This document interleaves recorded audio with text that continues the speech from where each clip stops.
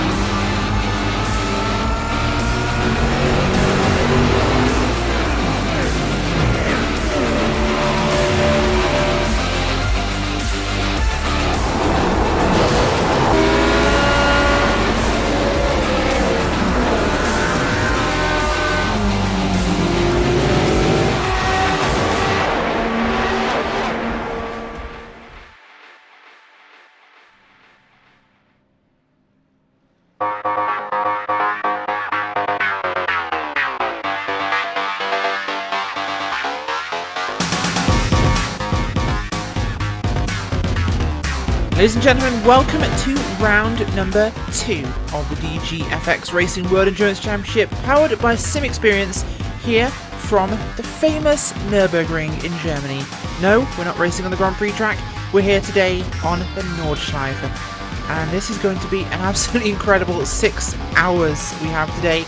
Rachel Wyford joined by Jimmy Broadbent and Alvin Nieves as we bring you the coverage from today's race. Qualifying is in the books, and we're going to go through that for you now as the cars will get ready for the short pace lap and the start of the race.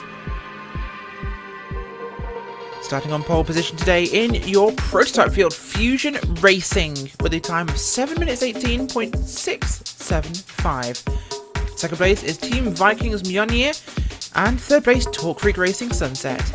Fourth place is German Sim Racing.de with the 151 machine, and AOD Racing's prototype in 5th. Down in your GT category, Road Bar Stewards Black lead the way with a 8 minute 8.396. AOD Racing GT in second place, Team Viking Midgard with them also German Sim Racing DE's 305 and Graphite Racing in 5th. Down in your Porsche category, Vendaval Sim Racing White 8 minutes 18.972. Blackstar Racing GTC, SimRC.de Strawberry, Team Bush Freak Racing Red, Blackadder Motorsports, number 69 car in 5th. Well, we're going to have cycle through now as we have the always lengthy cooldown, Jimmy, from qualifying here at the Nürburgring. About 10 minutes for us to talk before the start of this race, and the Nürburgring always brings its own challenges. In fact, no, we're not going to go to Jimmy first, we're going to go to Alvin, who is a regular on RaceSpotTV's coverage, of course, on our Racing Live for the VLN series. Alvin?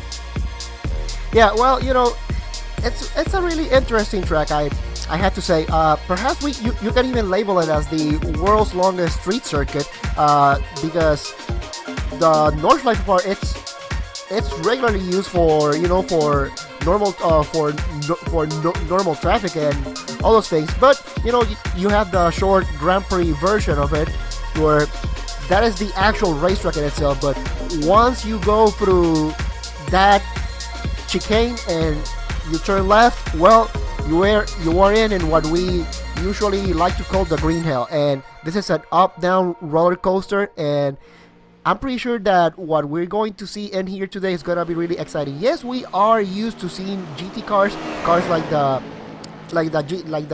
GT3 cars that we're gonna see here today, and the new Porsche 911 Cup here in iRacing. But there's a wild card here. the prototypes. I'm pretty sure that there is, if there is one class here that I'm pretty sure they may or may not be looking forward as to what they are gonna be in today, it's gonna be the prototype class, because they are fast, they got lots of downforce, but this track is narrow and passing traffic here is gonna be at a premium. So lots of patience for them, and you have to remember, you have to be patient, otherwise the walls are waiting for you. Absolutely, Alvin. And well, Jimmy is scowling at me, looking very hurt that I passed him over for comment, so we'll come to you next, Jimmy. This track is infamous, and with good reason, of course. As Alvin says, it's narrow, it's tricky. How does multi-class racing tend to go here? Well, again, just to really hammer home Alvin's point of just how narrow this circuit is. We have the Grand Prix circuit, which we're all very familiar with if you're an F1 fan, of course, maybe just a basic GT fan, which is a lot wider, a lot more, a lot easier to pass there. Once you get into the Nordschleife, a lot of the corners you'll encounter have one line and one line only. There's no sort of going too wide, etc. And if you're a prototype round, I mean, we look at the difference here between the Fusion Racing lap time of a 7:18 and our fastest GT being almost a minute off that. There's so much time to be lost as a prototype behind GT traffic, so we might see people getting impatient. And the thing is, so this is a 6-hour race. Impatience at the Nordschleife is going to evolve. It's going to just end in tears. So I'm really interested to see how the prototypes are going to approach this, approach the GT field first time they catch it. It'll be a little while before they get there. Very long lap around here, of course. Over 7 minutes for a prototype, over 8 minutes for a GT. So we'll have a while to wait there, but. They've got to get there first, and Nordschleife is one of those circuits where you have to be on it all the way around. It's a very difficult, a very tiring experience mentally. I'm hoping the drivers are up to it today. We certainly do. And well, folks, we do have on our play clock about 6 minutes remaining before we'll go green here. Of course, 6 hours of racing around this 16.12 mile circuit, 170 corners. This is certainly going to be a true test of endurance for these guys, and don't forget, if you remember Alvin from the VLN series, you can catch that this year, starting soon on iRacing Live from RaceSpotTV, and you can catch the regular VLN crew, bringing you all the action from the Kias, from the Audis, from the MX-5s, and all that great fun you have in that class. But of course, we are here for the DGFX Racing World Endurance Championship, and don't forget, folks, AccuForce is one of the proud sponsors of the DGFX series. With unparalleled realism and the most advanced tuning features on the market, the AccuForce Pro steering system is the only complete plug-and-play direct drive force feedback wheel for sim racers. Check it out at simexperience.com. As Jimmy likes to say, that's sim experience with an X. Drop the E, otherwise you're going to get on a completely different site. Yes, perhaps let's not go down that direction, Jimmy, but we'll talk more about the series sponsors as the day goes on here. But Jimmy, the Porsche ran its first real, should we say, soiree in multi-class racing on a big stage last time out at Interlagos. How did they fare? It was quite interesting watching them go. We saw quite a few situations at Interlagos where GT traffic, as in the GT3s, were trying to lap the GTC cars, or trying to lap them coming into fast corners, and on the straights the cars are actually pretty evenly matched. The Porsches aren't really that much slower, so that's a really interesting feature around here. Of course, this circuit is pretty much all corners apart from the infamous back straight, which goes on forever ever and a day, so that's where we'll see a lot of hopefully a lot of the GTs catching the Porsches. But around here the times are quite similar. I mean, we were talking about this again before we came live. Our slowest GT here in qualifying we have is Team Bushfink Racing Blue with a time of 8:17.0. You then go back to the fastest Porsche as a time of 8:18.9, so only 1.9 seconds there over an entire lap.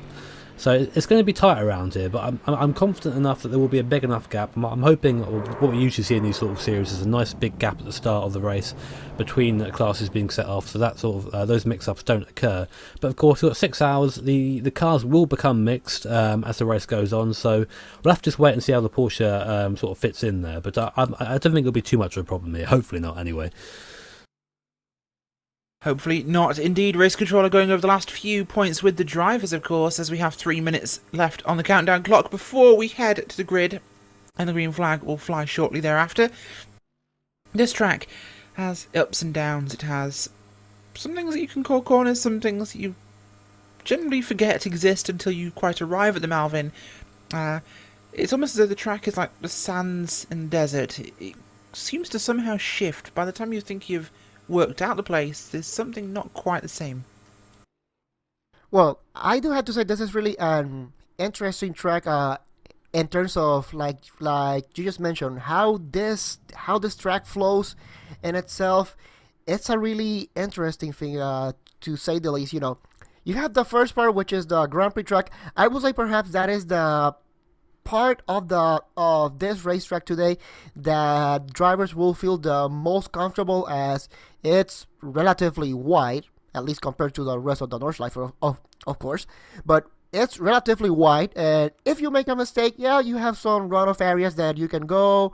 Yeah, there's some sand traps and all that, but you know, all in all, that part is really friendly. Then, as soon as you turn left and you go into the Nordschleife, that's where things really start changing, because you have so many sections of that racetrack, so many twisty tight technical sections.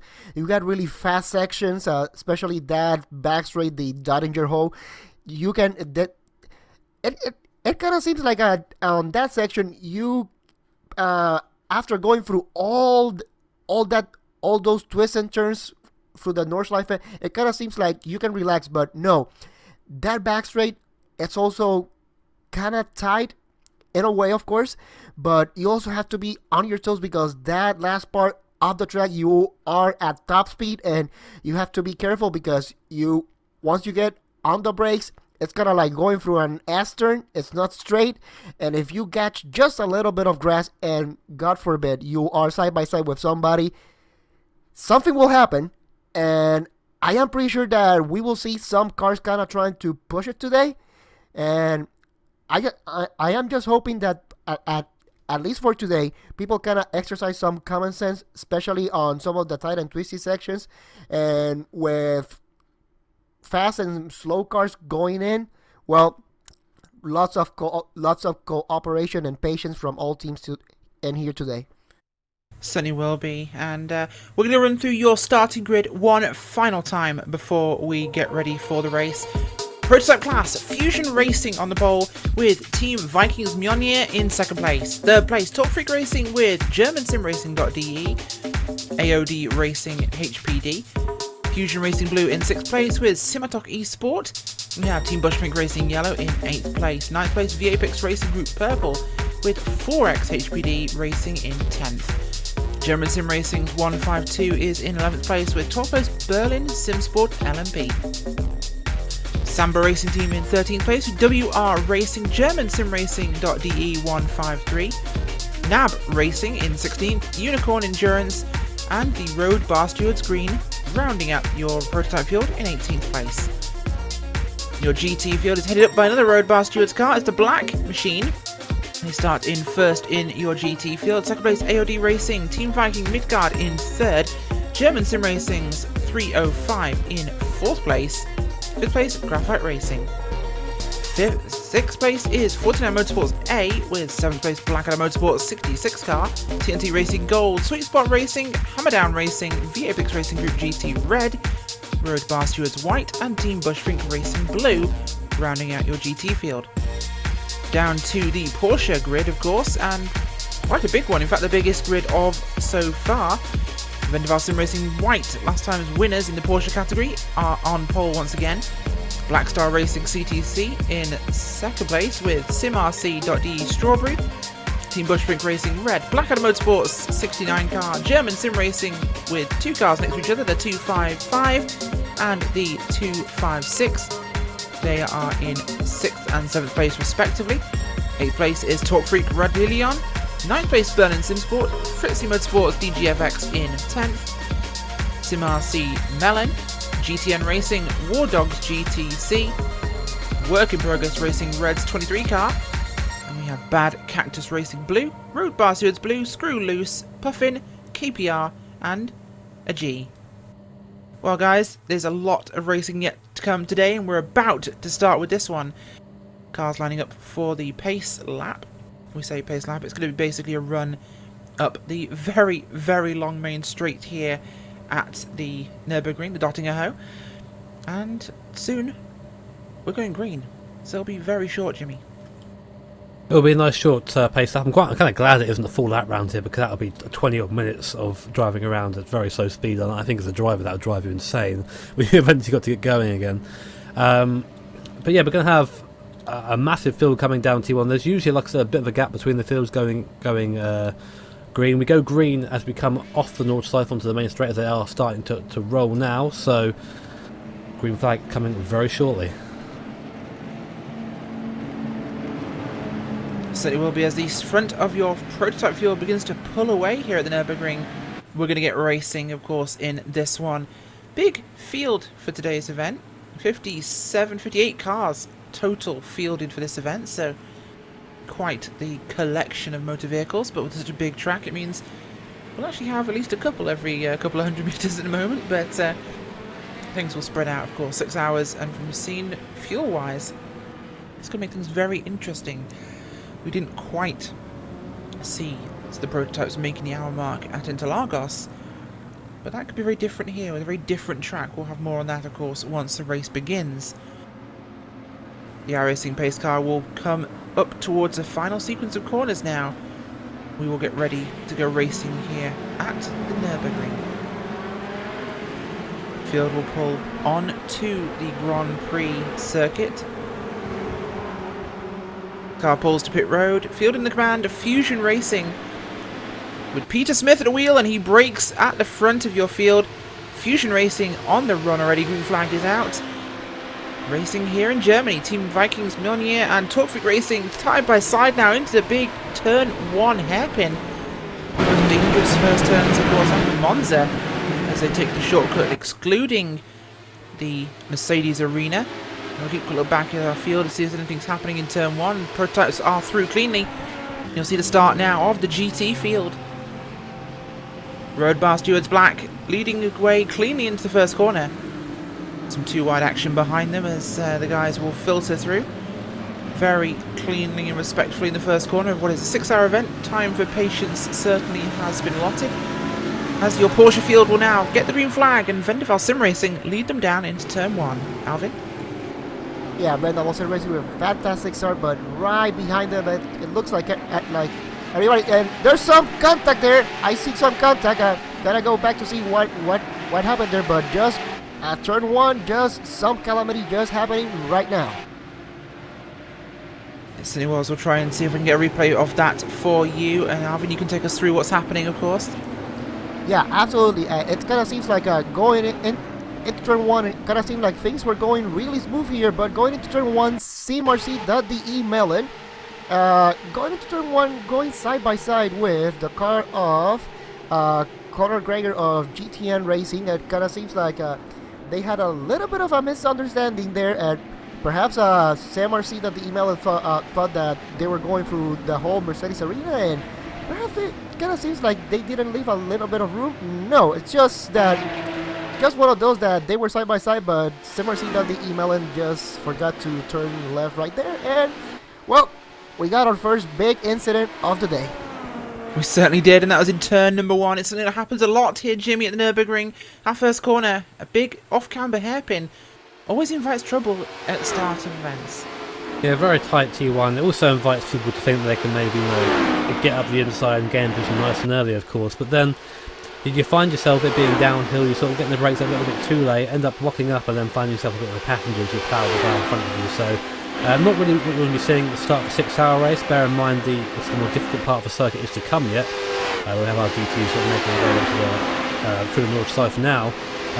But yeah, it is what it is. Hopefully everyone can recover nicely from that and get on with their race, but not a way you're going to start a 6-hour event.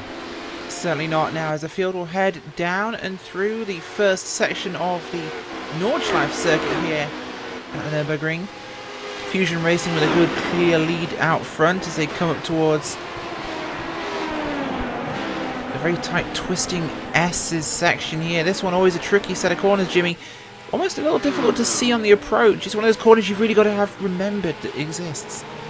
Yeah, I mean, all the guys around here, I'm sure have expert track knowledge of this circuit by now. I mean, it's one of those things that I think every sim racer should at least have a go at one point, is driving the North Side and trying to learn it, etc. So a lot of this circuit, as I said, is just sort of one line, especially the twisty stuff going downhill through Ardenal Force, and then you come up a hill again, going down, watching the DTs right now, but you have to be on one line through there. You get offline, you mess yourself up for the rest of the corners, and you end up losing a lot of time. But we'll see around here, I think, some gaps being pulled quite early. This isn't really a circuit which encourages close racing in terms of maybe keeping people together on the slipstream, etc. We'll see people who are faster pull away into distance and then sort of and go from there. I think the real struggle, as I mentioned before around here, is when the faster classes start to catch the DT field, and that's when I think skill in terms of passing drivers decisively and quickly is going to come into play more than out-and-out speed.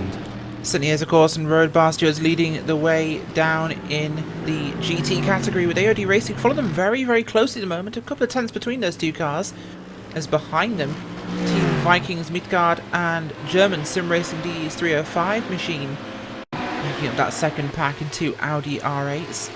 The absolutely fantastic German sim racing machine with a huge bird, or eagle even, perhaps, motif on the car. Absolutely gorgeous livery. We have a HPD off. We have an HPD off on the 64 car. I'm just showing you the on screen just now. Just coming up the hill. Oh, there you go. Coming up the hill off the off-camber right-hander uphill. Just gets it loose and puts it into the barrier.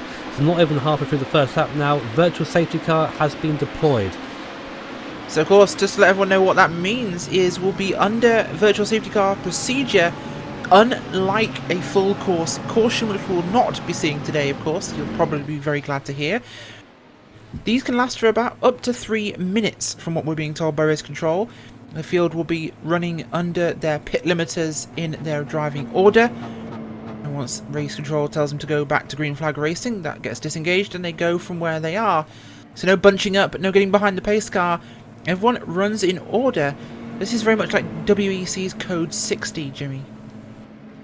Yeah, that's right. It's just a matter of trying to keep the cars, keep the gaps how they were. Obviously, a sort of traditional safety car, we see people sort of pull up to back of each other, and any sort of gap you manage to pull before the safety car comes out is negated straight away. Here, not so much. You are, as you said, kept to a certain speed, so on the pit speed limiter here, which is 60 k's, and just sort of rolling around the circuit. You can still make up time like that. You can still take some very interesting lines. I've seen that happen in my own endurance racing, but obviously rules under this sort of thing is you can't overtake, so just stay where you are and focus on not having an incident, because that's the most embarrassing thing you can possibly do, is crashing into the virtual safety car.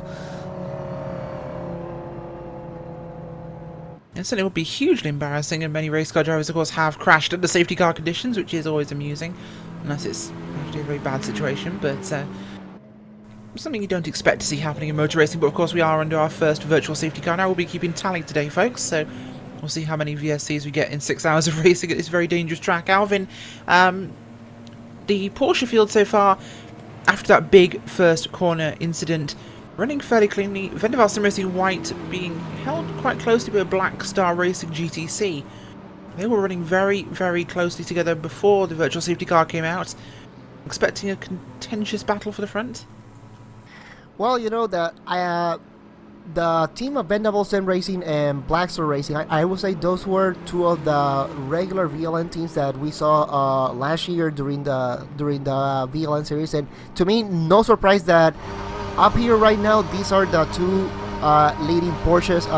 Just before the virtual safety car, I have to say that they had a nice gap to third place. So I would not be surprised that after we get out of the virtual safety car, these two, they get back into business and they just keep pulling that gap further and further. So really interesting with these two teams, how they will be approaching this race, remembering that it will be 6 hours, so there's plenty of time to go. Perhaps they will go at it at some point in the race. They want to be in front, they want to be leading the race, or they will just take it easy, see how things go, and by the last hour decide, okay, now it's time to really go racing. It certainly is, of course, and we'll let you know as soon as that green flag flies once again here at the Nürburgring. Not even completed lap number 1, and our first caution is out. And Jimmy, this is something we'll see a lot. Cars just not quite... Our green flag is back out again from race control. We're back under race conditions. I'll just finish the question to you, Jimmy, but it's something we'll see a lot in this race. Cars getting slightly offline, and when you grab a bit of grass here at the Nürburgring, it is not forgiving. Also saying we've got a crash already coming up. The 127 HBD has come back off green. I guess maybe a little bit unsighted off the pit speed limit. To see what happened to them. It looks like it was... Replay will come up for you. Do a too wide, actually, I believe, with another one of the prototype cars that was already damaged. That was... I'm looking for a number, but the front bodywork is missing, so I can't actually see what number he is. Just showing the replay now. We got it's a 127 car. Yeah, it was number 71. He's the one. Tobias Schultz is the one that crashed. He went off there trying to go round the guy with no front end there. I'm not sure if we're getting another safety car. No, we're not. It's not being asked to tow there, but just under green, got a wheel on the grass there, and that's what we're talking about around here. So easy to put a wheel off, and the wheels are so close. Two cars off as well. German Sim Racing's 153 also off as well in that moment. They also crashed at almost the same point, so that's another car lost. That's 3 prototypes lost already. 2 under this current set of conditions. We are still green flag racing here. Looks like we might not see many cars finish this one. We can hope that that isn't the case, of course. I mean, we all know between ourselves as commentators and sim racers, the launch cycle is just a challenge. It's one of those circuits you have to sit down and really learn and get into it. I'm being told we also have a battle on track right now, so this is for your P2. Again, we have the 73 Team Viking Molnier and Torture Racing Sunset. We've got a big old tow coming down the straight, but not quite able to get close enough to overtake. Going down to T1 now.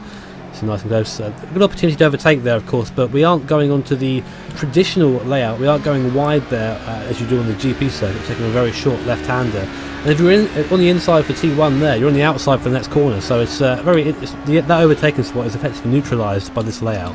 It certainly is, and that does, of course, reduce the chance of first corner carnage here as Torque Freak Racing Sunset and Team Vikings Mjolnir are racing for position. That's second place overall. Whilst Fusion Racing merrily skips off into the sunset ahead of them. Peter Smith at the wheel of that car, of course. The Team Vikings entry driven by Nicholas Helm. Torque Freak Racing Sunset by Jake Robson. So those cars all getting themselves away from the pack somewhat here as the next car back in fourth. German Sim Racing's 151 machine, chased by Fusion Racing Blue. Sister car of your leader, piloted by Paul Siri.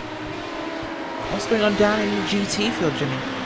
Now, I've just noticed that IOD Racing GT, who are actually running, they were running up in second place. I'm just watching the instant now. They actually had a spin coming to the second half of the North Side field, so I guess it's the third quarter, I should say, and had to just wait for the entire GT field to go by, and in doing so actually let Vendeval by in the GTC Porsche, and then had to wait behind them for the entirety of the race. So they went from being second place to down to I think 12th now in class. So again, spin on the first lap. People not quite in the right mindset, it seems, this 6-hour race at this point. So it looks that way indeed as they'll go past the Vendeval Sim Racing white car from your GTC lead there. Mercedes not getting quite the overspeed you'd think it would have at this sort of stage of the race. You'd think the Mercedes would pull away quite cleanly, but this Porsche's fairly quick in a straight line, Alvin.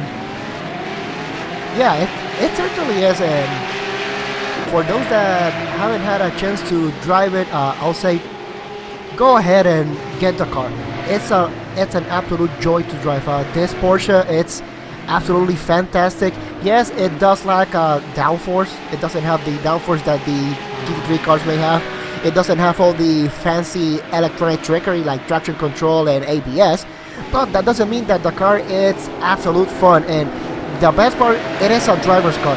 It isn't a car that you can just sit behind somebody and hope for the draft to actually help you pull up to the car in front of you. No, this is a car that you have to earn your positions. If you want to make time, you have to go for it.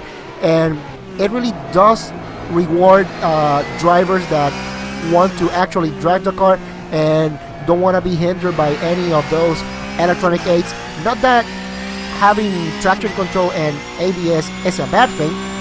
It is a good thing to have, but you know, some people just prefer to just have that pure sense of driving just behind them, and I'll say this Porsche 911. Oh, an incident! Sorry, on the racetrack. We've just seen Alvin Just had an incident ahead of that right now, and it's one of the Audi's second place runners, I believe that was. I think that was the Team Vikings Midgard car. They had a moment on the I think that's just kind of the start of the just coming onto the Nordschleife track, yes. Exiting, sorry, the GP circuit onto the Nordschleife. Losing the back end of that Audi R8 and spinning around, narrowly being avoided by the German sim racing car.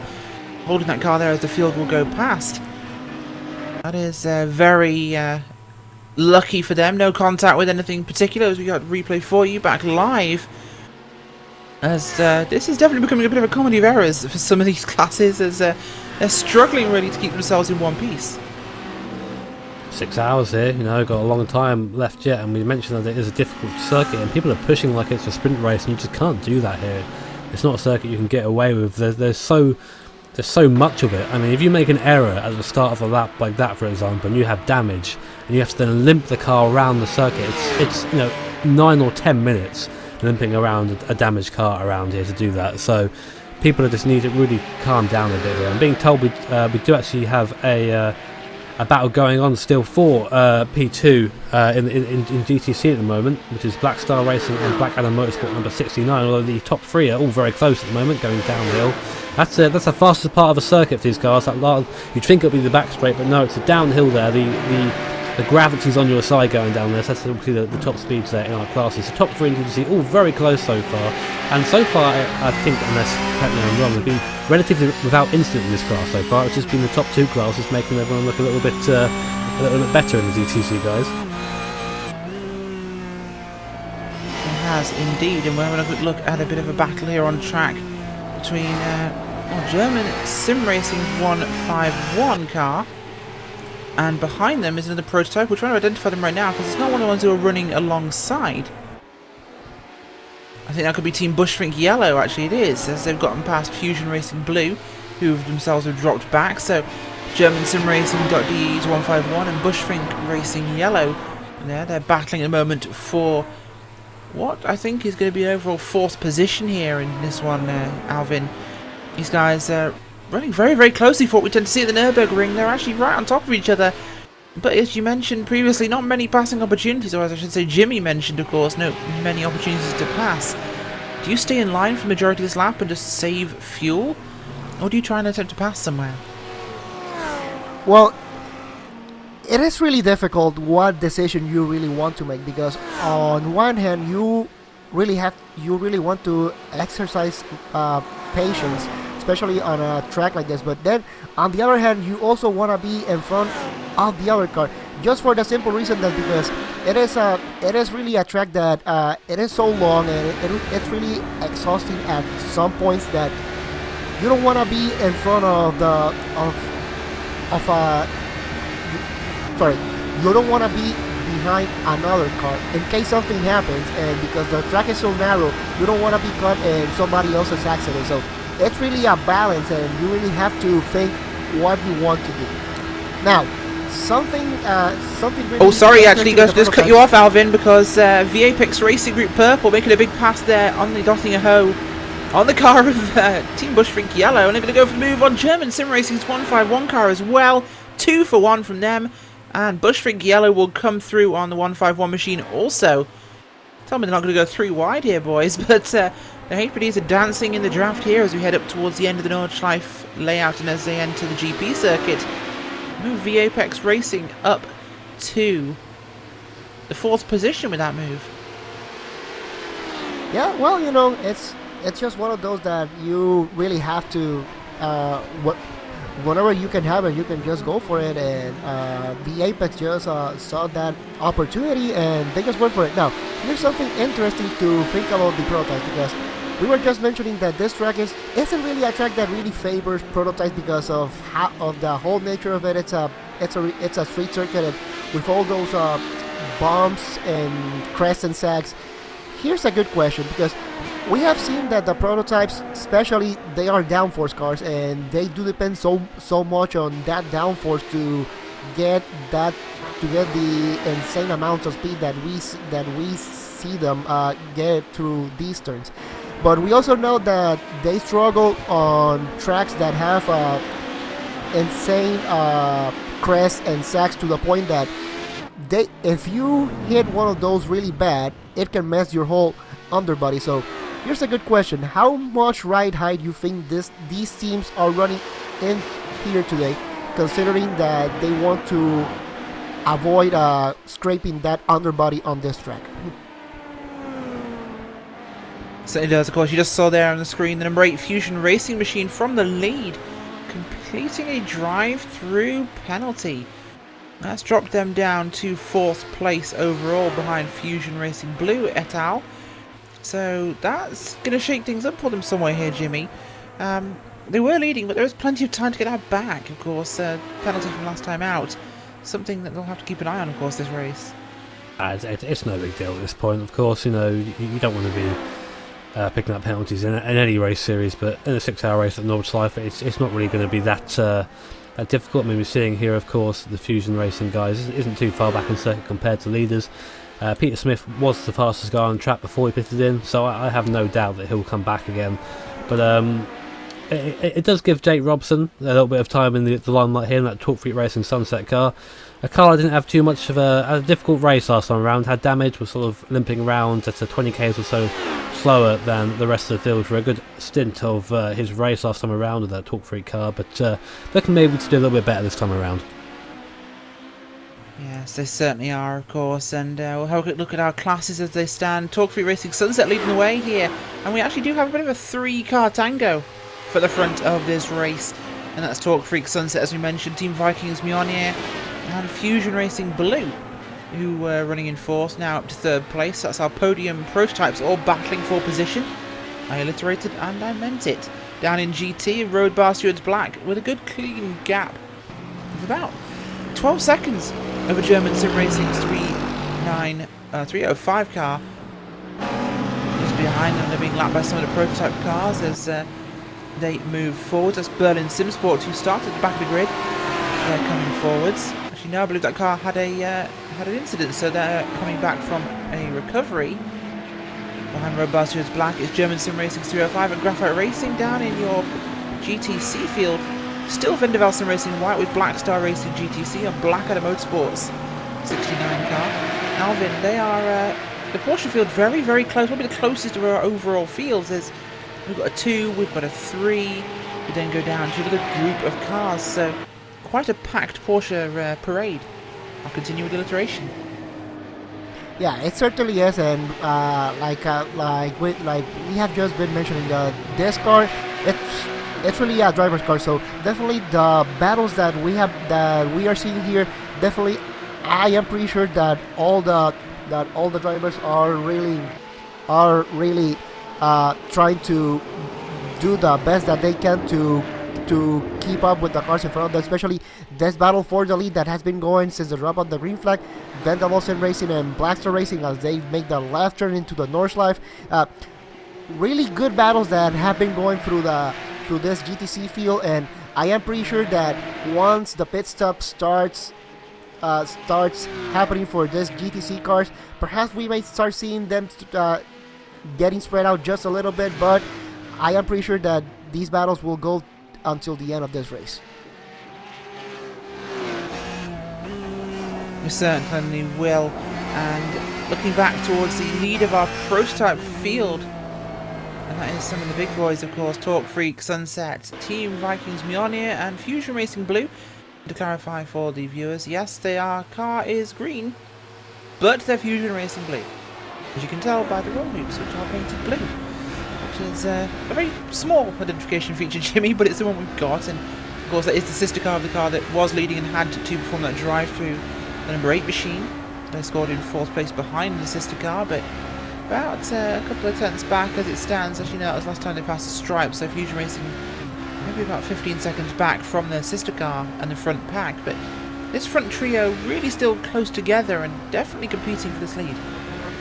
Yeah, Fusion Racing Blue had a little bit of hard luck last time out. I mean, compared to their sister car, I would say they are the slower car, not by much, but just by a little bit. But last time out they got involved in a couple of incidents. I think one of which was actually their fault, having a spin at turn 4 into Lagos. But here, of course, lots more corners to spin out. I haven't done so far, so hopefully I'll manage to keep that on the straight and narrow. And I think that so for the 8 car, I think that is still the fastest car on track, just making its way past a little bit of lap traffic now.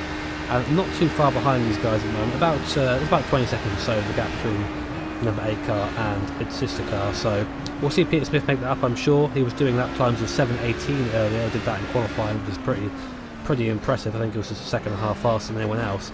That's something I actually want to touch on around here, is the gaps between lap times. You see lap times, some people putting in at 7:20, some people doing 7:25, and you think, 5 seconds a lap, that's a long way off. But when you think about how long this circuit is, a 5-second gap at the Nordschleife is maybe a 6/10 gap at a track that's only about a minute and a half long or less than that. So the speed of drivers really is exaggerated over these long laps around here. Certainly, as the speed of drivers definitely looks a lot higher as Fusion Racing Blue looking set to make a move here on Team Vikings as they're going up Dottingerhoe towards the end of this lap, and defending by Vikings as Fusion forced to go around the outside, but it will give the inside to the next sequence of corners if they can hold on. Could be an advantage there for Fusion Blue, but no, the Vikings will manage to bite them off and retain second place at this time. Of course, that draft on the Dottingerhoe, Alvin, is so powerful here. It's something we've seen in lower powered cars where we'll see cars being passed under the draft and then being able to pass back to defend a second time.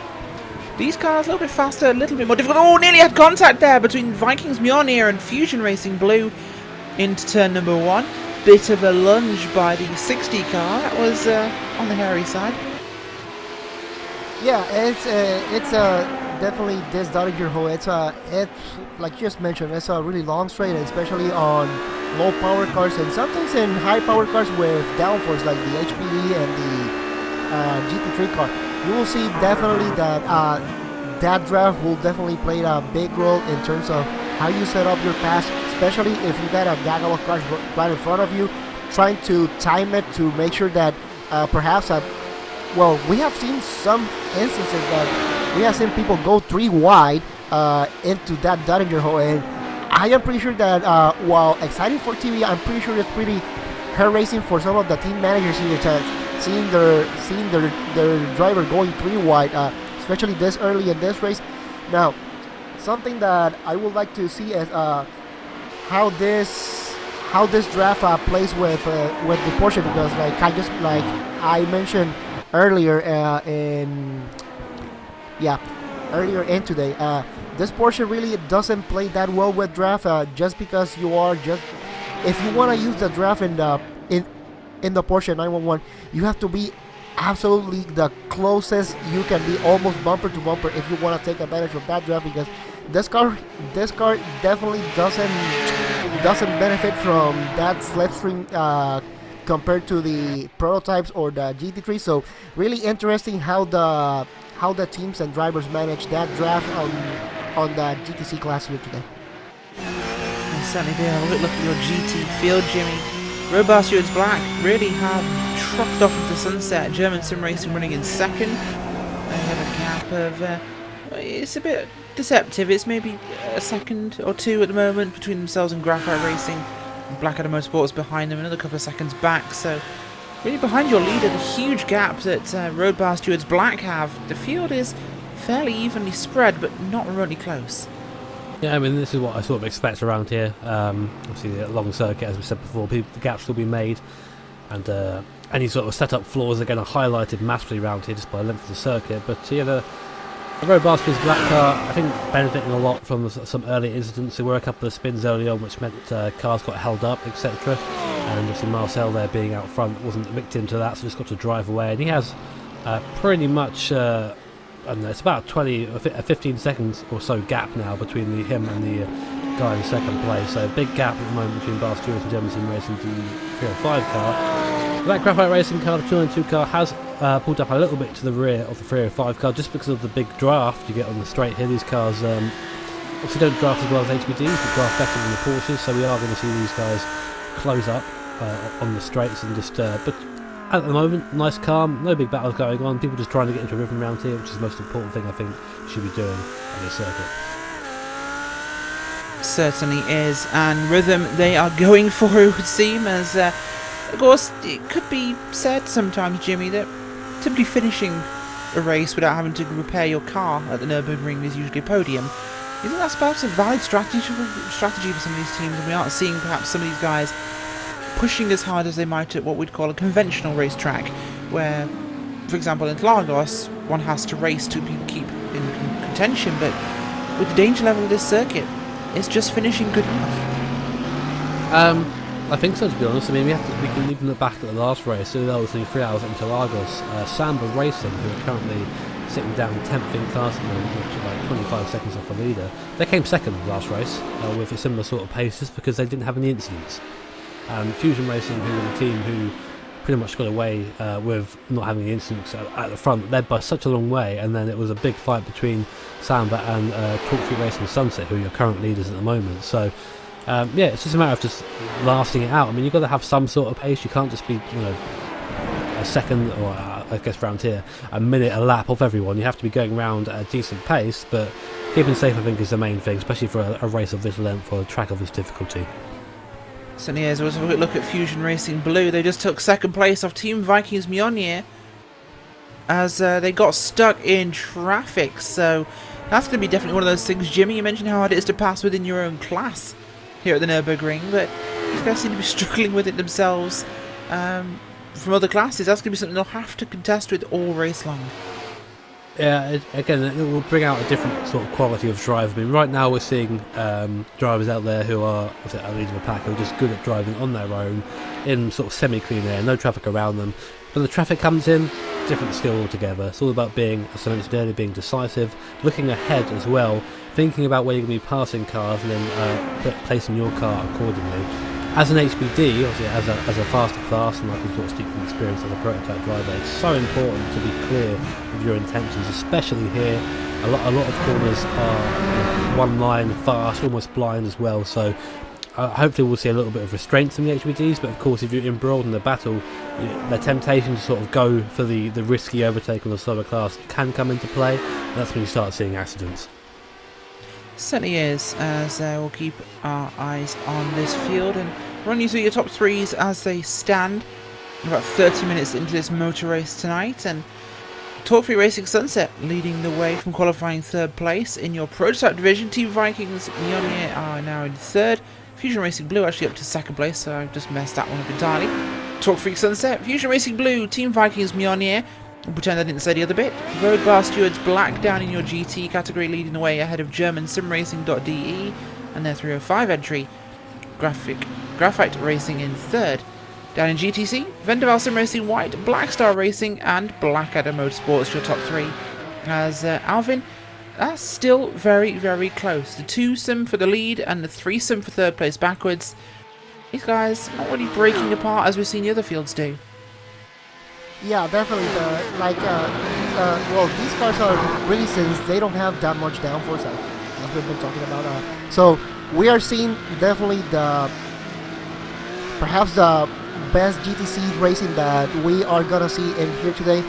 Vendaval Racing looks like it has just a little bit of damage here, but since these cars really don't benefit that much from downforce, I don't think that's gonna be a huge factor in here for them and today. Now, once the pit stops starts happening, that's where perhaps we are going to see the gap starting to open a little bit. That's where we are going to see how much fuel they have been saving or how much fuel they have been using a little bit too much. And from the information that we got in here today, the GTC class here, the Porsche 911, they should be going no more than 6 laps if I am not mistaken. So should be around 2 more laps before the GTC wheel starts coming into the pits here. Certainly could be in that regard. Of course, a lot of braking, a lot of on-throttle time here, Jimmy, which does change our normal kind of fuel numbers for a circuit where you are cornering perhaps more than you're on the gas. And Nürburgring is one of those tracks, of course, with the Nordschleife where you can spend a lot of time with your foot flat to the floorboards. So the amount of time you can keep that car out on the racetrack or save fuel is a little bit limited by that factor. Indeed, I mean, especially on the back half of the circuit, there's a very long uphill section when you're flat. You're flat for about 30 seconds or so, and that's just uphill. Cars obviously struggling, and you can't afford to let off the throttle because going uphill, that's the speed to lose is magnified many times. But you know, there are some downhill sections as well, and the best strategy for saving fuel, as we know, is sort of just coasting into a corner, sort of similar to the P1s. As we have a spinner at the carousel. Sorry, I was watching our GT battle for 4th place, and we saw an HPD just stopped midway That's through. a 64 car there, again, Jimmy. The 64 car. It is indeed. That is, I believe, down in the order. It's AOD Racing HPD. They were actually running in 27th overall and last in their class, and they were spun out in the carousel, which is something I'm not entirely sure how they managed, because spinning in the carousel is rather hard. I imagine what it is obviously HPD is very low slung, just bottom out, car spins around, very easy to do. This is the same car, of course, that actually caused the first virtual safety car, so not a good race for Alex so far. Alex Simonik in the car at the moment. Hopefully he can come back from that, but this is not his not going their way so far. We've got our first pitter in today. It's one of the German sim racing cars. The 151 machine actually on pit road. This looks to be for repairs. That car is a little on the battered side, so we could be expecting this could be a repair stop rather than just fuel. But it's still early from what we're expecting to see, Jimmy. We expected maybe a couple more laps from these guys before they come in. This is what I was saying here. I think Alvin mentioned to us he actually he crashed at some point just for the carousel. I'm just seeing it now. Yeah, I'm seeing it. It was just second carousel, he hit the wall, it seems, just trying to get some speed into the car, trying to come back from it. But he was lucky, I say lucky to crash, he was lucky to crash towards the end of the lap, because he didn't lose as much time as he possibly could have done. But it's a shame to see it there. It was a crash, this one, so it's worth it. I'll see if I can find a few guys.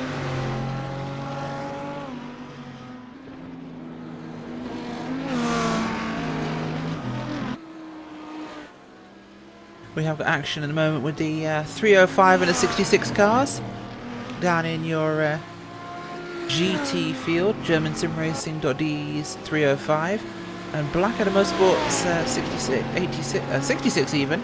I'll get the number eventually. At the Nottingham home right now. Blackadder Motorsports pulled to the inside. They're going to go for the move. No real contest there with the draft effect, but this is what we talked about. This could be the chance for the German sim racing car to come back at them with the huge draft effect of this track, as behind them comes another one of the Audis. I think that's possibly Hammer Down Racing also going to make a move here on German sim racing's car. Audi versus Audi here as they run up towards the end of the Dottingerhoe Straight. They do indeed, and well, German sim racing lost out big style there, Jimmy. 2 positions lost and not much they could do about it. We're seeing quite a bit of damage on that German sim racing car, which is now coming into the pits. Didn't see where they actually picked that up, and that's probably why they were running so slow in a straight line. It looked like they were just standing still compared to the other cars. They're coming into the pits now, so they can get that damage repaired, and it's seeming that everyone is having issues so far. A lot of cars out there coming into the pits with dented bodywork, bits are missing, and this is the worst possible way. I mean, we are not long into this race. We have a long way to go yet, and a lot of people already putting themselves out of contention. Certainly are, and that's something we weren't expecting to see that way around. Of course, we didn't expect to see cars this damaged this soon, but there's of course concern as up front Torque Freak Racing Sunset have a gap of about 2 seconds now over Sun Fusion Racing Blue in second place. Team Vikings Mjolnir has dropped back about 2.5 seconds, so that car's struggling a little bit for pace at this stage, Alvin. Not quite as quick as they had been earlier on. They've lost a few spots, running down in third place after qualifying second. Bush Freak Racing Yellow, they're up to 4th place. Some movement from them. 8th up to 4th. That is a car that's going forwards. Yeah, well, you know, and this is something that, especially on a track like this, yes, you may have a good qualifying, but even more important than having a good qualifying is also very important to have a good pace. Especially on a race like this, it's 6 hours. You really have to be careful, and if you are on a prototype, the level of patience that you have to exercise on this track and this car, it's really amazing. We have seen already so many teams already being getting into trouble, spinning on places that perhaps we think that may not be even possible to spin because of how we perceive them as relatively easy corners, but on a car like this, sometimes you are pushing a little bit too hard, and if you had the right height just a little bit too low, you may be bottoming out, and that really doesn't help on a track like this, having that car bottoming out, because at that point tires make no contact and you are just a passenger. As passengers you are indeed, as we're coming up to the 40 minutes mark of this race. 20 minutes before we reach our first 1 hour mark in this motor race, and we've already had enough drama for a race. Is what's happening, Jimmy? Another GT spin. That was Hammer Down Racing. We saw them overtake the stricken, I think, German sim racing car just now. I'm just watching it come through. Yeah, here we go. Just coming on to just hitting the curb in the wrong way. Car gets spat out to the left into the wall. Heavy damage to the front end of that Audi now. And I think it also has contact. Yeah, it was contact with a couple other cars trying to make their way through.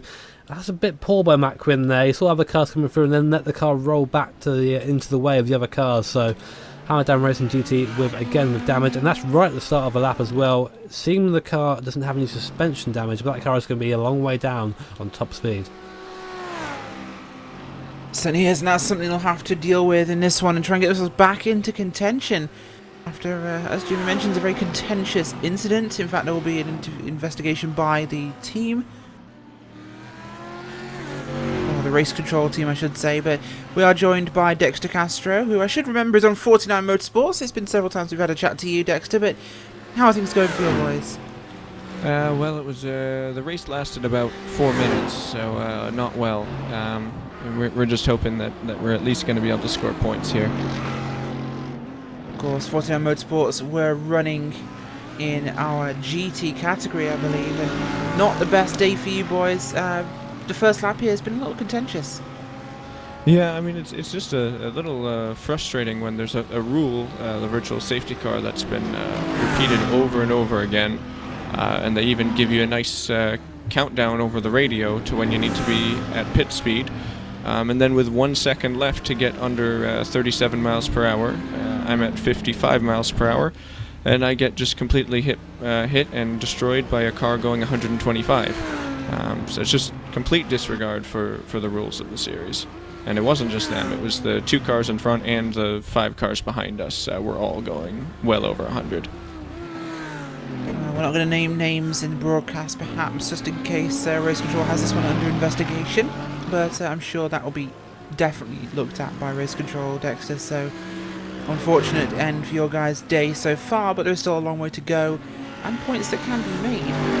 Might be down, but you're not entirely out yet, correct? We'll see. We've got about an hour and 15 minutes of repairs, and then we'll just see if we can at least run about 22 laps so that we can score points. But yeah, I'm not going to name who it was, but it was the car running directly behind us, in case Race Control's having difficulty identifying who it was. But yeah, unfortunate. Oh, sorry, and for you guys to fighting for the win. Unfortunate, and that's racing sometimes. And Dexter, hopefully you'll have a better luck next time out. Yep, thanks. For joining us, Dexter Castro from 49 Motorsports, a car. Not the day they wanted, of course, but it's one they got. And the virtual safety car rules, Jimmy, can be, well, they seem pretty black and white to me, but apparently people trying to milk seconds out of that. Yeah, they are, and you know, I've again, there's been an experience where virtual safety cars are brought in, and people just are there trying to take as much time as possible, and then maybe try, you know, sneak a couple of another 0.5 of a second of not being over the speed, and it's very hard for people to see that. It's nice to see, like we've just come up on in the race control, that the stewards are really on that. We've seen penalties given out, driving penalties given out to the 151 car, the 60, the 33, 707, the 127, the 152, the 158, 66, 81, 239, 77, 87, 17, 211, and 27, and 11, and the 13. So they're really on that. So obviously, so what we're saying, Jimmy, what we're saying is, if any of the teams out there are listening to the broadcast and are tuned into this, stop it. Yeah, you won't get away with it. Just stop it. You are not getting away with it. They can tell, and to perhaps give you an example of what they're going to do at that 1 second mark or the 0 mark of when you have to be at that speed, they will pause the replay. They will look at every single car and read their speed off the chart. If you're over it, you're over it. It is not something you can wiggle. It's not something you can escape. come on guys, follow the series rules. This is one of those situations where drivers, of course, we can understand it from their side, Alvin. They want to milk every little second they can of speed. They want to, the most efficient way of dealing with that time. They'll slow down at the last second to reach that time the most efficient way possible. That way they're not giving up time. They can make time on their competitors. You have to do that to race. You're a racing driver. You want to compete. You have every advantage, but they're being a little too competitive, we think. Yeah, well, and sometimes this does happen, especially with these rules. Like you just mentioned, you're trying to get that extra bit, that extra tenth of a second, but you also have to consider, is it really worth to risk 1/10 of a second on something that can be easily verifiable and easy to protest versus actually trying to race versus a drive-through. Versus a drive-through, yeah. And Jimmy, I think it would have been easier if you read the list of the cars that didn't get a penalty, because that was a big list, I have to say.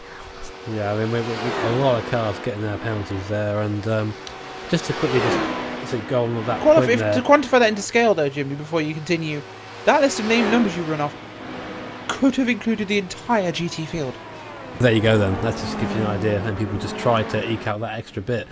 And I mean, you have to look at things in the grand scheme. I understand, like, race drivers trying to make an advantage of that, because again, I can see that perspective. But that's not a procedure where you are meant to make time. And again, in the real world, where we have a lot more information sort of ready to us, I mean, that's something that race control will look at and say, if you made time, you would then get even if you came down to the limit. If you made time, it'll cost you more. Yeah, pretty much. You shouldn't be making time. That's a safety procedure. It's not meant for you to make time on at all. So I'm actually quite for this very strict stewarding of the VSC speed limit. Absolutely, this is fantastic stewarding from race control. We have a lot of cars onto pit road right now for all their penalties. As here, we'll show you the actual pit road. As Vendaval have just gone off and everything's gone mental. I'm confused. Vendaval have apparently just gone off the track from the lead of your GTC. They've dropped the lead to Blackstar Racing. They're still with them though, so they're close. But take a quick look at pit road from the GT field, and that's pretty much the entire GT field, as I just said. Currently sat on pit road serving their penalties. Yeah, that's the GT field, Jimmy. Yeah, it's not a... That's the GT field. It's pretty funny. Like, it's silly, it's silly how, like, it comes to that, but they're all in there. I mean... I can't handle this. I'm looking at the cars sitting on pit road, and there has to be about 12 GT cars. Good job, race control, is all I'm going to say. Well, they're in for actual stops. That's not for drive-throughs. They're actually in for stops there. So that's your GT field pitting for their scheduled pit stop. So, I mean, that's what, 6 laps there out of a GT car? I was hoping that was their penalties. Oh, 3 wide coming off the first sequence of corners there, with a couple of the, I think that's the Porsches. As we'll have a quick look back, it is Porsches. In fact, Bushwick Racing Red were involved in that. We'll try and get a replay of it. The 237 car was in the middle there. Piggy in the middle with, I believe, Torque Freak and a GT car. That was the 66 of Blackadder.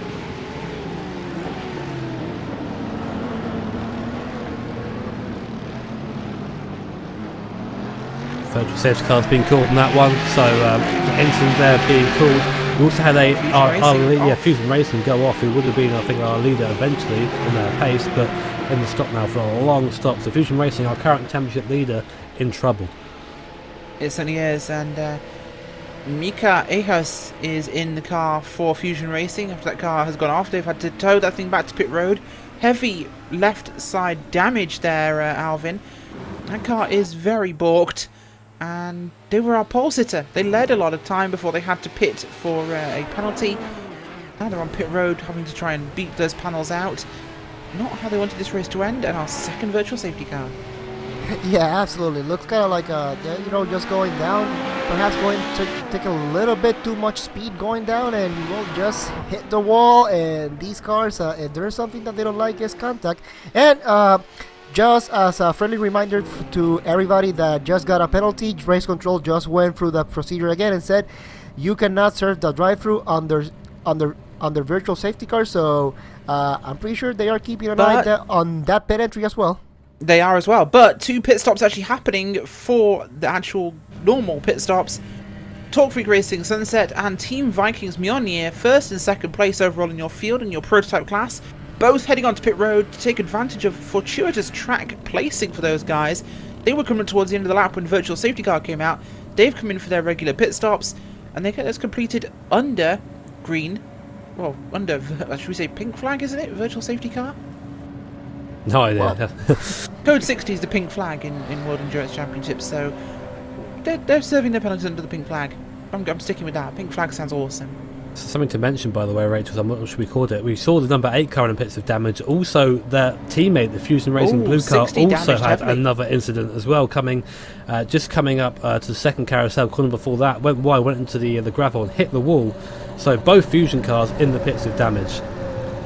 They are indeed, and well, Fusion might need some fission happening. Well, they've had fission happening to their cars because both of them are missing bits, and the way they wanted that race to end for the two bright green machines.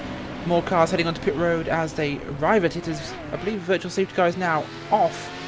We're back racing again here at the Nürburgring. The safety car of the day as we're approaching that 1 hour mark.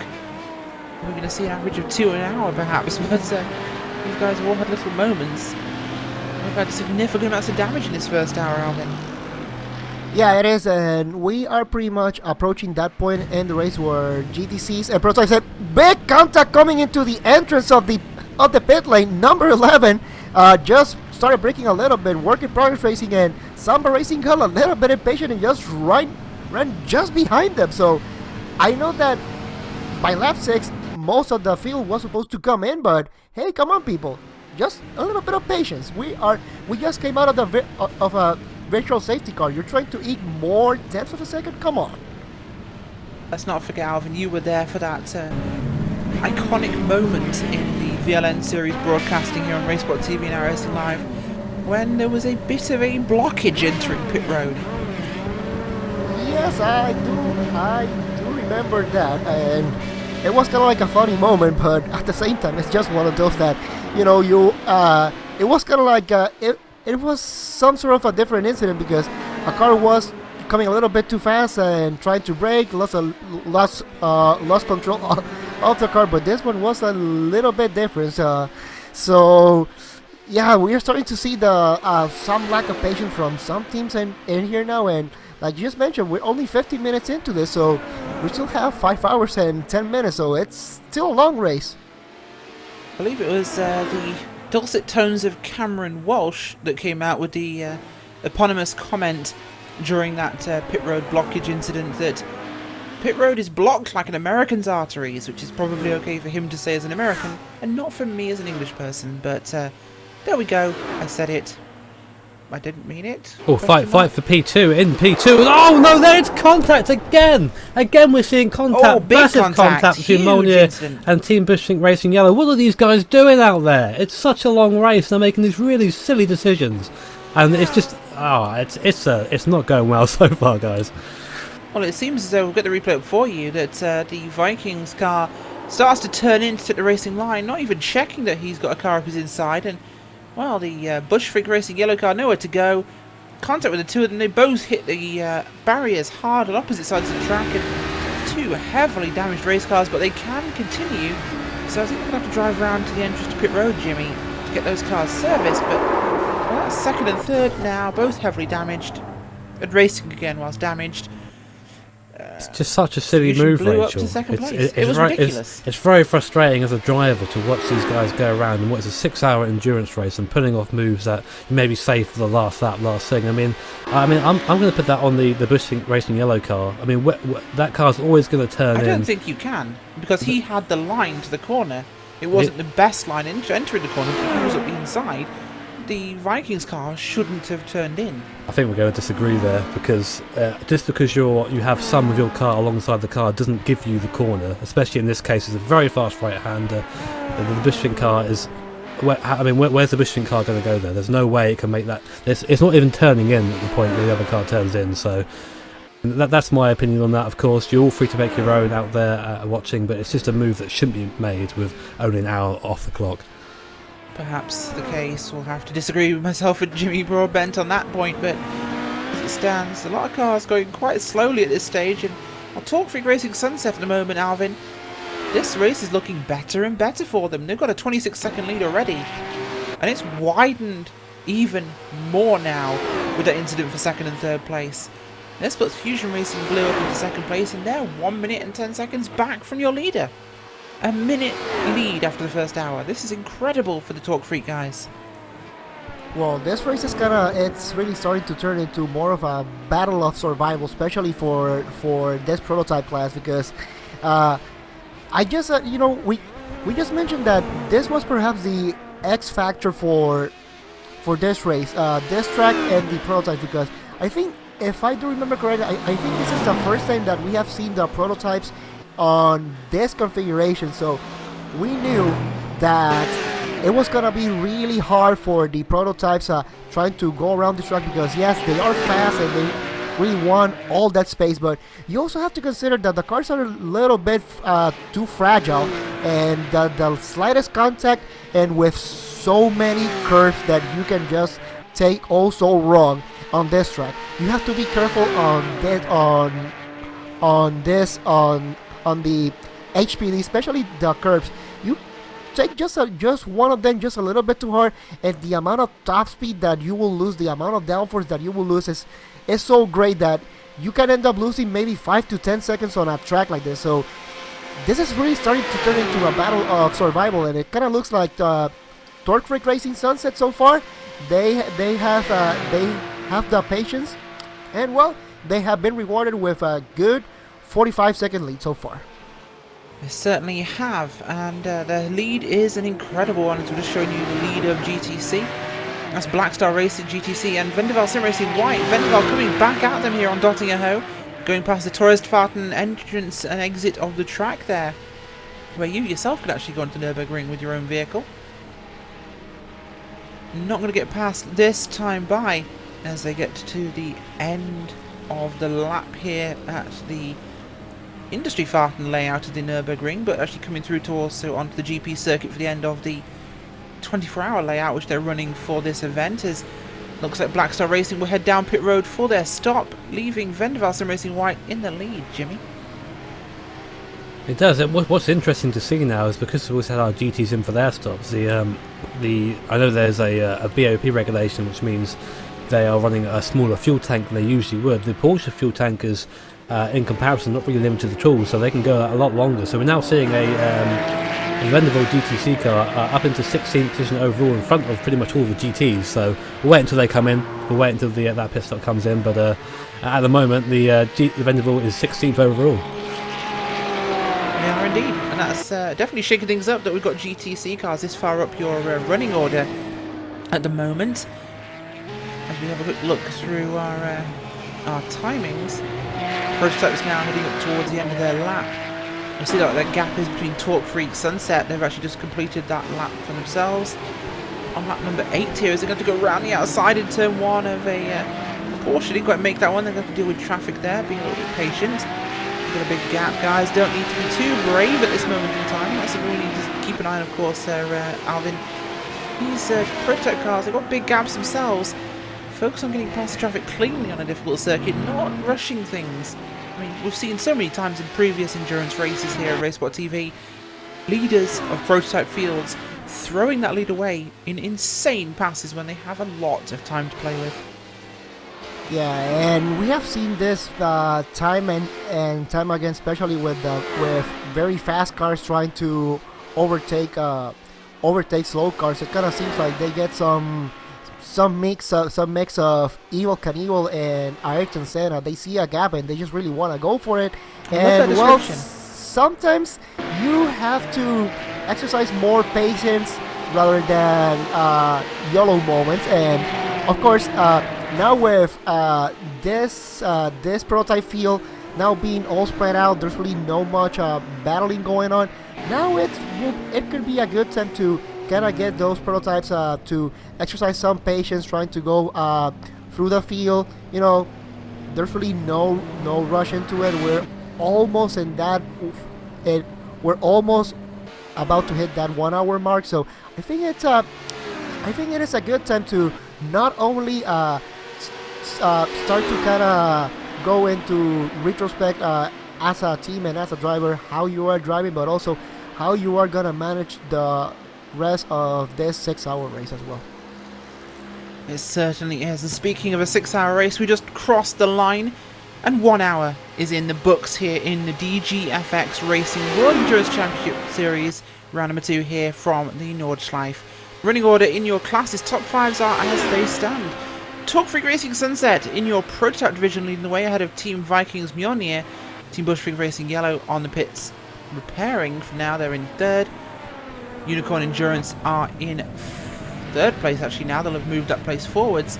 German Sim Racing.de's 152 in 5th. Down in your GTC category, because they're actually ahead of the GT cars now. Devel Sim Racing White, Blackstar Racing GTC, Sim RC Strawberry, Blackadder Motorsports, and German Sim Racing's 256. And in your GT category, because somehow they're behind the Porsches, Road Bar Stewards Black leading the way ahead of Road Bar Stewards White, Graphite Racing, Blackadder Motorsports 66, and V-Apex Racing Group GT Red. Well folks, we're going to take a short break. We're going to give you some RaceSpotTV fan immersion here at the moment. We're going to go on board with your race leader, Talk Freak Racing Sunset, for a period of time. So enjoy a bit of onboard footage around the Green Hell.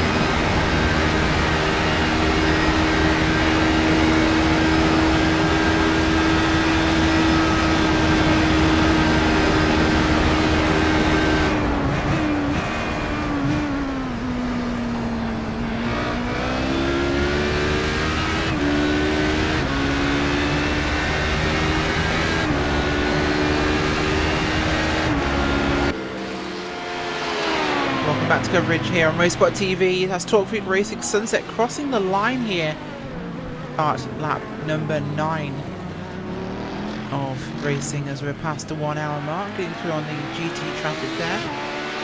Road bar stewards black, the leader of your GT field, we just saw him get past, is Jimmy. This race has taken on a very survivalist approach, as we joked almost perhaps before the broadcast that sometimes surviving can get you a podium at the Nürburgring. It seems to be that might actually be the case tonight.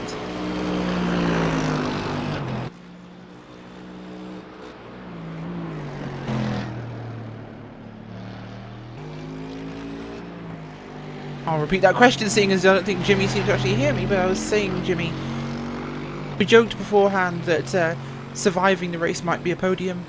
Almost think that might be the case with what we're seeing. Yeah, I think so too. I mean, we're seeing a lot of really, I don't know, impatient racing so far, which I think is very easy to do when you're behind someone. You think, right, okay, you know, I'm running 5 seconds that faster down here. I need to get past this guy. But when you're making moves, as we saw with the Bischink car earlier on, I mean that was a move. I mean, regardless of who was at fault there, that was a move that could have maybe waited. You know, could have maybe waited to a part of the circuit where it's easy to overtake.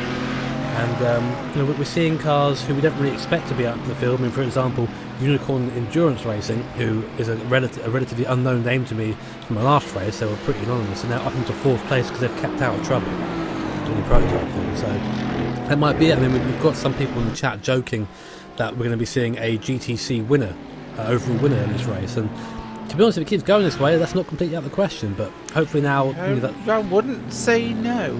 Yeah, actually. I mean, hopefully now that people have got that sort of impetuousness out of their systems, hopefully there's a bit more of a mature driving people out there. I mean, the likes of course, and the road Bastard's black car, currently driven by Sven Riddell, driven a perfect race so far, has a massive gap to the nearest car behind, over 20 seconds, and it's just driving a fantastic race. Rose Bastards both are black and white, leading the GTs currently. Certainly are. Speaking of big gaps, 1 minute from Talk Freak Racing Sunset to Team Vikings Mjolnir. The Team Vikings car seems almost okay after its heavy incident with the German. Actually, wasn't it? It was Team Bushfink Yellow they had a big incident with earlier on. Bushfink actually dropping down the order as they are back on track, but it's got passed by Simatok Esports and V Apex Racing Group. Also, 4X HPD also involved in that one. So damage is a big penalty in this one, as actually the 158 is pitting for a drive-through penalty, so Samba Racing Team had a penalty there. And now they're re-entering the racetrack, so I being penalised for mistakes. You remember, Rachel, we spoke about Samba very briefly earlier on, about how they had a very clean race last time out and they managed to come home in 2nd place. Look where they are now. They were 10th place back when we went, and they're now up into 4th. So it can happen again. This attrition is just, it's pretty insane. I mean, I expected to see something like that over Nordschleife so far, but not over this short space of time. Of course, still got a very long way to go yet. Still got the vast majority of the race in front of us, so anything can happen at that point. These places are by no means final, but of course you've got to be in it to win it, which I think will be the best statement for this race. Certainly is. In it to win it will definitely be the phrase of the day, as we are seeing quite a big spread, Alvin, behind our prototype field between the classes. It's almost strange to see that there are GTC cars mixed merrily amongst the GT cars, almost without any real difference. Last time by, I mean, the lap times aren't too dissimilar.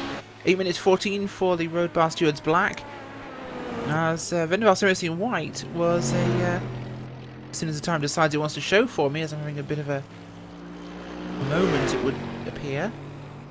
It doesn't actually want to show me. 8 minutes 26, so okay.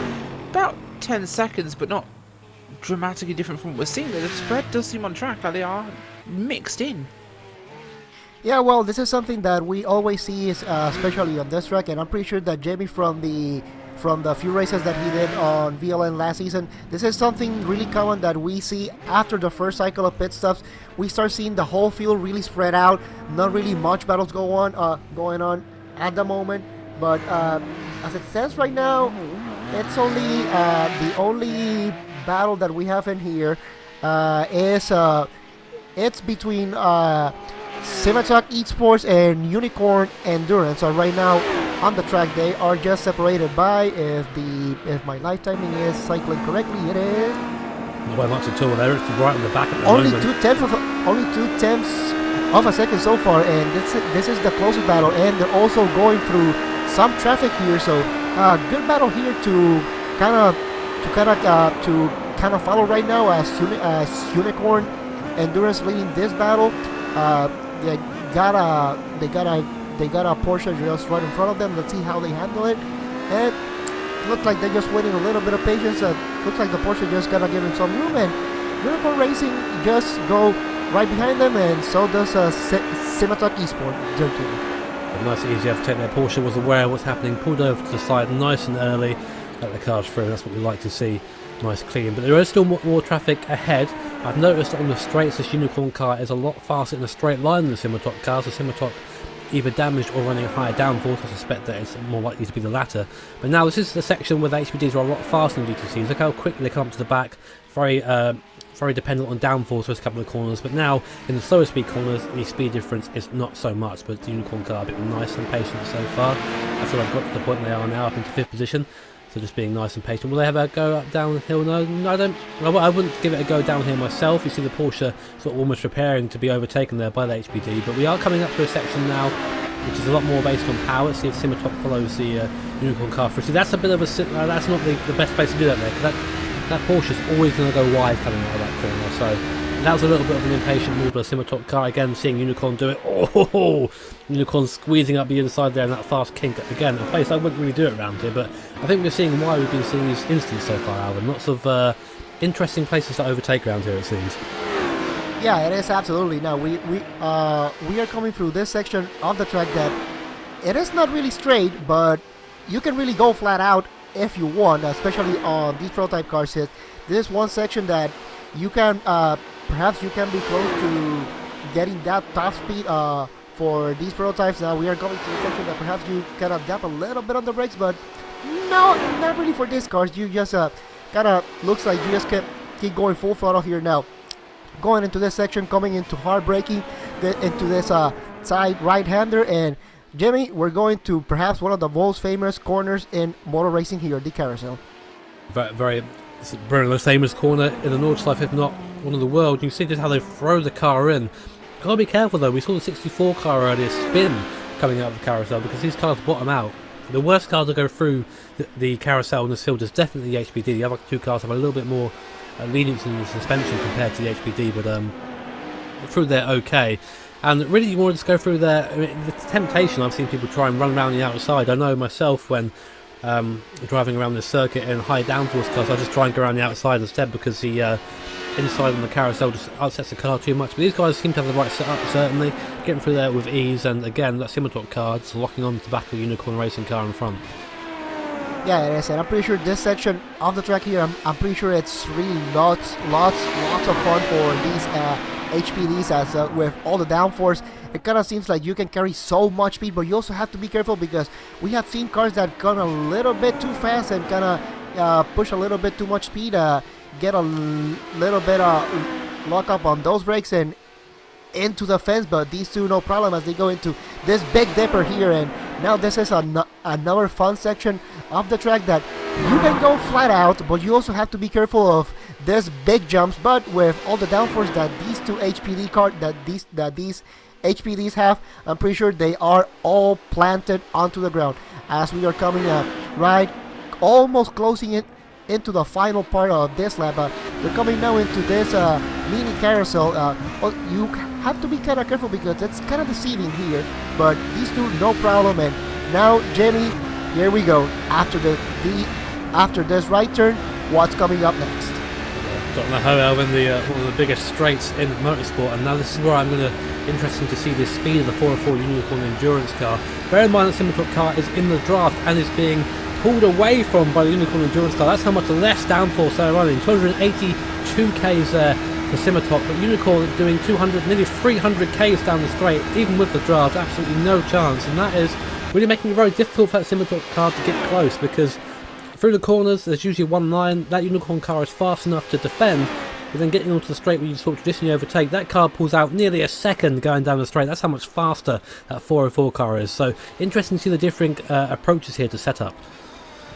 Yes, Jamie. I just noticed driving by as we're gonna have a virtual safety car coming in, but trying to finish that point while they were going down the straight. I just noticed that the Civitalk Esports on the left side, it has just a little bit of damage there, so that may be the difference in top speed that we have been looking for.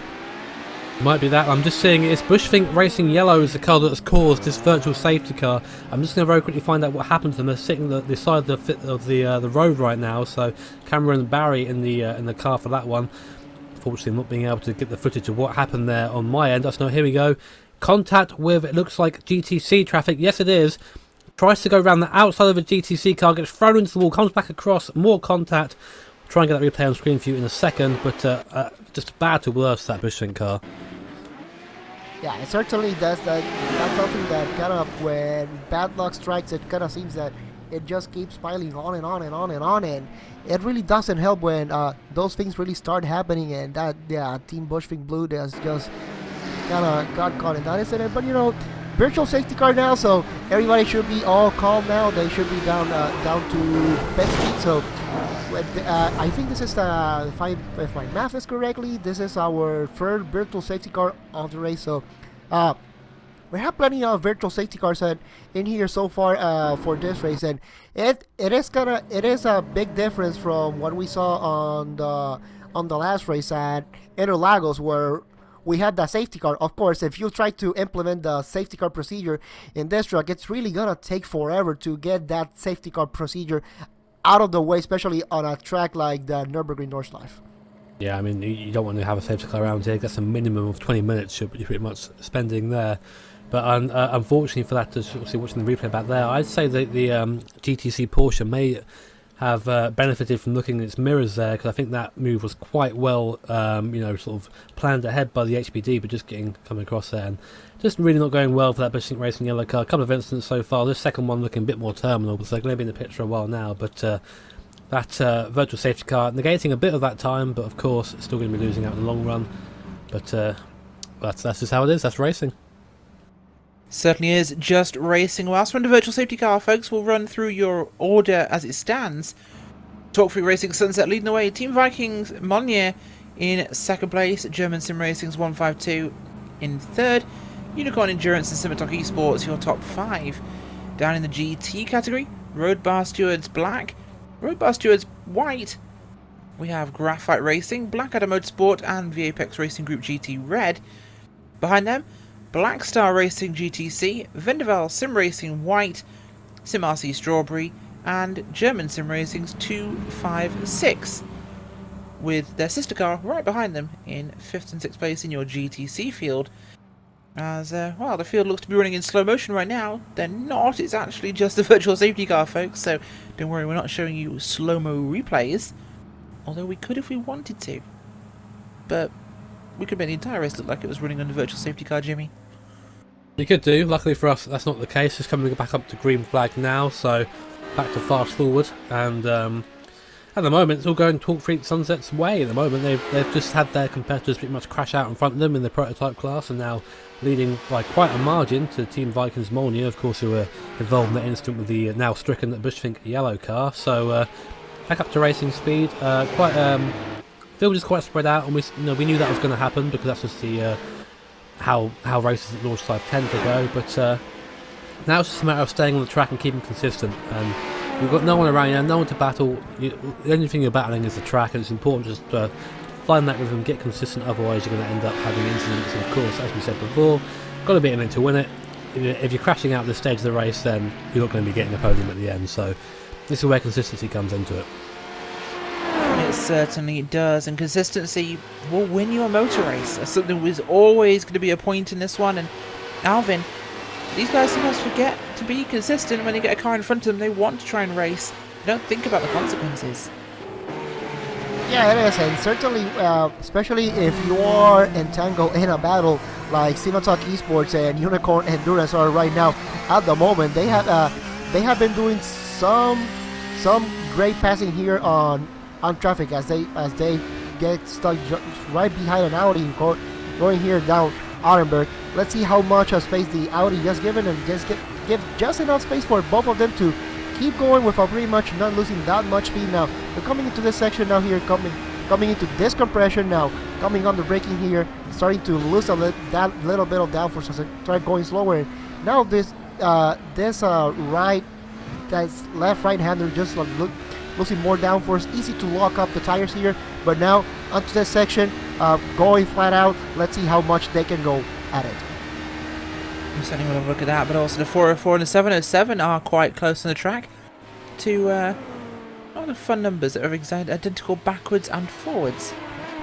404, 704. I like numbers like that, they're even. Unicorn Endurance leading the way of that group at the moment. They're sitting in 4th place with Simitok Esports in 5th. And we've seen how battles in the prototype field have gone so far. Will Simitok Esport be more patient? No, they won't. No, patience was not the word they were going to use at that moment, as they actually get past. But they manage it in quite a good spot, Jimmy. They got that one done in a fairly safe spot.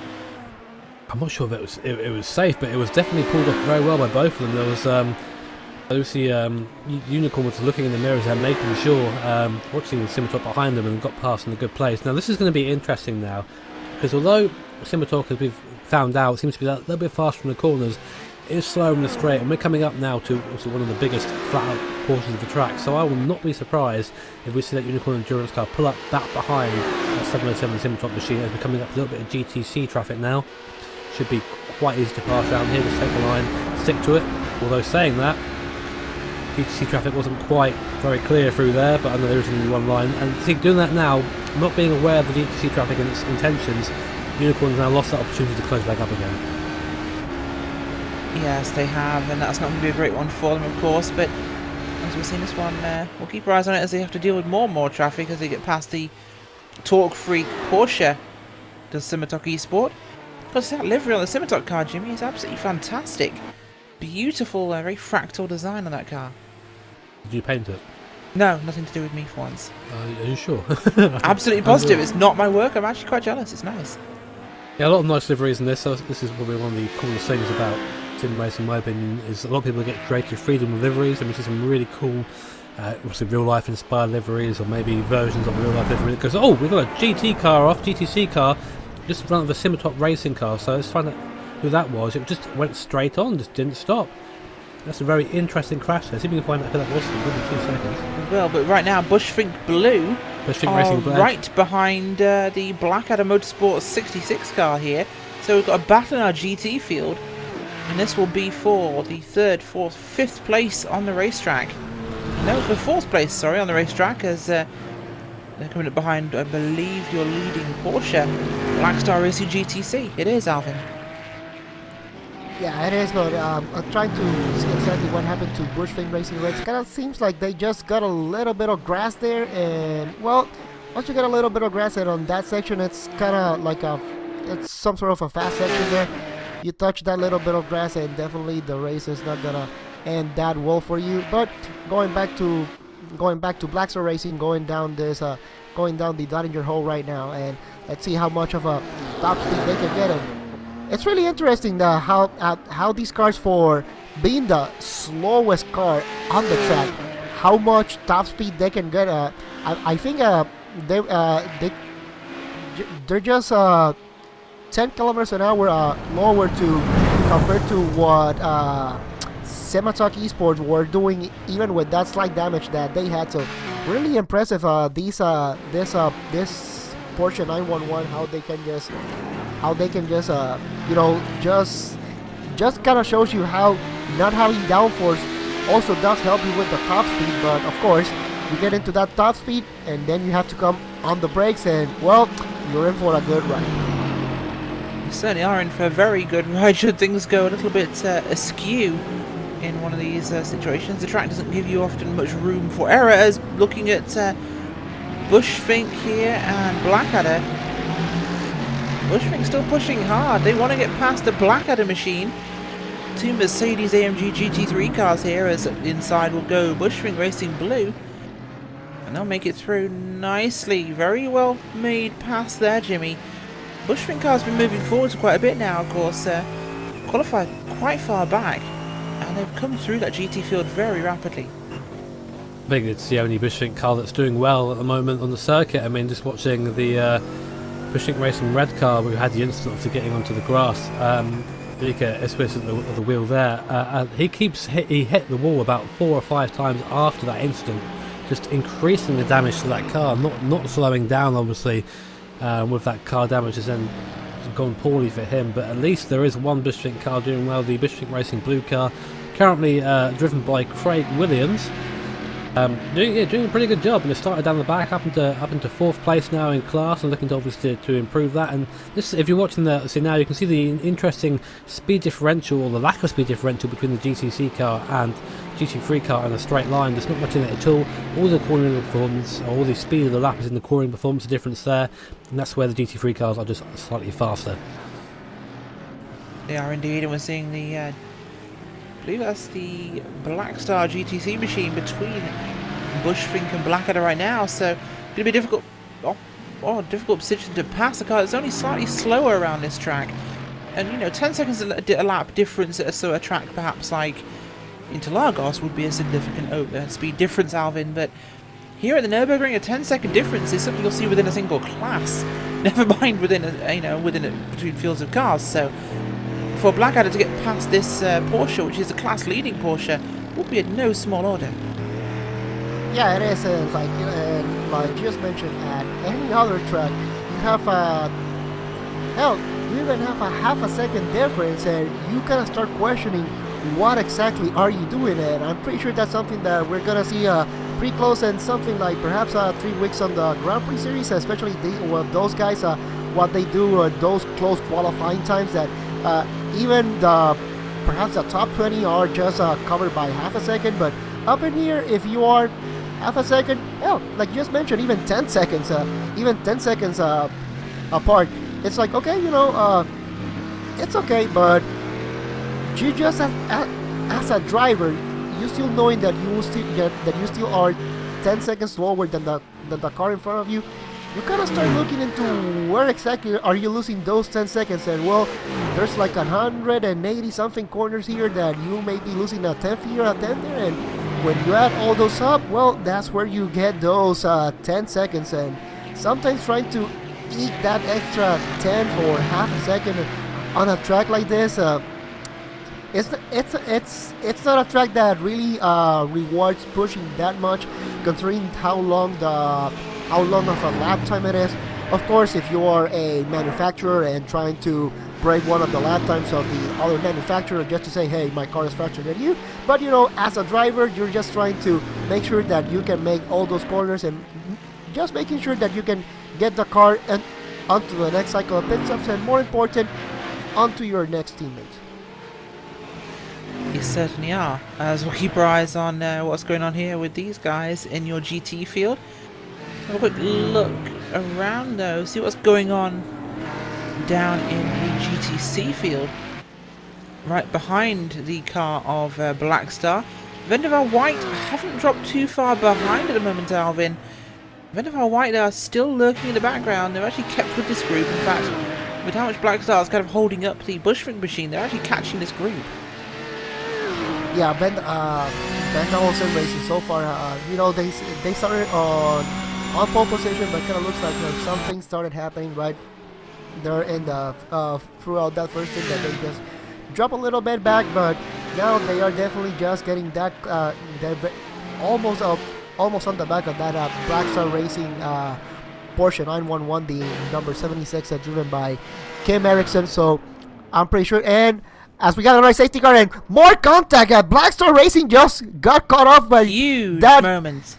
They just got up by the calling of the virtual safety car, and they just ran just behind of German Sim Racing.de. So I'm pretty sure that Race Control may have a look into it, but our GTC actually leader just no, got this caught was into it.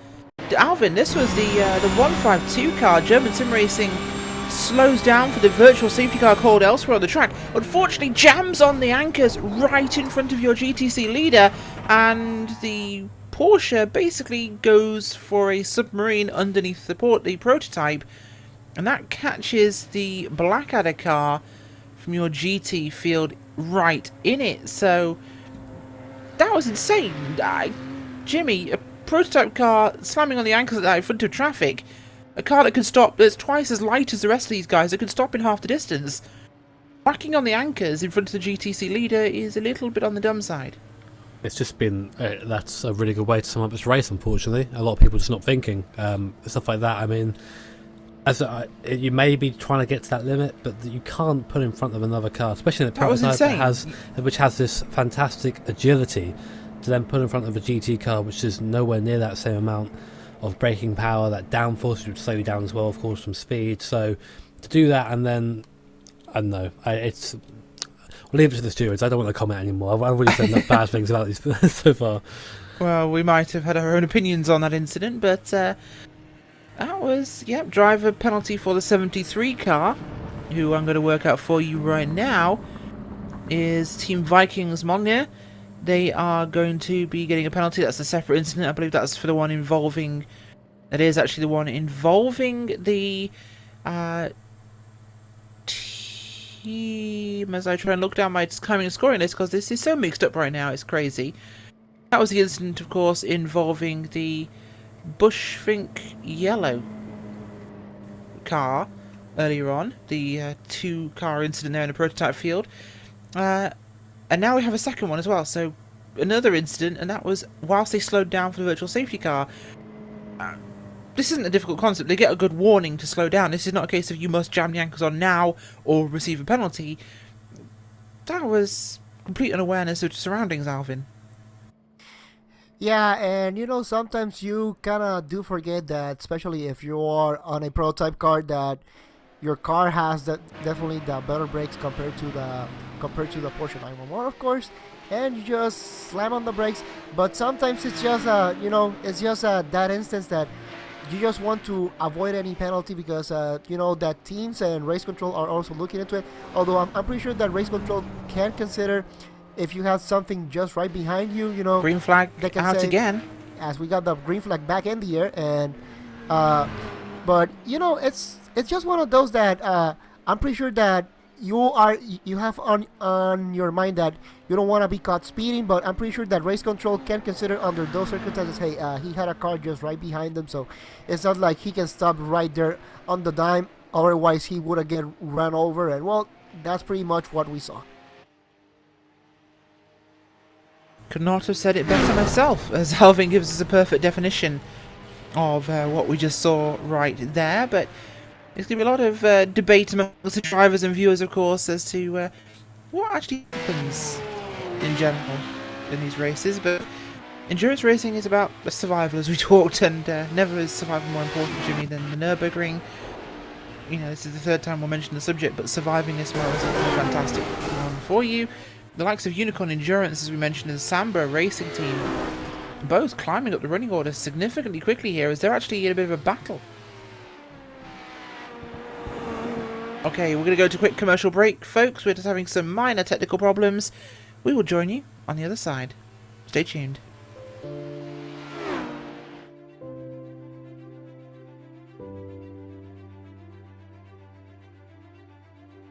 iRacing is the most accurate online racing game and simulation available to the general public.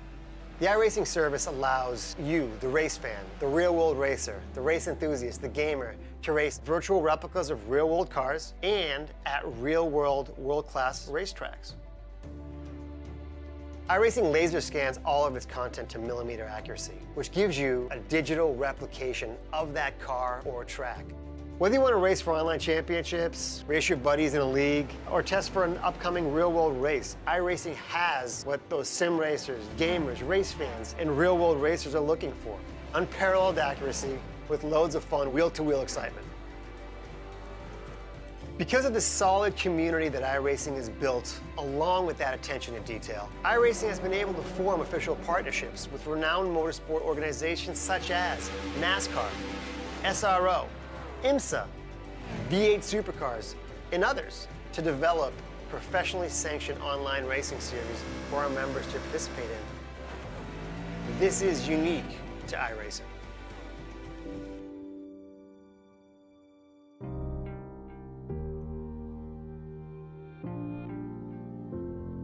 When we started iRacing, we kind of fundamentally wanted to take a different approach with licensing and treat them more like partnerships. You know, for instance, NASCAR was one of our first big partners that we brought in, and it's a great way to market your product. There is a growing sense that the virtual space is a great way to interact with the fans of your real-life series. Simulation in itself is just becoming more and more popular in the real racing world, and it's natural to think that to be successful in the real world in these racing series, you're going to have to be up to speed with simulation at this point, because it's the only way that you can actually get any testing done. One of the things that we've realized in partnering with iRacing is that it allows us to expose the sport to a much broader audience than we've ever had the ability to reach out to. Not many people have the opportunity to drive a race car. iRacing breaks down those barriers and lets you do that. So for us, we're able to expose racing in general and the sport of NASCAR to a much broader audience from that standpoint. It engages people in NASCAR in general. So if they like iRacing, if they don't want to become a professional race car driver, they get a feel for what the sport's all about. They're more apt to either go to a race or watch on TV. iRacing's ever-growing global online community is very appealing to IMSA and what we're trying to do and grow our product as well. Clearly, iRacing is a leader in sim racing and logical and attractive partner for us to be with. For sim racers who have not been exposed to IMSA before, this is a great way to entice them to come check our product out on television or attend our events in person. At this point now, we're actually getting contacted by racing series and tracks and manufacturers because they want to be involved in iRacing, because they see the value of having that sustained exposure to key demographics for them. Over the last few months, we've done partnerships with the SRO, who is the sanctioning body for the Blancpain GT series in Europe. IMSA, which is obviously the sports car series here in the US. They're two of the newest partners that have gotten on board with this idea that there is a way to kind of bring their brands into iRacing and create these virtual series that have real meaning to consumers of our product and fans of their series. Next to the traditional ways of promoting the championships through TV, through media, through all forms of internet, we appreciate the growing importance of gaming. iRacing offered a very realistic platform where high-level players can get the nearest to the specificity of our type of racing. Companies like NASCAR or Blancpain Series or IMSA don't just partner up with everybody.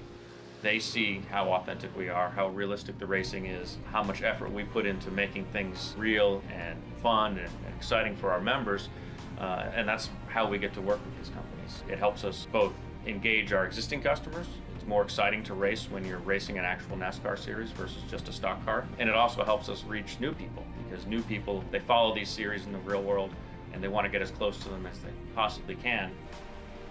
One of the things we love about iRacing and what they've created there is that it really emulates what we do in real life in NASCAR. You have to work your way up, you have to train, you have to become better at every single level in order to make it to the very top. iRacing was the perfect partner with the technology that they had to offer, really the best of anything that was out there, and they created the most authentic racing experience that anybody could find. Short of getting in an actual race car, you're not going to find anything closer to real life than what you'll find on iRacing.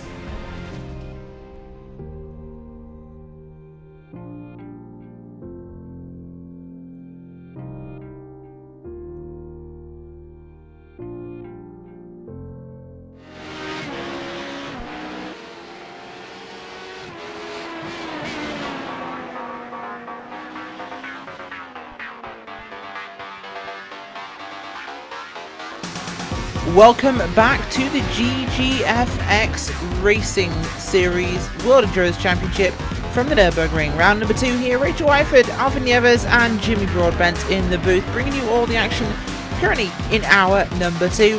we're back from some minor technical faults. The viewer told us reverse the polarity on the deflector array.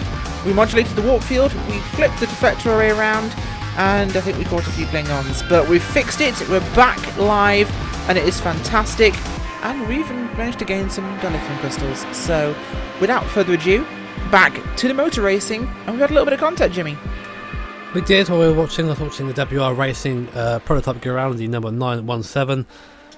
Coming down the hill, just pretended that a GTC Porsche was not there. Contact off, and that Black Adam Motorsport number 69 car is heavily damaged and now trying to get back to the pit. So, won't be surprised if we get another virtual safety car coming out soon, but nothing as of yet, as it's back on track and seeming up to a okay speed, but yeah, still limping around.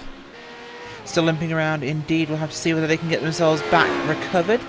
They are in a very odd place on the lap though, so we'll have to see if that can be dealt with properly.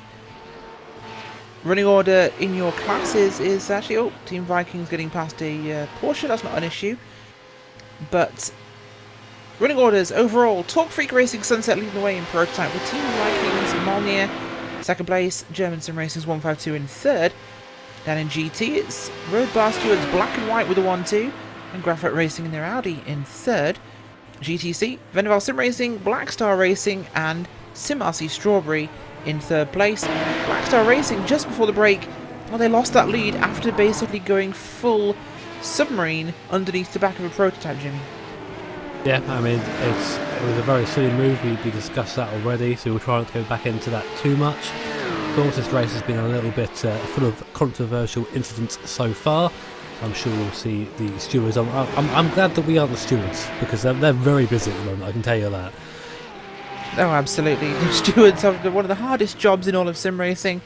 So much to review, so little time to do it, and they do a fantastic job in this series. In fact, they're very strict on what they enforce, to the point where they will make examples of people, and I quite like the way they do that, in my personal opinion. But we are, of course, here just to provide you with the coverage and what you want to watch. And right now, it's a battle for the GTC lead, Alvin. As we said, they went full Das Boot underneath a prototype earlier on, but Black Star Racing are catching up to Vendaval Sim Racing. We've got a battle on our hands here in hour number 2. Yeah, it is, and I am pretty surprised of how much damage that Porsche can take, because that contact with that prototype while going on under the virtual safety car, I'm pretty sure it wasn't the lightest of contacts, and we saw it here on the broadcast, and it was really hard. Now we're seeing here an example of how the Black Star Racing just being right behind them. The draft is really not helping much into trying to catch up to Vendaval Racing. But although we also have to consider that, yeah, they have some damage in the front, Black Star Racing, but these cars really are not that downforce dependent compared to the GT3 and the prototype. So this kind of shows you how much slipstream on this Porsche really doesn't make a big difference. It's a car that if you want to make a pass, you have to get a better turn exit compared to the car just in front of you. Certainly is, and we've seen a driver swap getting in on the 73 machine, Team Vikings Molnier, and I'm going to have an attempt at pronouncing this one, as Jimmy just challenged me, and I think it's going to be Erling Balmer. I think it's Balmer, because I think iRacing and it's understanding people's names is Mr. Letter somewhere, but I think that's going to be Balmer, I hope. Otherwise I might have just called him a completely different name and possibly offended a Viking, which is not something we want to do, folks. Looking at our running orders, Scimitar Esport got past Unicorn Endurance. They're up to third place now, with the Vikings in the 73 car, of course, back out on track in second. Their gap to the leader is 2 minutes 30. Of course, the leader still needs to make a pit stop, but still, 2.5 minutes is huge. Scimitar Esports, they are another minute behind second place. Fourth place, about 30 seconds back, as Talk Freak Sunset, they're heading around about the first third of the lap here, so heading down towards the descent into the valley, Jimmy. One of the trickier sections. It is. All of this circuit is tricky in my opinion, apart from the GP circuit, funnily enough, because you've got lots of space to make mistakes there. The Nordschleife itself is definitely not that. It's not a hand-holdy track at all. You get thrown in and baptised by fire, and usually the barriers around here. I'm just noticing on track now, we had our 11th place car, which is in overall German simracing.de car, is currently over 5 minutes behind our leader in class moment, and being 5 minutes behind usually is 2 or 3 laps, but here you're still only 3 quarters of a lap behind. So it's really weird trying to adjust to that as a commentator, trying to see these gaps being so big but yet not being a lap down. There's no benefit though. This is why we normally have the VLN crew here at RaceSpotTV. They're a specialist group of commentators trained in the art of the 7-8 minute lap.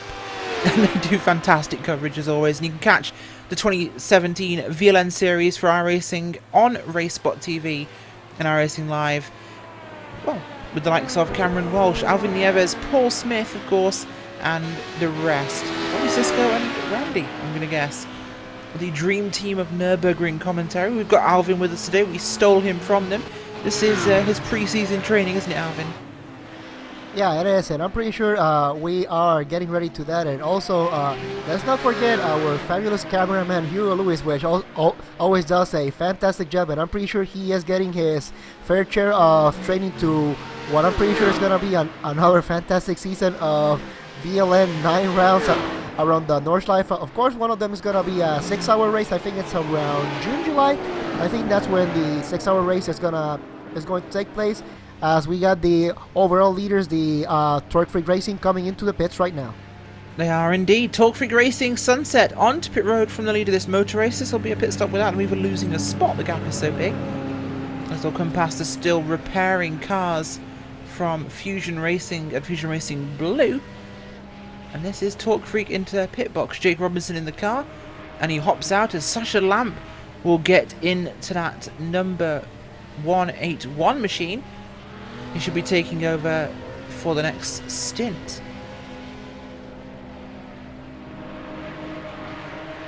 Be interesting to see Sasha getting up to speed there, of course. Bear in mind, a new set of legs, a new set of eyes and ears going onto the circuit now, and it's very easy for Jake, for example, who's in a very good rhythm there, and then having to get out of the car, and now Sasha has to get into that same rhythm. It's Nürburgring is daunting at the best of times. When you're handed the car that's 2.5 minutes in the lead, even with that massive gap, you're still very much aware that you're leading the race. So let's see how Sasha deals with that pressure. It certainly is. As you guys going to try and complete a fan request whilst we just talk about some generic things to keep him free for a moment, Alvin. But at the moment, this is really turning into a race of attrition from what we've seen so far. So far, we're averaging 2 virtual safety cars an hour. At the moment, we're on 4 as it stands, which means by the time we reach the end of the race, we should be on 12 virtual safety cars, which would be huge. But so far, we're losing way more cars than 1 per virtual safety car. Guys having some big issues here, and they're proving very difficult to resolve because we actually now have Vendaval Sim Racing, your GTC leader. I want to make that clear. The 3rd class in this race, running in 12th place overall, ahead of your entire GT3 field. That is highly irregular. Yeah, it is, and you know, this is something that we have seen throughout. This is something very common that we see here in the Nürburgring Nordschleife configuration. Track is so big and there's so many places that mistakes can happen at any point in time. So many little things that can go wrong. So many curves that if you look at one of them wrong, it can throw you into a tailspin. And these walls, they really don't forget it.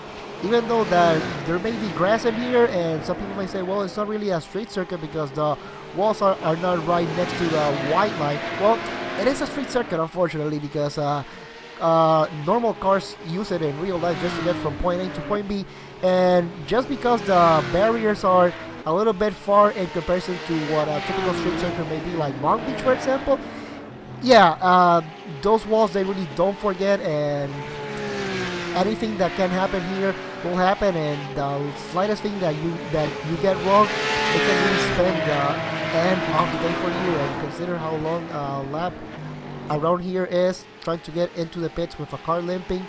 Good luck with that. Certainly will be a very long day for you in that sort of situation. So we'll keep our eyes on this GTC lead. This is one of our interesting ones. It's been going for quite a while, as we mentioned. And, well, we've not really seen that resurgence, Jimmy, from Blackstar since they reenacted the Hunt for Red October. That car was very strong in the first hour and a half. Now, really not able to get past the Vendaval machine. I mean, at this point, it doesn't matter so much about being behind, as long as they're in contention, of course, and still staying on the circuit. But the mindset, of course, of the race driver is that I have to be in front of the guy in front, as that prototype's very close to the back of the Vendaval car. That could have been. So again, we're seeing a bit of impatience in the prototype here. There's you have to respect the races in this instance. I mean, this, for example, this is the lead for GTC, so this is effectively a battle for the lead of this race for these guys here. And the prototype is sort of just saying, well, caution to the wind, me getting past is far more important than that, which is just not the case at all. And then finally actually waiting for the straight to do so. But for Kim Eriksson, the Blackstar Racing car, it's just about being in contention. That Vendaval car is in sight, and also running a little bit slower down the straight line, it seems, if your eyes to be believed back here. So as long as he's here at this point, he's ready to jump on any mistake from that Vendaval machine. So I think no rush for Kim at this point. Certainly is. In fact, Juani Lopez in the Vendaval Sim Racing car leading the way ahead of Kim Eriksson, as Jimmy was saying, as one of the prototypes was shuffling their way through at that point. That was 4X HPD, piloted by Peter Vidra, as he gets through on this one, as the 4X machine heads up towards the end of the lap and on to the GP circuit now. Complete lap at number 13. Now you're heading to pit road. So 4X HPD heading down pit road for Peter Vidra. We'll expect to see him possibly make a driver swap at this point. 7th place running prototype here.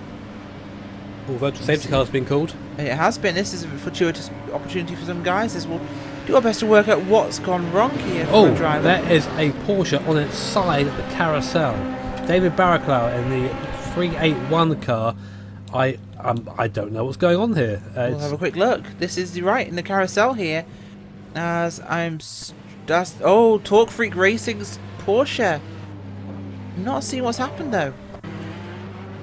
Somehow there may be an incident with another car. We're assuming get replay of that. Unfortunately, having some technical issues there myself. But the end result was that car was on its side at the carousel and just in the way basically. So no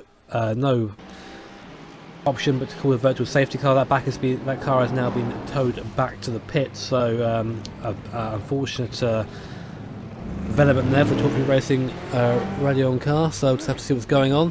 We're getting a replay on the screen at the moment of that incident. It certainly is, and we'll try and get that for you on the screen to see what happened to the Torque Freak Racing machine. And, well, they're going to be heading back to pit road to repair that car, as we're now under our 5th virtual safety car, Alvin. They keep piling up. Yeah, it is, and we have seen that just getting the replay right now here, and we Torque Freak just lost it just a little bit going into the carousel, and they just got just the slightest of taps there from German Sim Racing, and well, now they are turned, and fortunately they looks like the car is turned on the driver's side, so driver is trapped. I'll have to try and flip that machine over to get him out of the car so he can be recovered to pit road there. That's not exactly where you want to be. I mean, being on your roof's one thing, but being on the side's a bit different. As our entire field now under that virtual safety car whilst they work on the Torque Freak Porsche. Running order as it stands: Torque Freak Racing Sunset, the sister car, up in the prototype lead. Team Viking Molnir in 2nd and Unicorn Endurance in 3rd. GT is Road Bar Stewards Black, White, and then Graphite Racing. And in your GTC category, Vendaval Sim Racing, Blackstar, and German Sim Racing.D's 256 car. They've just come off pit road having made a stop. Vendaval and Blackstar, well, they're still out of course, as the Road Bar Stewards have in fact been getting some service. A few prototypes also in, Jimmy. Everyone taking advantage of this run past pit road to make a quick dive down and get a service in the safety car. Well, yeah, I mean, if you are scheduled to have a pit stop here, you effectively get a free pit stop. You know, a lot less time spent in the pits compared to the rest of the field when everyone is under the virtual safety car. So, for example, we saw a couple of cars coming just I mean the 4X HPD came in just as that was called. So for him, he's just gained that car has just gained a lot of time just being in the right place at the right time. Of course, people who are midway through the circuit as we go green now would have lost out there, but back under green now, thankfully. So it's nice short sessions here, and we have a maximum of 3 minutes for the virtual safety car. We just heard there is a regulation in the rules here that you cannot tow your car without permission from race control. However, if it's like that, if you're on the virtual safety car and you're just sitting, you can't do anything about the car, then you are okay to move the car then. But that's why the car was there for so long. Stationary, had to get permission to get the car out of the way. They certainly did indeed. As having a quick look here at Samba Racing Team, trying to work their way past some GT traffic in the first section here of the actual Nordschleife, getting past a very damaged Mercedes there. Samba Racing filtering through in the 158. So it's a very twisty technical first section, Jimmy. That car picked a bad spot to get through, but he did just manage it. These guys still being, even at this stage after how crazy the race has been, still being very, very overzealous with their passes. It may be just a case of lack of experience. I mean, we again, talking from the perspective of a prototype driver, with a short circuit, you sort of know every corner, know where you can pass, etc. All the scenarios you can run in your mind a lot easier. When you have to extend that to the length of the Nordschleife, it becomes very difficult, and sometimes you're sort of making up these passes as you go, which is why they're sometimes a little bit sloppy, a little bit dangerous, and sometimes we have, well, in this race we've had the incident, but I think as time go on it will get cleaner, hopefully, of course, for the sake of people in the race. But like I said, Nordschleife is one of those unique circuits that you really can't plan for unless you really go out there and just do it. It certainly is indeed the Nürburgring, a very unique circuit in motor racing. And, oh, there we go, Samba trying to make a move there on, that's the Road Bar Stewards black car, the leader in your GT category. Don't want to be sticking your nose in on the GT leader. That wouldn't be looked on too kindly by many people. Samba Racing do focus through. Get themselves past, of course. They're sitting 5 minutes back from your leader, as Alvin mentioned earlier on. Difficult place for them to be in, but Alvin, it's kind of impressive. And they are racing with 4X HPD. They aren't too far back. Yeah, it is, and you know, at this point in the race, you know, there may be some battles here and there, especially with all the things that have been going on. But here's something interesting: during the last virtual safety car, Blackstar Racing decided to come into the pits and get some pit service, while Vendable Racing White just stayed outside. So as it stands right now, the advantage is 27.5 seconds, give or take. Vendable Racing will have to come into the pits at the end of this lap for sure. So just because Blackstar Racing decided to come under the virtual safety car, that means that when Vendable Racing comes into the pits and do their full service, not only Blackstar Racing will be on the lead of this race, they may have almost a 50-second gap in this GTC field. It certainly could, but let's not forget that following is always harder than... following is always easier than being on your own track like this, and that'll be a tricky situation, of course, for Blackstar. But they have dropped back from Vendaval. The gap is widening between those two cars. That's something they'll have to be aware of. It's about the 7-second mark right now. We'll take a look at your GT field. Road Bar Stewards Black have pulled away from their sister car, the White Machine. About 25 seconds between those two. Graphite Racing in third, sitting quite a long way back.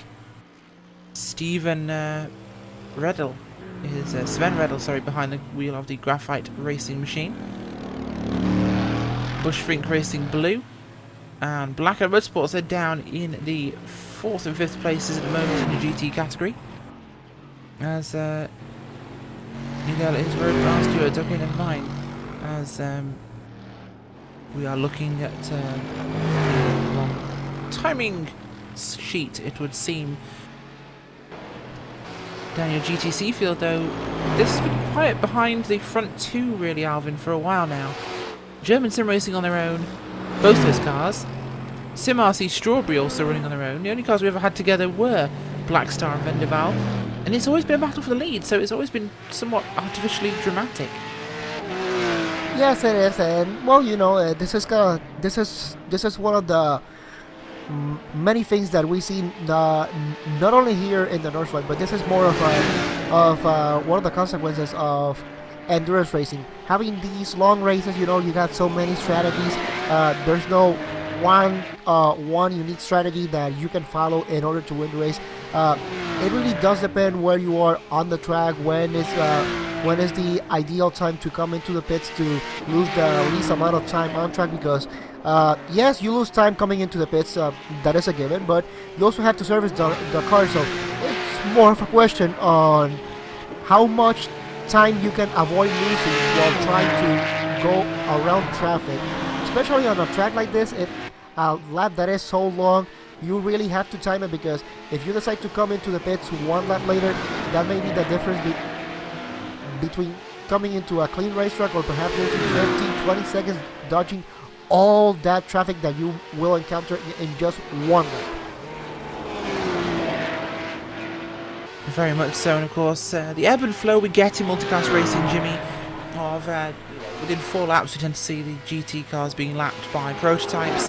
It's kind of dragged out here to a few more than just 4 laps, and by the same vein, the number of laps we see after they all go filtering through to the next grouping up is also longer, so we should really see the field start to really congregate, if you will, in about the next 3 or 4 laps really hitting their rings, so in about 25-30 minutes, and we'll start to see something really good from there. But as it stands, the field is running largely per class, and I still can't work out how the Porsches are largely ahead of the GT field. I think it's just on strategy so far. That Porsche can go so much longer on fuel, it seems, so the GT is just losing time in the pits every time it has to come in, which is obviously interesting from our point of view. There is a close-ish battle on track, but right now it is down in the GTC field. It's down quite far down in the standings between KPR Sim Racing 2, I think that is, and the Bad Cactus Racing team. Both cars seem to have a little bit of damage on right now. Gap is about 2 or 3 seconds so far of Ed Voris at the wheel of a 95 car, so some for us to keep an eye on. But I wanted to just make note that we did have Unicorn Endurance up to 2nd place for there to pit, then they pitted in, so Team Viking Molnir back up to 2nd, with Simitok actually up into 3rd place now, so Unicorn down to 4th. So that Simitok car, which is sort of just going around nice and consistently, it's now up to 3rd place on a podium now, as I said before, so cars that we wouldn't necessarily see on the podium are now up in that position right now, just because of how difficult it's been so far. We'll just quickly just notice that the GTC leader is in, and as is Black Star Racing again. Did they not come in beforehand, Alvin? Yes, they did. However, I got here information that they got a drive-through penalty for the avoidable contact, and I think it had to do with the virtual safety car procedure that they ran just behind that German sim racing car. So they were just found guilty of that incident. So they had to serve a drive-through, but still they are driving into the lead. But that means that the lead that I said that they will end up having of perhaps 50 seconds, well, it's gonna be cut down now to just under 5 seconds. But still, Alvin, still with that, I mean, you're still seeing this gap. I mean, these guys were running about 3 seconds apart when with Vendaval being the leader at that point. But that's the advantage there of pitting under the virtual safety car. Even with a drive-through, that car is now 3 or 4 seconds up the road ahead of the number 9 car. Yes, it is, and like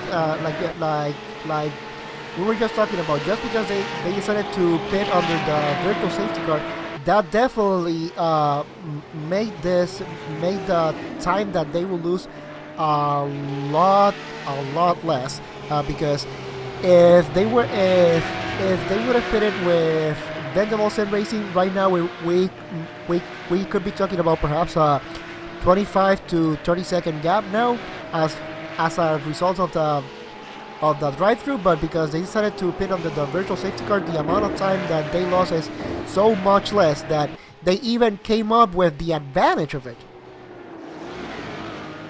it's interesting to see that as it pans out that way. But of course, it does mean now that we do have a little bit of a battle on track for us to watch, which is of course the GTC Black Star Racing and Venderville for your lead in the GTC division at the moment. There's a little bit of a gap now with a little bit of that traffic in front, but for your lead the gap is up to about 5-6 seconds now, so not a big gap. Obviously at this stage of the race, again, there's still a very long way to go before we can think about talking about positions. But Juan Lopez is now the one chasing, and interesting because Venderville have been pretty much leading this entire race. First time they dropped down to second place, so I'm sure they'll be eager to try and get back in touch with Black Star Racing, but at the same time not too worried because they have a long way to go yet.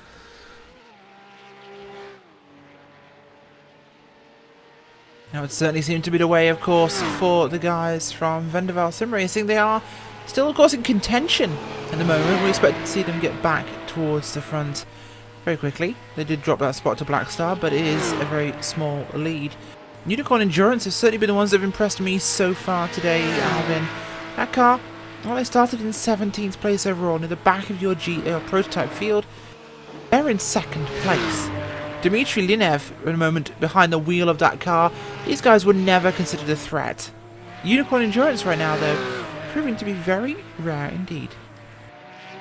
Yeah, it is, and you know, it does show that on a track like this, when you have patience and you decide to time your passes and all that, it does show how much patience and using common sense it will definitely, you will get rewarded. And I think we were just mentioning that if during one of the breaks that if we had a chance to actually do a race here, because of the nature of how this race is, and we know that this track is really a tough track on only drivers but also cars, that perhaps if you go, instead of going 100%, perhaps you go 80%. Perhaps there's even more of a chance that you get a good finish rather than going 100%, and knowing how hard this track is, you may not even get to finish. It's a very real possibility here, of course. Not even being able to finish is what's happened to a lot of drivers in this very race. And it's a major problem, Jimmy. They have had big incidents, and we've seen some major retirements so far. The likes of 49 Motorsports taken out under a virtual safety car.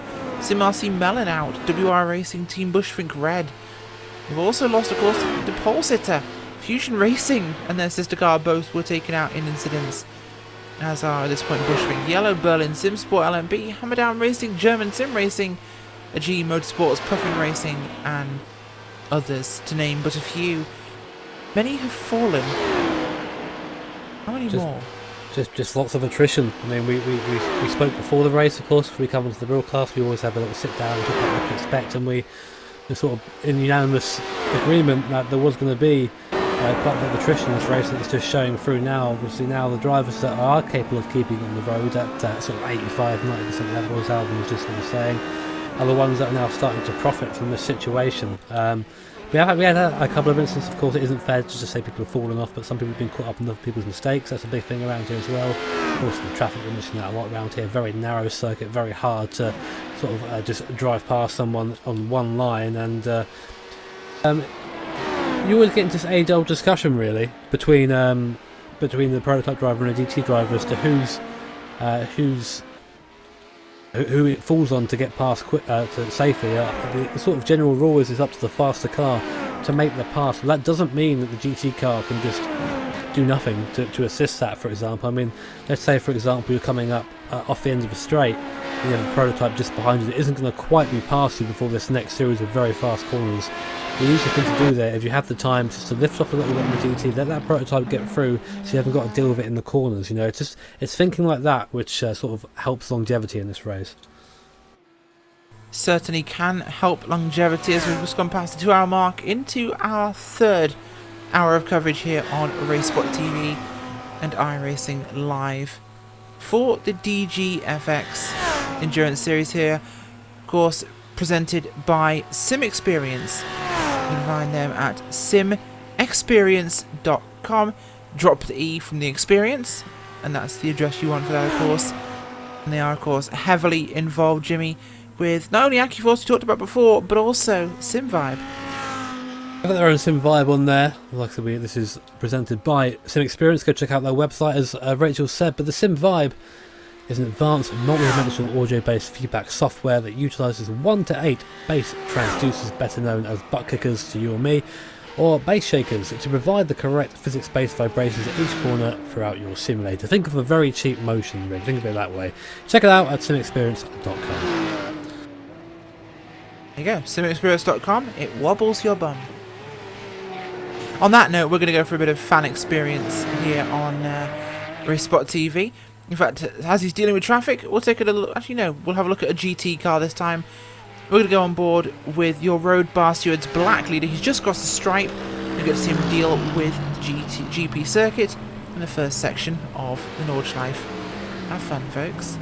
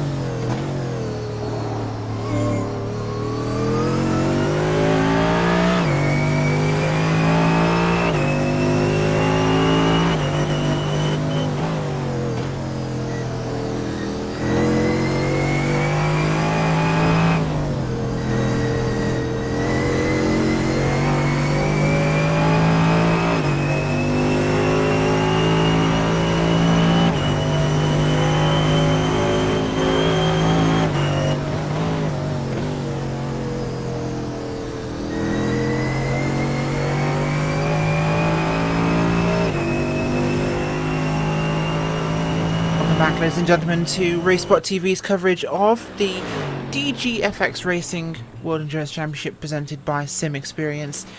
Here on RaceSpotTV and iRacing Live, Rachel Whiteford, Alvin Nieves and Jimmy Broadbent here bringing in the action. We're into hour number 3 of coverage here. 2 hours and 16 minutes in the books, 5 virtual safety cars, a plethora of fallen vehicular warriors on the side of the racetrack here, as the Nürburgring has not been conquered today. Jimmy, I'm trying to think of other ways to describe this, but they are falling like flies. They are indeed. We still do have some battles on track, luckily for you guys, of course, with the 256 and 255 German sim racing DE cars.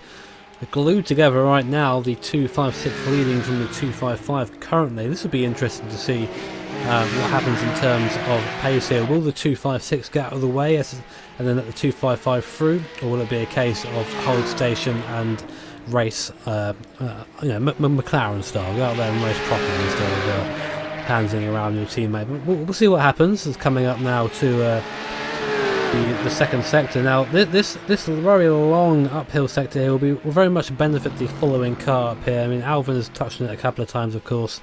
These Porsches don't have the most downforce in the world, and therefore they don't have the most slipstream in the world when you go and don't punch as big a hole in the air as, say, an HPD does, although you'd think it would do given its size. But here we go then, so up now, uphill. This is all uphill now. It's sort of deceiving sometimes when driving. Don't think it's as uphill as you think it is, but when you start seeing the speedo struggle, you realise just how much gravity is against you. And Marvin Hankey there in the 255 car just pulling up behind and just getting off the throttle, being very careful around his teammate, of course. We've seen some interesting overtaking attempts so far, guys, so hopefully this will be a clean one if it happens.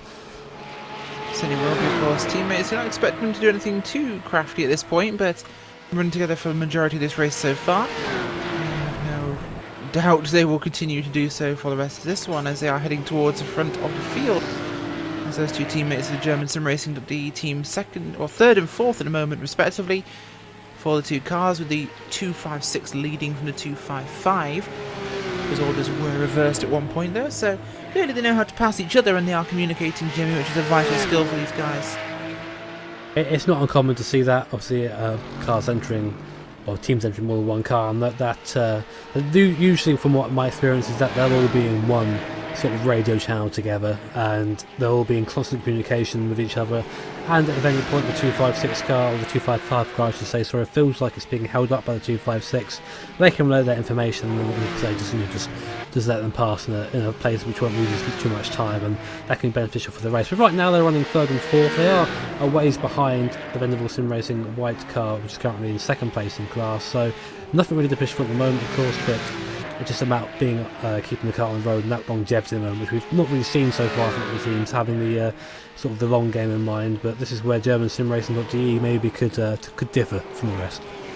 Certainly could be, of course. German Sim Racing have had a pretty good one so far. They've really been involved in a couple of accidents for some of the cars. There's a number of them entered actually. Maybe 4 or 5 cars entered from that team.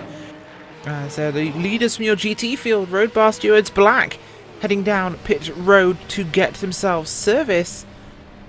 This will be their third pit stop, I believe, as they'll head down to their pit box and get serviced. Road Bastards White, who's in second place, heading up Dottingerho at the moment. We'll see whether they dive in as well. This could be a team orchestrated stop here, Jimmy, to get them both in. Could be the case. I mean, usually you want to try and run teams with different strategies, usually, as the 256 car goes a little bit wide there, just so you can have as many chances as at the race win as possible. If you're running everyone the same strategy, then you're just basically just giving them the same race, which I they're running 1-2, which is not a bad position to be in as well. Have a quick look at the Robust Stewards white cars that will come up towards the final sequence before the pit entrance. The leader is already on pit road. The second place car, the white machine, looked to also be going down pit road, so that was in fact what they were going to do. They're running 1-2 with a significant gap behind them back to Bushfink Blue. It's about 2.5 minutes back, so 1 and 2 teams are in a great position here, Alvin.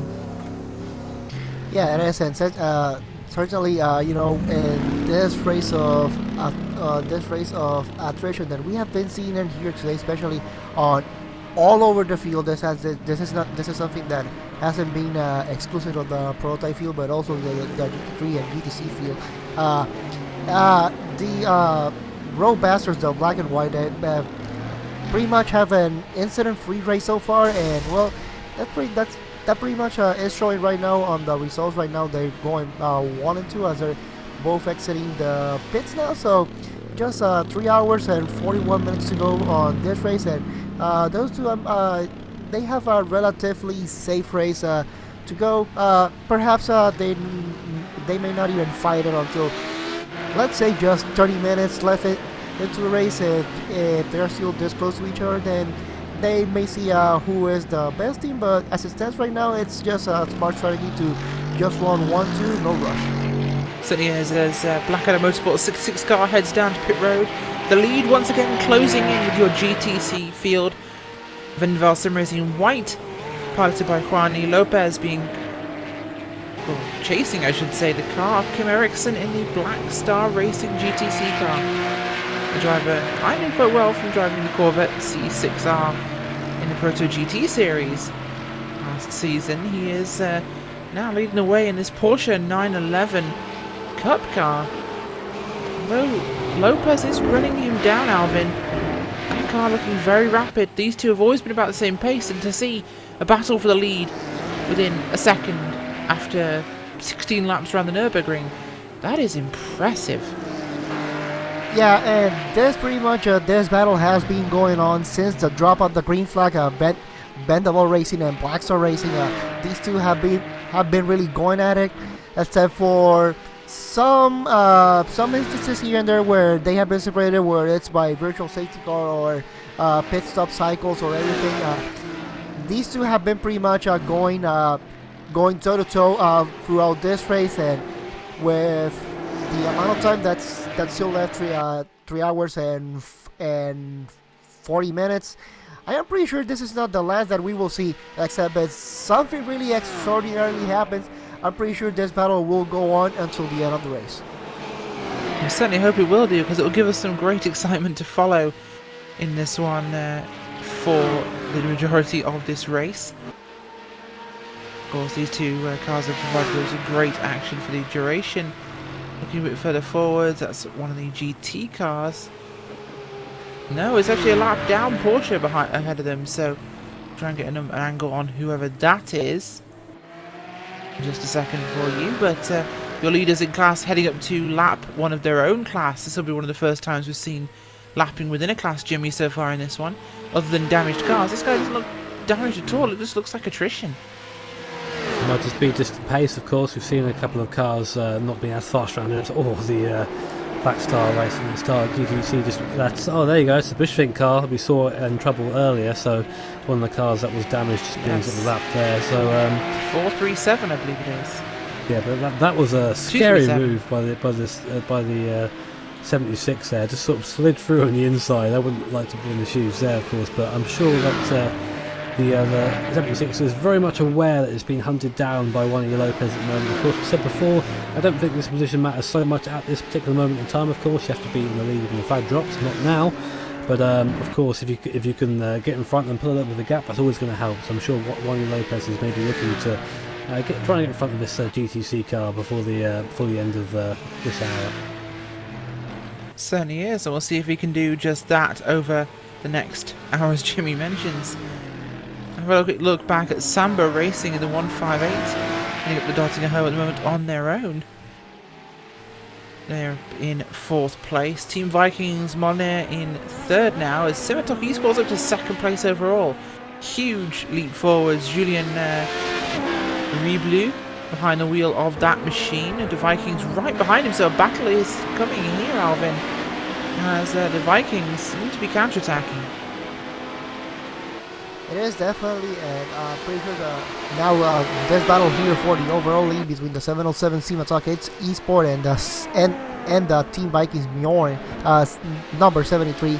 Kind of surprised that with all the things that have been happening on the prototype field, that we still get to see some battles here and there, and especially this battle for the overall lead. Well, we got something to look into as they go into the last chicane just before they join into the north slide portion of this track. And from the looks of it, it seems like, well, yeah, I'm trying to look at my track map to see how much they may have to deal in terms of traffic, but track map being so big and having everything in here all close together, it kind of seems like they may be going in for it as, yep, they got a Porsche just right in front of them. So let's see how they start handling this, because traffic and these prototypes, well, it's always fun to watch.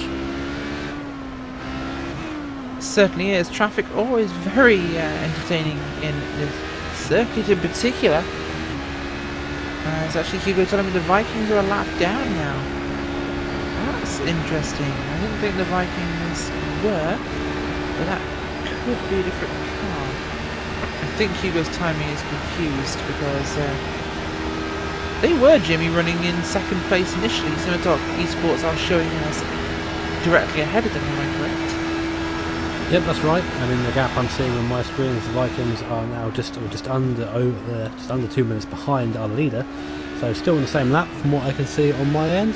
So basically, Hugo's wrong and we should shoot him and put him out of misery. Yeah, I guess so. Okay, we're replacing Hugo then, folks. Sorry about that. Fortunately, no more Hugo Luis on cameras for RaceSpotTV, as he seems to have lost his marbles. Does mean that we've got a fight on track. It does, yes. There is still a fight on track, as we now realise they're not a lap apart. They're on the same lap. It's less than a second gap, and that's Erling Barlaber chasing down Simotalk Esports Julien Ribli.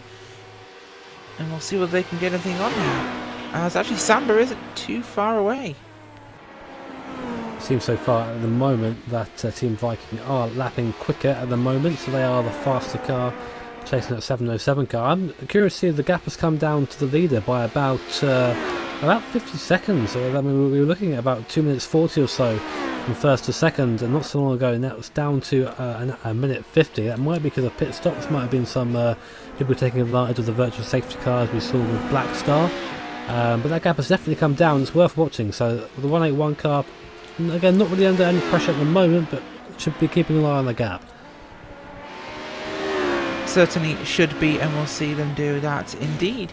As Alvin, your GTC field, that gap is still closing in between Vendaval and Black Star, and this one seems to really be on. Yes, it is, and pretty much right now that that gap between Black Star and Vendaval just open just a little bit. You know, it's just that they're pretty much going back and forth, and as they are starting to get around the circuit and completing just another lap in this in the North Life. Oh, Alvin, sorry, we've just got breaking news, but rest in peace, Black Star. We have no idea what just happened to them. They were in front of Vendaval for a second, and then they disappeared. So we have the Bermuda Burgering, apparently. We've lost them. Black Star have had technical issues. They've gone. Yep, kind of seems like it, because they were really close, and then all of a sudden, poof, like they just disappeared. Like so. Yep, there it is. Like we've had confirmation. Technical failure for Kim Eriksson. That car will be scored as out for the time being. We'll see if they can get that thing back on the road, but fortunately, Black Star just fell into a black hole. Yes, it is. It kind of seems like, you know, it was going all good. It was a fantastic battle, and just a magician came in and a little swing, and they just disappeared. Absolutely. Next, we need to see a rabbit pulled out of the hat as Road Bastards Blue are running. Damn it, I meant to say Road Bar Stewards Blue. I actually finally said their team name properly on air, which I shouldn't have done. Fighting with the Fusion Racing Black car at the moment down in the GTC field. As we do actually have a battle on. This is down the order a bit. It's still within the top 10 though, Alvin. Yes, it is. And but pretty much what we have seen so far, as especially on this Porsche field, it's been a really fun field to watch in today. Especially this being perhaps the first race that we have seen these cars actually going at a actual race pace, going around this track. Yes, we did have during when the Porsche 911 it was introduced into iRacing, we had those time trials that they always do for especially when they introduce new cars and whatnot.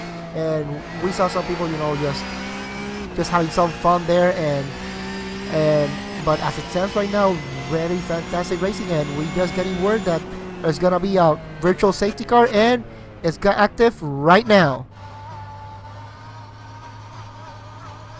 It did just do that. It's Unicorn Endurance. They're on the roll hoop. They're upside down. Dmitry Lilov in the car there. See if we can get a replay of what happened, but just came back to there completely. That's them out there. Gone back to the pits, towed already. So Unicorn Endurance, who are doing so well to be consistent, now out of contention. It seems.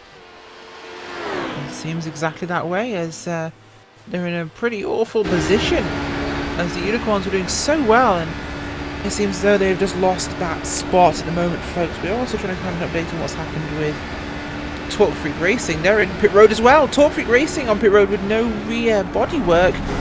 Leaders are also out. Drama at the Nürburgring. We're going to try and find out what happened just then for that one and try and get you a replay of their demise. But this is big stuff, guys. Not out just yet, just to make sure, to clarify that they are still in the race, but out of contention likely if that damage is severe. Again, we're trying to get some replays up on our end now, so sorry for that, folks. Bear with us on our end so we can explain it to what happened there. But that's really just playing to Simitok and Team Viking Molnir's hands now. That's like a 2-minute gap there. It's going to come down to I see nothing with what's happened, unfortunately, to Torque Freak Racing. I'm not sure if we could find it. But at some point, off our screens, there's been a major issue for them. You go. Oh, we got it on the screen for you now. As did anybody in the booth catch this? Still looking, unfortunately.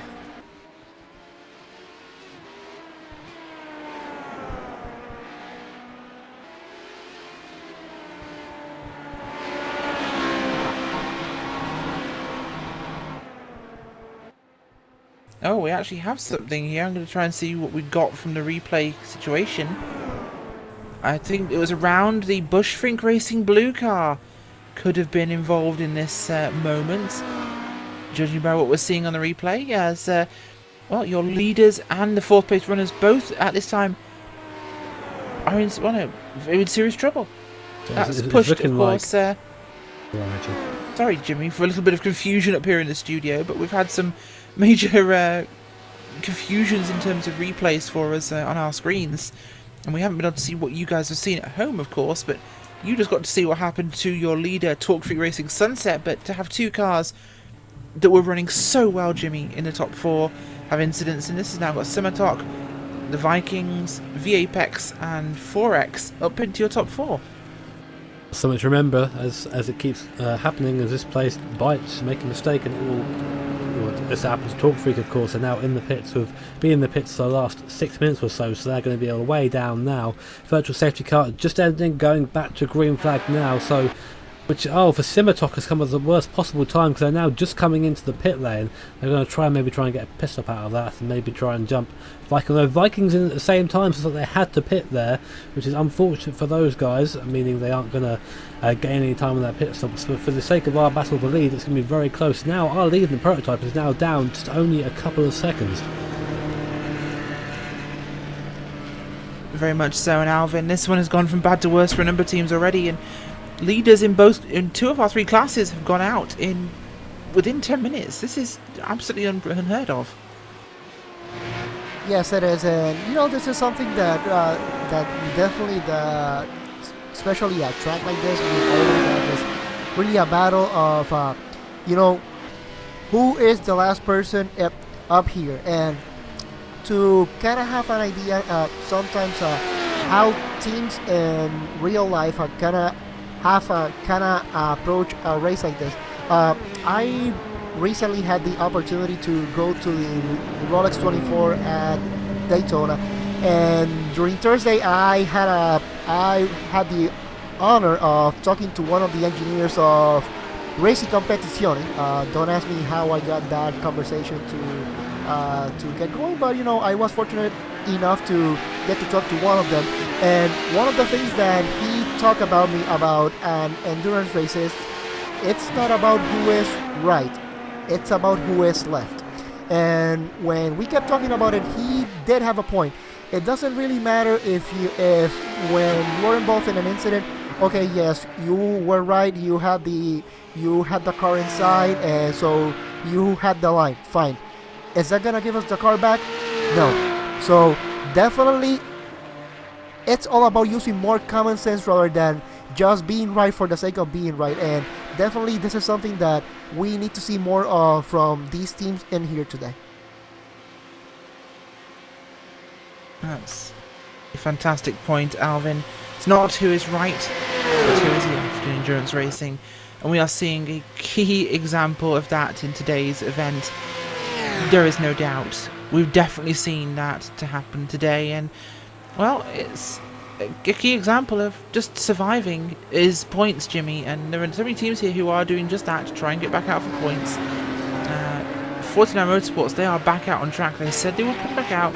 They want to get 22 laps, I believe they said, in to score points. And, well, that car is in a very sorry state, but it is back on track. And when I said they were rear-ended, they weren't kidding. That car looks horrendous. It does. It's good to see him trying to get back out on track, though, of course. It's going to be around the end of the race to pick up any points. We saw, of course, we had I think Dexter in here earlier with the 49 Motorsports car. They said they had over an hour of repairs, and they said they are out there doing their thing. But they've got to do, I think, what they said, about 20 laps or so, 22 laps to count for any points. So they've got to get out there now and do as many laps as possible. They're currently on their 7th lap, so they've got a long time to do it in. But I'm sure they'll be just trying not to hit anyone else this time, or try and get involved in any more incidents. Just to clarify, the incident at the start of the race between those two was just a virtual safety car where another car did not slow down, ran to the back of Dexter Castro's 49 Motorsports car, pretty much at the end of their race before it even began. That's unfortunately the way it happened. And that's put them in the position they are in now, but they're not the only team in that spot, as we'll see whether the Black Star car got back in time. Well, they are down the order, actually. They're down in 5th place, because it's Vendaval Sim Racing White now, German Sim Racing 255, then 256, followed by Sim RC Strawberry in 4th, with Black Star Racing GTC in the 5th spot, as Justo Hitala is in the car now for them. Vendaval Sim Racing still Juani Lopez behind the wheel of that car as they head to the carousel. Simatok Esports, your new overall race leader and prototype class leader, piloted by Emmanuel Galnier. He is doing a fantastic job. His last lap was a 9 minutes 56, so nearly a 10-minute lap there, Jimmy, but they're playing it safe for Simatok. This has been a very consistent race from them. That car is spotless. Do what I do, just go out there and be nice and easy. Just keep going with it and then hope that you stay out of trouble in this case. So we'll keep an eye on that, of course. Molnir isn't too far behind though, so it's not going to be too much for of a mistake for 707 to be reeled in by the 73 car. But it's nice to now to have 4 cars within a minute of each other on this lap, so it's nice to have that close-ish race coming back to us again. As you said, ebb and flow in endurance racing, so just starting to come back together again now. Certainly is at the moment, as well, the race is unfolding in quite a dramatic fashion. We're on, I believe, 6 virtual safety cars at the moment in our first 3 hours of the race. So if we don't get another one for the next 20 minutes, that still maintains an average of 2 per hour, which is surprisingly low for the Nürburgring, actually, Jimmy. I thought it might actually be higher, but in the grand scheme of things, we've really not had that much carnage. Not so much right now, although saying that, we are now looking at the battle on screen now of our 3rd place in the GT field, and bear in mind that we still have a Vendaval Sim Racing White in the GTC class still actually ahead overall of our leading GT cars. It just goes to show just how much that fuel is coming into play. And we're just seeing now Matthias Magnussen, that Blackadder Motorsport 66 car, just take a little bit of a tow from the passing HBD and drive past the Apex Racing group car on the right. Nice clean pass there, just taking things nice and easy. Apex, I'm sure, will maybe come back at them coming into the second half of the circuit, although just not really staying in the slipstream, pulling over now at last to do so. Not sure why it left that long, maybe a gearing issue there, didn't want to run into the limiter. Maybe a matter of keeping fuel as well. But here we go. They're now coming into the stadium section. It's a very difficult section here. These little sweeping rights and lefts. It's very easy to get caught out under braking because you really don't want to hit the brakes when you're turning in this sort of car. So you have to make sure you try and brake in a straight line as much as possible when coming up to this last section. Of course, when you have a draft, when you're coming close behind someone else, it makes things even more difficult. But there you go. Change of position. That's Black Adam Motorsport 66 up into third place. Keep our eyes on this as we go then, as the 57 car of Apex Racing Group, currently piloted by Clark Archer. I'm not going to let this Blackadder car get away with it as easy as that. We'll just latch onto the back and I'm sure try and get into a position where they can be close again, maybe to turn that overtake around, going very aggressive lines there into the just going downhill now to the hairpin.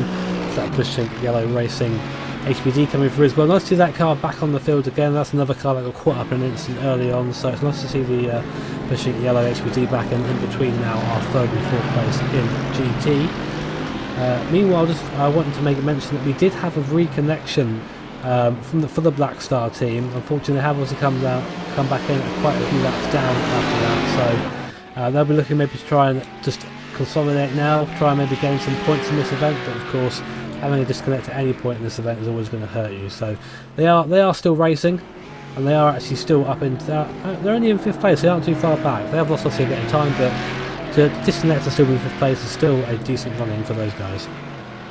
Well, actually, and I have to say, going back to that technical issue that Black Star Racing had, just because of where it happened just as they were entering the Dottinger hole. Because it happened right there, the amount of time that they actually lose by getting that tow is a lot less than if it would have happened right at the beginning of the lap. So in a way, they just got lucky, to say the least. And with 3 hours and 20 minutes to go in this race, there's a possibility that with some virtual safety cars and some clever pit stop management, they may get close to Bendable Racing White again and perhaps go for the win.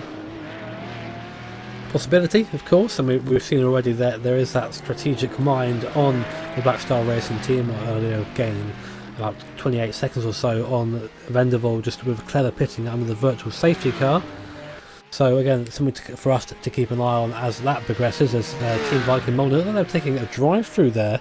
The 73 car, that is right, can confirm that was a drive-through penalty there for the 73 car of Team Viking Molyneux for an unsafe rejoin on lap 17. So at some point they've come back on the circuit, not really looked to tip the mirrors and maybe cause an incident, meaning they have to take a drive-through penalty, which sort of leaves, takes a bit of pressure off Simatoc Esport, of course, but our leader was the Apex Racing Group purple car, who's now coming to the pits for their stop, so the leader's gone back to the Simatoc Sport car for now.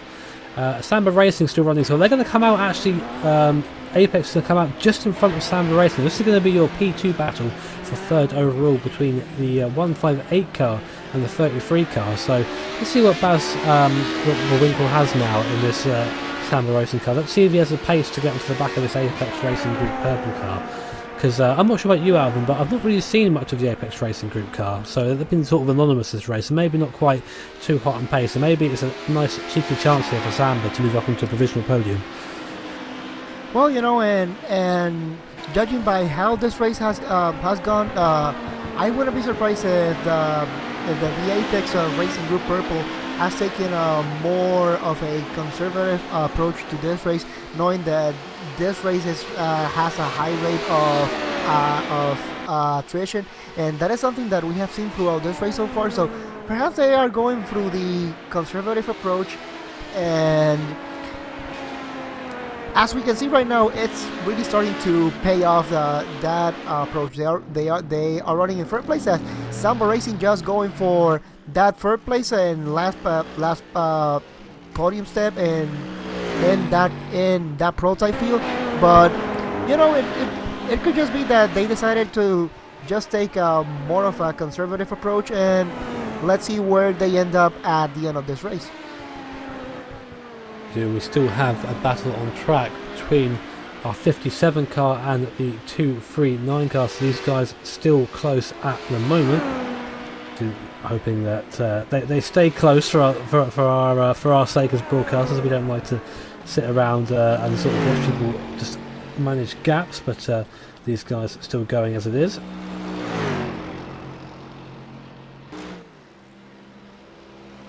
Certainly is, Jimmy, and well, the race is reaching its halfway point right now. 14 minutes and we'll be at that halfway point in tonight's 6 hours of the Nürburgring. Well, it has been a very exciting race so far. 10 cars remaining on the lead lap, of course, and well, we're nearly getting to the point where we'll have a GTC car in the top 10. That should tell you everything you need to know about this race. It has been a typical Nürburgring race, Alvin. It's tough. This track is hard work. Yes, it is, and it does seem like this is a battle not only for everybody up here racing in today, but it's also been a battle for us here at RaceSpot. You know, trying to make sure that everything is working properly, because the track is tough, not only on drivers but also on us, and we up here we also haven't been exempt of having some issues here and there, but like always we make our best to make sure that we bring you the best racing possible. We certainly do. And Nürburgring, not Nürburger King, didn't say that. Nürburgring, of course, incredibly tough on the racers and our cameras, so we are doing our best. Let's have a quick look actually right now at TNT Racing Gold in the 007 being chased down by Graphite Racing in the 292. They're very, very close in the racetrack, trying to get past the Torque Freak Racing Porsche. And Hugo Preto in the TNT Gold machine is really struggling to clear him as he nearly chopped the nose of the Torque Freak Porsche there. That could have been a disastrous moment, but they just about escaped that one with a bit of a twitch towards each other, Jimmy. Again, this is a case of maybe the TNT racing car sort of knowing there's coming under pressure from the Graphite car behind and making moves that maybe are not quite the cleverest thing to do right now. Of course, Torque Freak Racing Porsche can always be as compliant as it wants to, but through here, of course, this is a single line to the Casper Decourt, and the Graphite Racing car is going to be sort of sitting there, just waiting for a chance to overtake. We've seen a couple of cars trying to overtake down into this hairpin here, not quite close enough. Now, the issue is the GT and the Porsche here are actually very similar in acceleration. You're seeing that now on your screen, and it's just through cornering performance where the GTs can maybe come back, and you're seeing this is where Casper is starting to lose out now, because the Audi in front of the TNT 007 car is not having to put up with waiting now, and it's just having to, Casper's having to be very patient now. We might see him try out the inside of the kink. Some people do that here. I wouldn't recommend it in these cars, go 2x2 from here. There you go, the Torque Freak Racing car sees it coming, gets off the throttle, makes it easy, and they go, now back both through without incident. They certainly do, and we'll keep that in mind as VFX Racing Group Purple leading the way in your prototype field. Simataki Esports in second, Vikings Molnir in third, Samba Racing Team in fourth, Forex in fifth place. Still a big battle for position in our prototype classes. Well, the gaps are 11 minutes, 6 minutes, and then, well, seconds, sorry, 11 seconds, 17 seconds, then up to 1.9. I was being a little overzealous perhaps with my units of measurement there, as 11-minute gaps would be absolutely stonking, Jimmy. And not something that I don't think is out of the question either. We may see that come just yet, but I'm noticing this gap now between the 007 and the 292 car.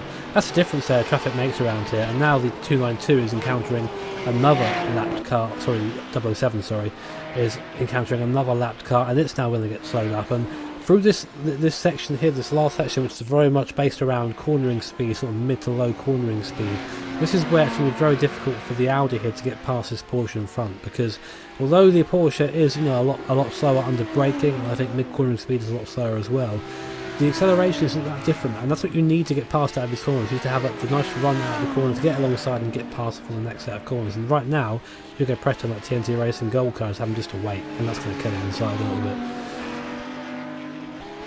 It'll certainly kill him inside, but Hugo Preto, a very patient driver, sitting there in that TNT Gold machine.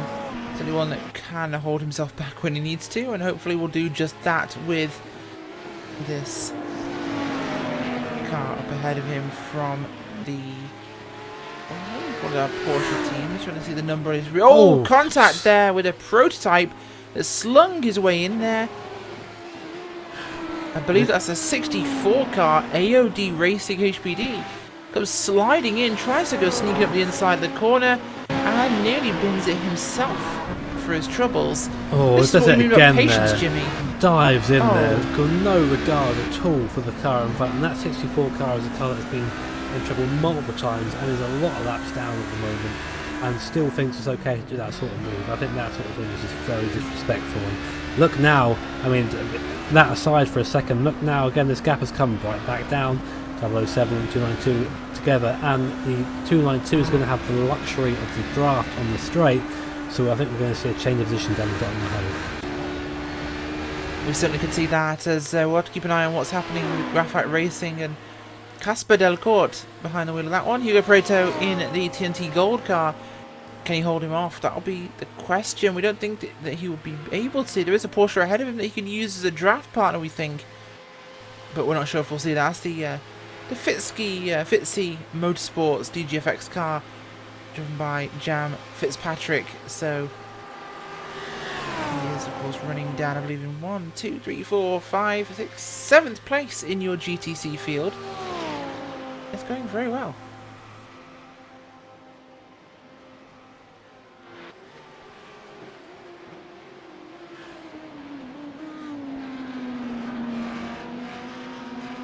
Just go back then to our 292 007 TNT. See what does. The 292 now comes into the pits, which probably explains why he got off the throttle a little bit. I was going to say he was just saving fuel, it seems, behind the 007 car, but just comes to the pits now. Now, other circuits we sort of talk about how people will save fuel when they maybe try and do an extra lap. That's not really a thing around here for obvious reasons. I mean, saving a full lap's worth of fuel in a stint is saving, you know, over 8 minutes worth of fuel for a GT car here, so it's just not something that's on, I think. Even if you're coasting, you're slipstreaming, there's no way you're going to save a lot of fuel, as Casper gets out of the car for Graphite and Frank gets in. It certainly does, and that'll be a drop of drivers for them as we get rolling once again. Fuel and tyres taken on for the 4th time here as we approach that 1 hour mark in this race.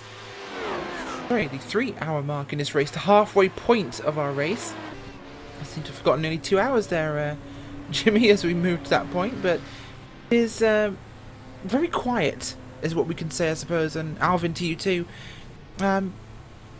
We talked about attrition, we've talked about the difficulty of the circuit, and those are key components of any event at the Nürburgring and endurance racing in general, but of course, what these guys are having to contend with is that there is so little of the track you can see at any one time. So you are racing the clock as much as your competitors, and when you do find another car, sometimes, especially an accident scene, can be out of sight completely. You forget that these corners are largely blind in a lot of places.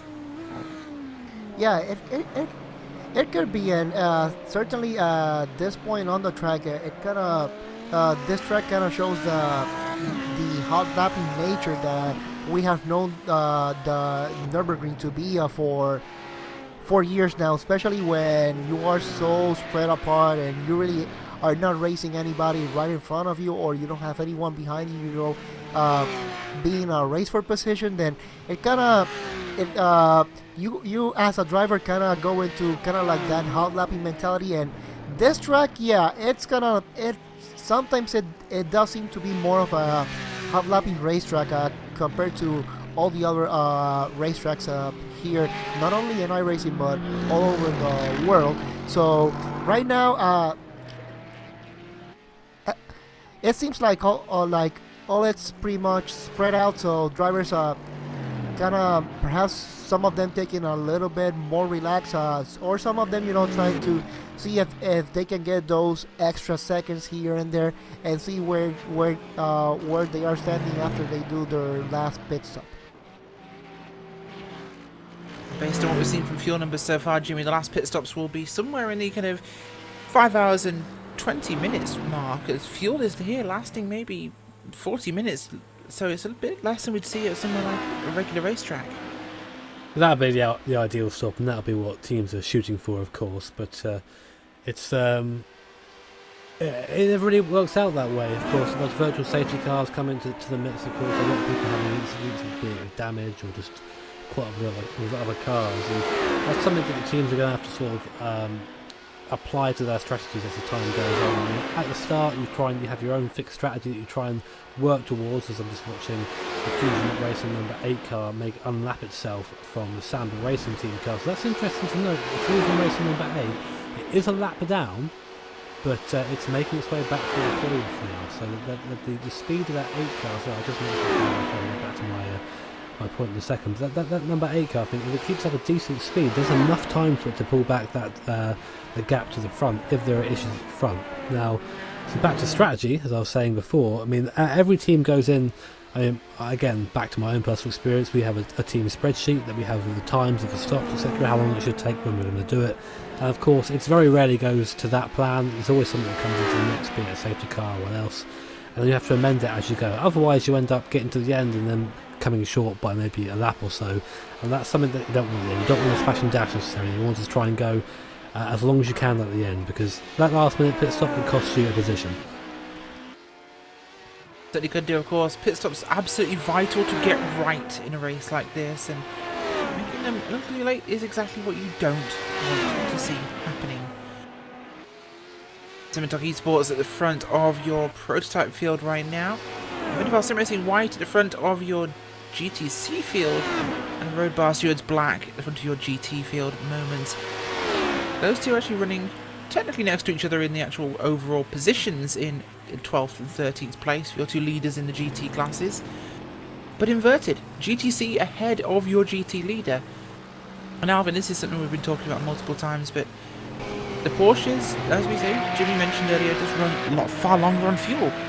They are actually competitive, it looks here, with the GT3 cars.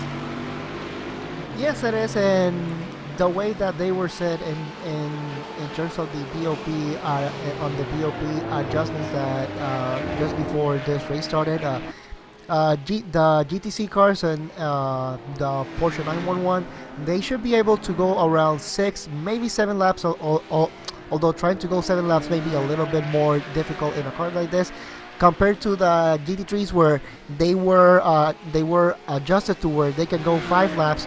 Although GT3s do have more options in terms of in-car adjustments that perhaps they can make it go to 6 laps if they wanted to, but sometimes it's just best to go flat out and just go for the 5 laps, and yeah, that may mean that you will have to do an extra pit stop, but also because of that, because you are having shorter pit stops that perhaps you may have if you were running on a full tank of fuel, there's also the possibility of double stinting tires, because instead of running an hour and an hour 5 stint, you're running now 40-minute stints.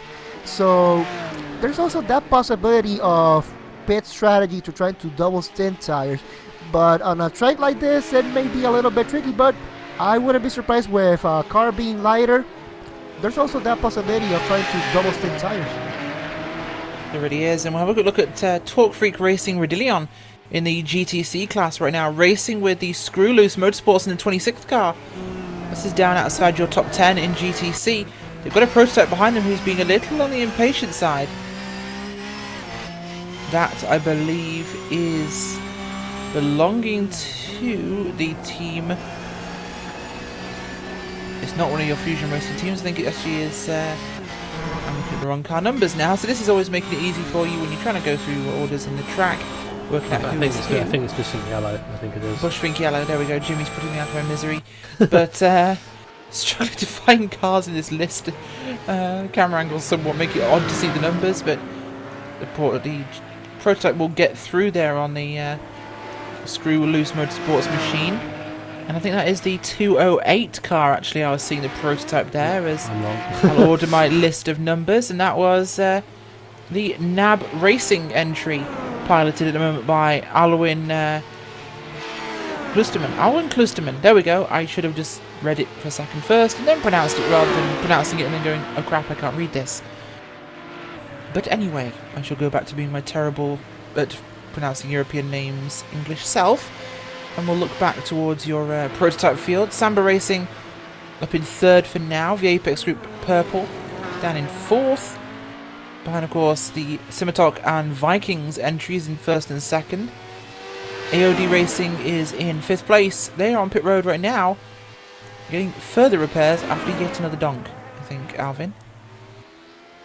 Yeah, man, it kind of seems like another man bites the dust there, and this race has been kind of going from bad to worse to so many teams in here that 49 Motorsports, not the exception, of course. They were caught in that lap 1 incident as well, and you know, just looking at throughout the whole field here, and so many cars that have been caught in incidents here and there, it's kind of silly to kind of try to imagine. At this point, we are trying to see what cars have not been involved in an incident, and it's really kind of hard to point out at this point. Certainly is, of course, and well, it's becoming, as we mentioned, and we've been saying throughout this one now, then, that this is a game of survival, and teams that will be there at the end, regardless of how many times they have to fix that car, they'll be the ones that get the reward from this, and it's almost a case of stick it out, suffer through, and you'll get the payday. We're seeing just that, of course, from the likes of 49 Motorsports, who are still trying to work their way forwards and gain some laps. They've only 10 laps in the books so far, and they're back on pit road getting a few more repairs. The car obviously not in fit state to drive right now, but we do expect we'll see them actually gain some spots soon. They're only a lap behind a competitor in WR Racing, who are currently out of the race, and then Hammerdown Racing 3 laps ahead of them, so at least a couple of spots they can make. So it is a case of get out there and actually get that car moving. You can still get stuff. That is absolutely, and especially if you are going for a championship, these are the races that can really make or break your championship. Because yes, you are way down in the field. It may seem like race over. You know, there's no point in really going out there, but just trying to get those extra points that you can get here and there, and yes, it will come to a point that when you look at the lifetime and you're like, okay, we pretty much have made all the all the positions that we have that we could possibly make. There's really no point in going out of the track. But if you end up winning that championship and you look back at all your race results, you may look back at this race and say, good thing that we went out there and we kept clawing our way back, because just because of that, those extra points that we got, that meant the difference between coming in first and coming in second place at the end of this championship. Certainly has, and every single point means prizes in a race. Championships have been won and lost over a single point, Jimmy. We've seen more than once a single point separating many different positions. Exactly, and again, just to continue on Alvin's point, it's important just to maximise every opportunity you have, even if you are caught up at the start, get the car back up there and get running, you know. But part of the endurance racing appeal to me is that anything can happen, you know, and at any time pretty much. So if you are one of the unlucky guys, you know, like I actually mentioned earlier, I wanted to correct myself on the subject actually, that AOD Racing is laps down. They're actually not, they're up into 5th spot after the start, so they've come back pretty well. And this is an example again of that 64 car being able to have an incident at the start, then come back strong for the end of the race, and maybe they'll come back and still podium yet. There's still so much time in the race that it's hard to make any calls at all. It certainly is. Well, folks, we are at the halfway point of this motor race. We are going to go for a quick commercial break. Stick with us. We will be back after that, and we'll do your halftime race report. So join us soon.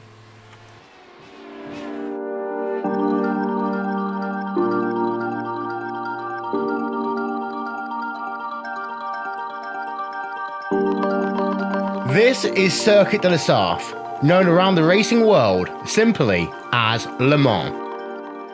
Since 1923, this track in western France has been home to the world's original 24-hour endurance race. Coupled with the likes of the legendary Indianapolis 500 and the Monaco Grand Prix, the 24 Hours of Le Mans is widely regarded as the world's most prestigious endurance race, and it forms a part of motorsport's Triple Crown.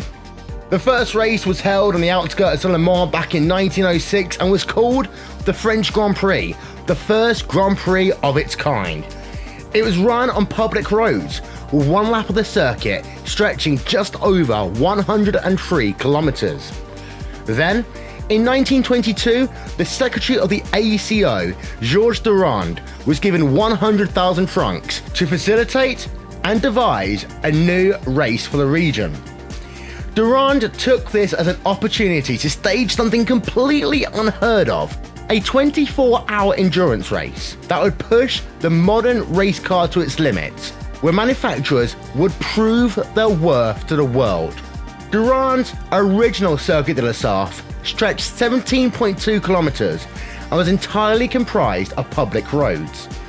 It ventured into the city of Le Mans and stretched to a tight hairpin before venturing on to the 8-kilometer long Mulsanne Straight.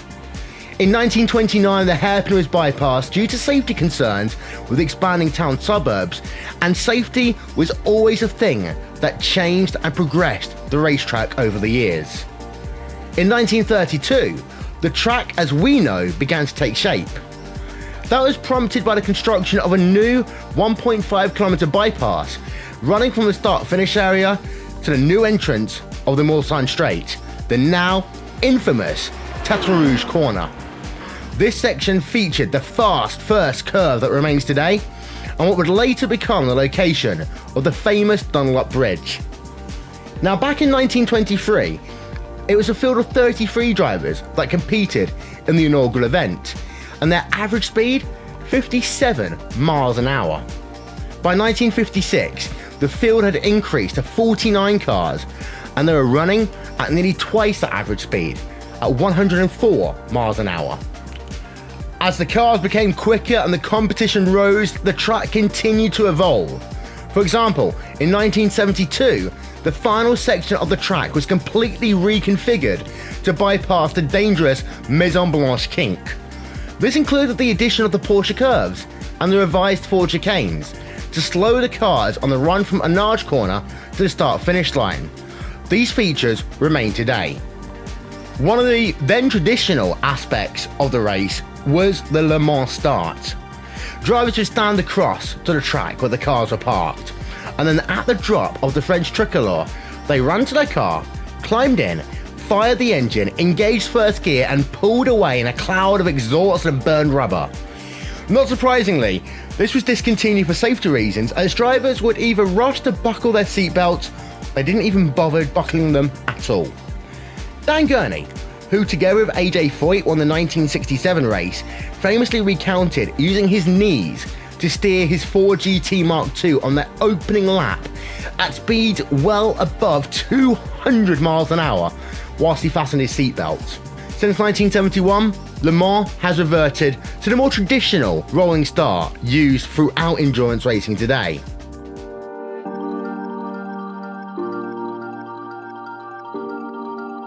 Le Mans will ever be known as the proving ground for car manufacturers and a lifelong dream for drivers. It continues to rank as the pinnacle of endurance racing that inspires similar races to take shape around the world. Things like the 24 Hours of the Nürburgring, or the 24 Hours of Spa, or the Rolex 24 at Daytona. But there will only ever be one Le Mans.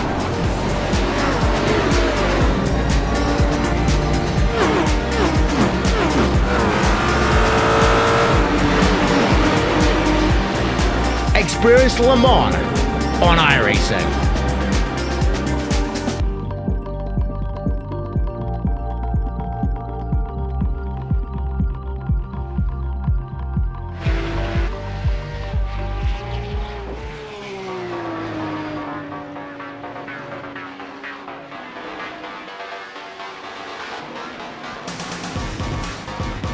Welcome back, ladies and gentlemen, to the DGFX Racing World Endurance Championship here on RaceSpotTV and iRacing Live.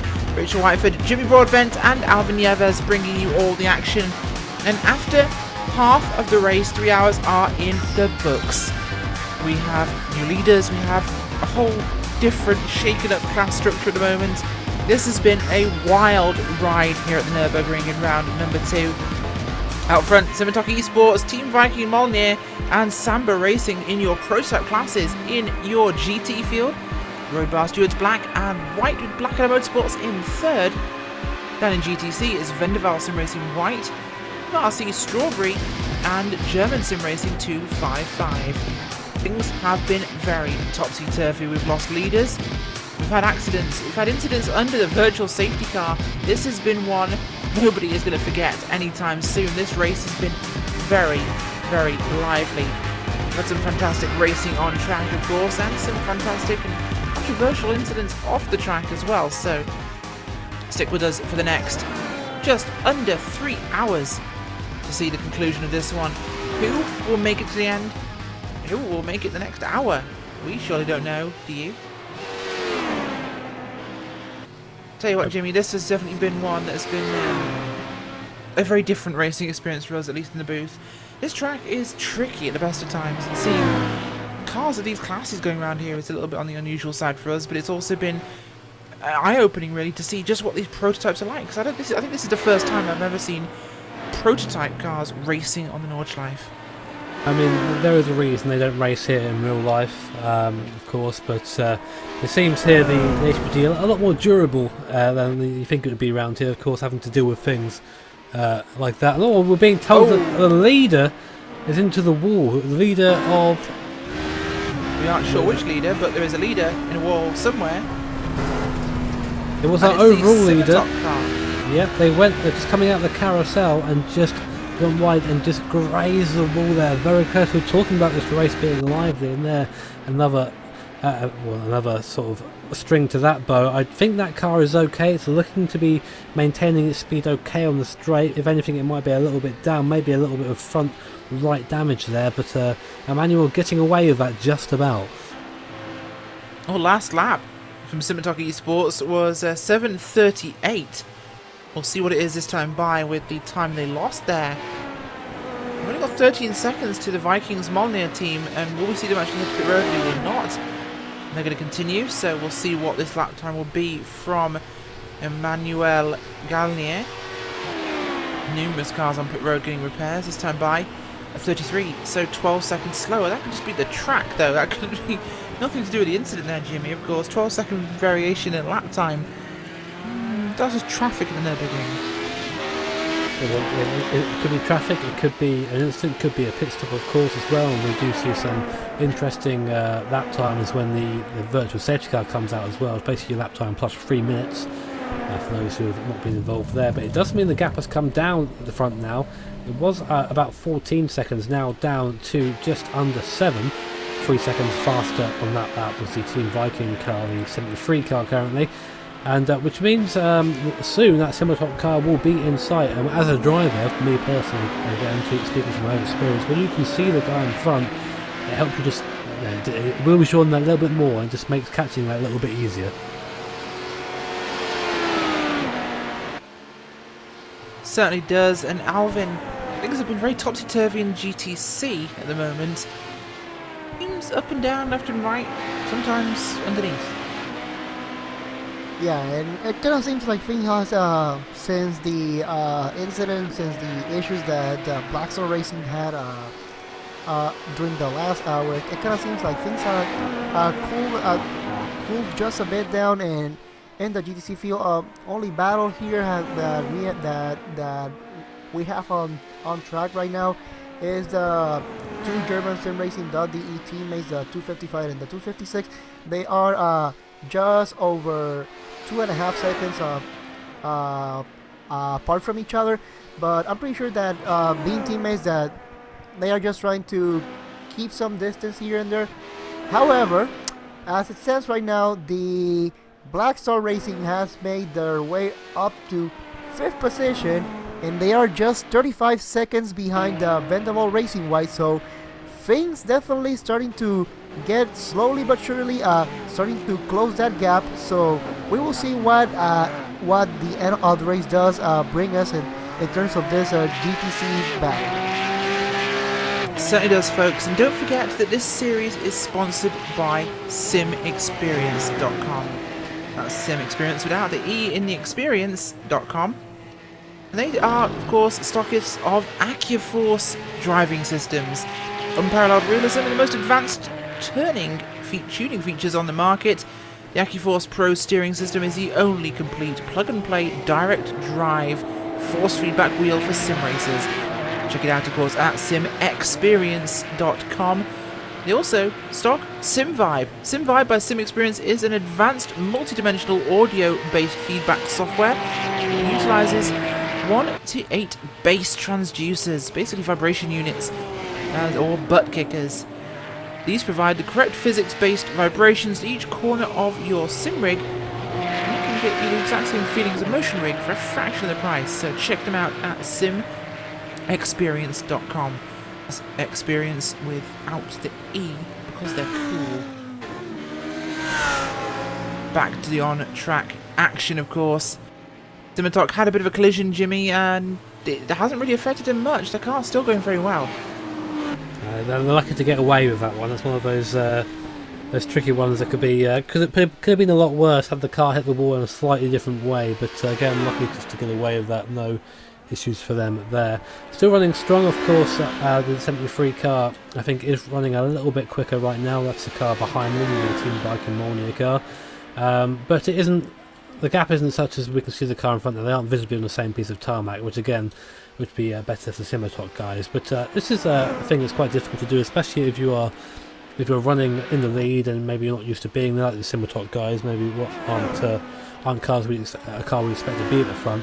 Is that going to be looking at the timing? Well, I would be if I was in the car. I'd find it very difficult not to keep an eye on the timing, especially if I was leading, and that can cause mistakes, especially if you've got one eye always in that relative screen. Of course, those who maybe don't know that iRacing features a black box of relative screen that shows you a sort of live gap to the car behind you in front. And there is a chance, of course, that maybe taking an eye off that for a second might cause you to run. But I'm seeing we might have a three-way battle forming at the moment between the 64, the 152 and 208. Alvin, have you got a camera on that?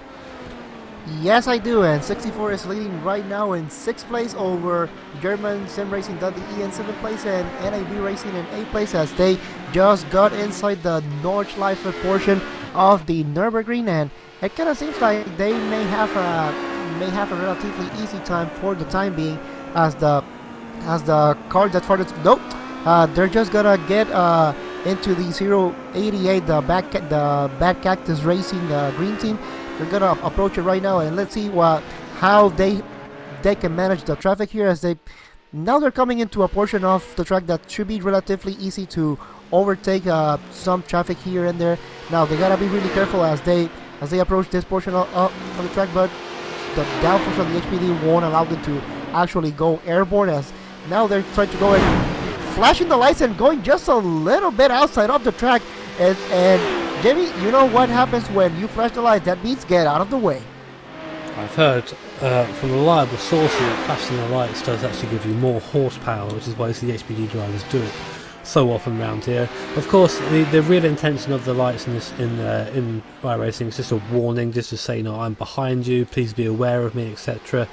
But we have seen it used for different purposes in more of the official races, but we won't get into that just now. But that was German Sim Racing.de got cut a little bit of a break there going downhill, but the gap still remains to the car in front. But it's that AOD car has been doing a good job again coming back through the field after its earlier incident. So it's overtaking the Sim Racing.de car earlier this lap, so it's done a good job of things so far, and it's starting to pull away as well. So we'll keep an eye on that, of course. The NAB racing car that was a bit closer as well, was also falling off the back, so it just seemed not quite running on the same pace as the 64 and the 152, but still in contention. Yes, it is, and if there is something that we have seen in this race, it doesn't necessarily mean that if you want to win the race, you have to be the fastest guy on the racetrack. It really does mean that if you want to be in contention to at least get a good finishing position, you really have to be patient. And the 2A, you can see it right here, just taking its time, trying to go through traffic, and I'm really surprised for them to be running right now in 8th place, and you look at their car and it seems relatively clean compared to other cars that we have seen so far in this race, and even some of the prototype teams that may be right in front of them that may have a bit more damage, but kind of surprised that them perhaps taking a more of a conservative approach running in 8th place right now. Yeah, I mean, we had this discussion earlier on about maybe running around at 80, 85% and just being a little bit more chill with the car, trying not to push too much, not trying to hit every apex, not trying to extend the track as much as possible. But that's a way to keep the car alive. Around here there are curbs, quite vicious curbs, that if you touch they will throw you to the inside, especially if you are in a HPD, for example. It's a very low slung car, depending on the downforce. If you hit a curb and sort of break the downforce, you end up having this horrendous scary slide when you have all the grip is just suddenly gone, and again that's something you have to keep an eye out for, especially in these high downforce cars. It is, and right now we got on screen the battle for 4th and 5th place between the V8 and big incident there with the number 230, as they were involved in a battle with the Blackadder with the V-Apex group GT Red, and kind of seems like trying to go around and just got a little bit of grass. And Jimmy, this is something that we have seen throughout this track that doesn't really forget. You take just that bit of grass here, and with these cars having the ABS, it kind of goes a little bit wonky, and it kind of thinks that it wants to lock up the brakes, and it doesn't really let you brake, and boom, into the wall.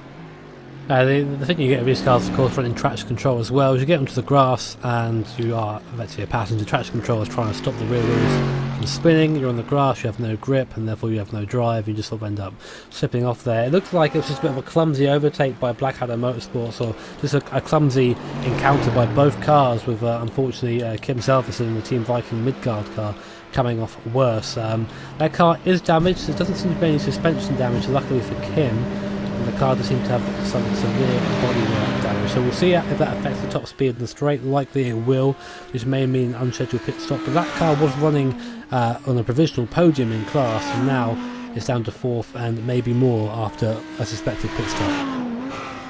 Yes, it is right now running in 5th place, Team Vikings Midgard with Team Salvesen. After that incident, we're gonna have to see if after having that big time contact, see if they have to come into the pits to get some service, because sometimes we have seen that, especially with these GT3 and GTC cars, that even they can sustain lots of damage and they can still keep going at a decent speed. I mean, round here there are only really a couple of high-speed sections, one of course going up the hill where area doesn't play as much of a part because you aren't really getting as fast as you would on the back straight, and of course second is the back straight, so you can still be pretty fast around the circuit even with a little bit of a little bit of top end speed, because a lot of the speed in this circuit is made up in the corners. So if you're fast in the corners and the car's still okay there, then maybe it's worth waiting until your pit stop to get that damage fixed. But if it is severely affecting your lap time, then you have to sort of do a judgment call there and say, do I come in now, get it fixed, and then have a safer car when I'm out there, or do I just try and put up with this damaged car and try and just limit damage in that in the aspect of time? So we'll see what Kim does. He's just coming onto the back straight now, and we'll get a good look at his top speed. Now, I think the top speed we want to be looking for is about 265, 270 k's for these GT3 cars. So we'll see how close he gets to that and see if he is damaged or not. So here we are then. Yes, it is, and just trying to making a quick note here. The previous lap they just were into the pit, so this incident just happening on the first lap of this stint. So kind of unfortunate they have to come into the pits. And looking at the top speed, they seem that they cannot go over 257. So definitely some big time damage in this car. Perhaps it's because of some serious downforce, or it could also be that they are trying to take it a little bit easier because they can have some wheel damage as well. So now they are coming in into the end of the lap. Let's see if they peel right and come into the pits. And yes, indeed, they're coming into the pits. So definitely major damage in there. Yeah, I mean, the car wasn't so... It was a little bit down the straight line, not massively, but Kim, I think, just taken the option of just getting it fixed now and getting back out there. Maybe a driver swap as well. Maybe it was a mistake from Kim. Obviously, being in the car for a long time around here can be very tiring, especially around the North Side. It's just a constant assault on your senses, this circuit. So I wouldn't be surprised to see him come in, but that's that sorted out now. So the battle for the third is over for now in GT3, sorry, with Mark Torres and the Black Adam Motorsport coming out the victor for now in the 66 car. Just wondering, I'm going to check in with Black Star quickly in GTC just to see where they are on circuit. Black Star, earlier on, if you were not watching, were actually our leaders in GTC, but had an unfortunate technical issue which forced them, I think, to lose about half a lap or so, putting them down to 5th in class. So they're still in 5th. And if you look up the circuit, actually, the next car on the circuit from Black Star Racing is the number 255 GermanSimRacing.de car, so it is gaining on the 4th place on car. So the recovery drive is on, and then not too far ahead of the 255 is the 256. So if the Black Star car can just put a couple of laps together here, we might see them back up to 3rd place in class. Yes, it is, and just to make a quick note, we actually have 2 GT3 cars in front of the whole GTC field, so perhaps some order being restored here. Now, looking at something really interesting here, since we've been talking about strategy and all that, and with what happened to Black Star Racing and all those technical difficulties that they had, I'm looking at the lifetiming, and we have noticed that the most GTC field they have been able to go on one tank of fuel have been 6 laps. There is a possibility to go 7 laps, but you have to have good fuel management. And from what I can see here, Black Star Racing, they are on their 7th lap on this stint. Perhaps they're going for a strategy that towards the end of the race, if they're able to go 7 laps until the end of the race, every single stint, that means they may have to do 1 less stop, and that could also mean that they can close that gap to Bendable Racing White, which at this point right now of the race, it's standing at around 33.6 seconds. Oh, damage, contact. I knew this was going to happen as soon as you watched it. Commentator's curse again. It looks like, yeah, a prototype comes from very far back and just makes a mess of it once more. Another prototype. I don't know what to say about that. That's another disgusting move by a prototype, and another race that has been affected by prototype impatience. So I didn't quite catch which prototype that was. I'm going to quickly just check through now. It was our 4X, ironically, SPD, which caused the incident there. I don't know what to say, really. Just another occasion of driving standards maybe slipping. Yes, it is, and this is something that has been really unfortunate that we have seen up here today. Yes, we know that this track kind of does provide a little bit of has some hot lapping nature onto this track, and sometimes when you are not battling for position, you kind of go into this rut that you just want to get laps done and try to go as fast as possible, and sometimes you kind of seem to lose respect for the slower cars because you think that just because you are on a hot lap, you don't want to lose that momentum. And sometimes we have seen that, unfortunately, these things just happen, as we have the overall leaders of this race coming into the pits right now. Yeah, and just a very quick update on that before we move on. The Black Star Racing GTC has had to tow to the pits because of that damage, so obviously a very badly damaged car there. But at the end, at the head of our prototype field, the 707 car comes into the pits, overall pits. I think that also Viking Team Molnir in as well. So they're both in the pits. It's basically a battle of pit stops here. It looks like Simtop's going to get away first, unsurprisingly, as you hear the Viking Molnir car not far behind though. That gap has come right down. That was about 6 seconds or so before they came to the pits. It's now down to just over a second. Let's see what that 733 car for do. This will be for the overall lead of the race, ladies and gentlemen, between 707 and 73 car. Both on the fresh tyres, I assume. I wouldn't not want to take tyres around here. So we've got to get those tyres up to temperature and then back to battle. But the lead of the race hotting right up, just with 2.5 hours or so left to go. Yes, it is, and it's really interesting with how this race has gone. The ebb and flow, and sometimes the field does spread out, and sometimes as the race goes on, we got some battles, and now we are blessed with having this battle for the overall lead with the SEMA Talk Esport and Team Vikings Moiner. So now let's see how things go. But as it stands right now, the SEMA Talk Esports putting just a little bit of a gap, 1.5 seconds in front of the Team Vikings number 73. Now let's see, once they get out of this Grand Prix section of the track, let's see if Team Vikings perhaps have a little bit more pace compared to the SEMA Talk Esport, and see if they can close the gap. To wait and see, of course, and we'll get to have a nice look at these guys coming back onto the north side proper now. We're always interested to get a driver's eye view of this sort of thing, as we're still running very close for our overall lead. We have a battle on track as well between 71 car and the 152 car, which is 4X again, and the German Sim Racing.de car. They're both coming down the back straight now. I get a view on that. It looks like the 4X car has pulled out of the slipstream, so purposely not chasing down the German Sim Racing.de car, maybe just not thinking it's worth it at this point. But that car has lost a couple of positions there. I imagine it's probably damaged from its incident earlier on in the race. It's seeing it just can't keep the straight line speed up. It's struggling to hit 270 k's there, where the HPD should be hitting that easily on their own, going uphill and not downhill. But there you go, in comes I think it's AOD Racing, sorry, not AOD Racing, German Sim Racing.de, and in comes 4X HPD as well, presumably to repair that damage. We'll go back to the head of our prototype field for now. Just has someone asked in chat if they are switching drivers. Yes, iRacing does have the functionality for driver swap, so this league we have teams, I think, of 1 to 5 people taking part in each race, where one driver will drive, for example, two hours, do his stint, get out, the other driver will get in, do 2 hours, and they'll sort of share the load. I'm not sure about you, Alvin, but I don't like the idea of driving 6 hours on my own around here.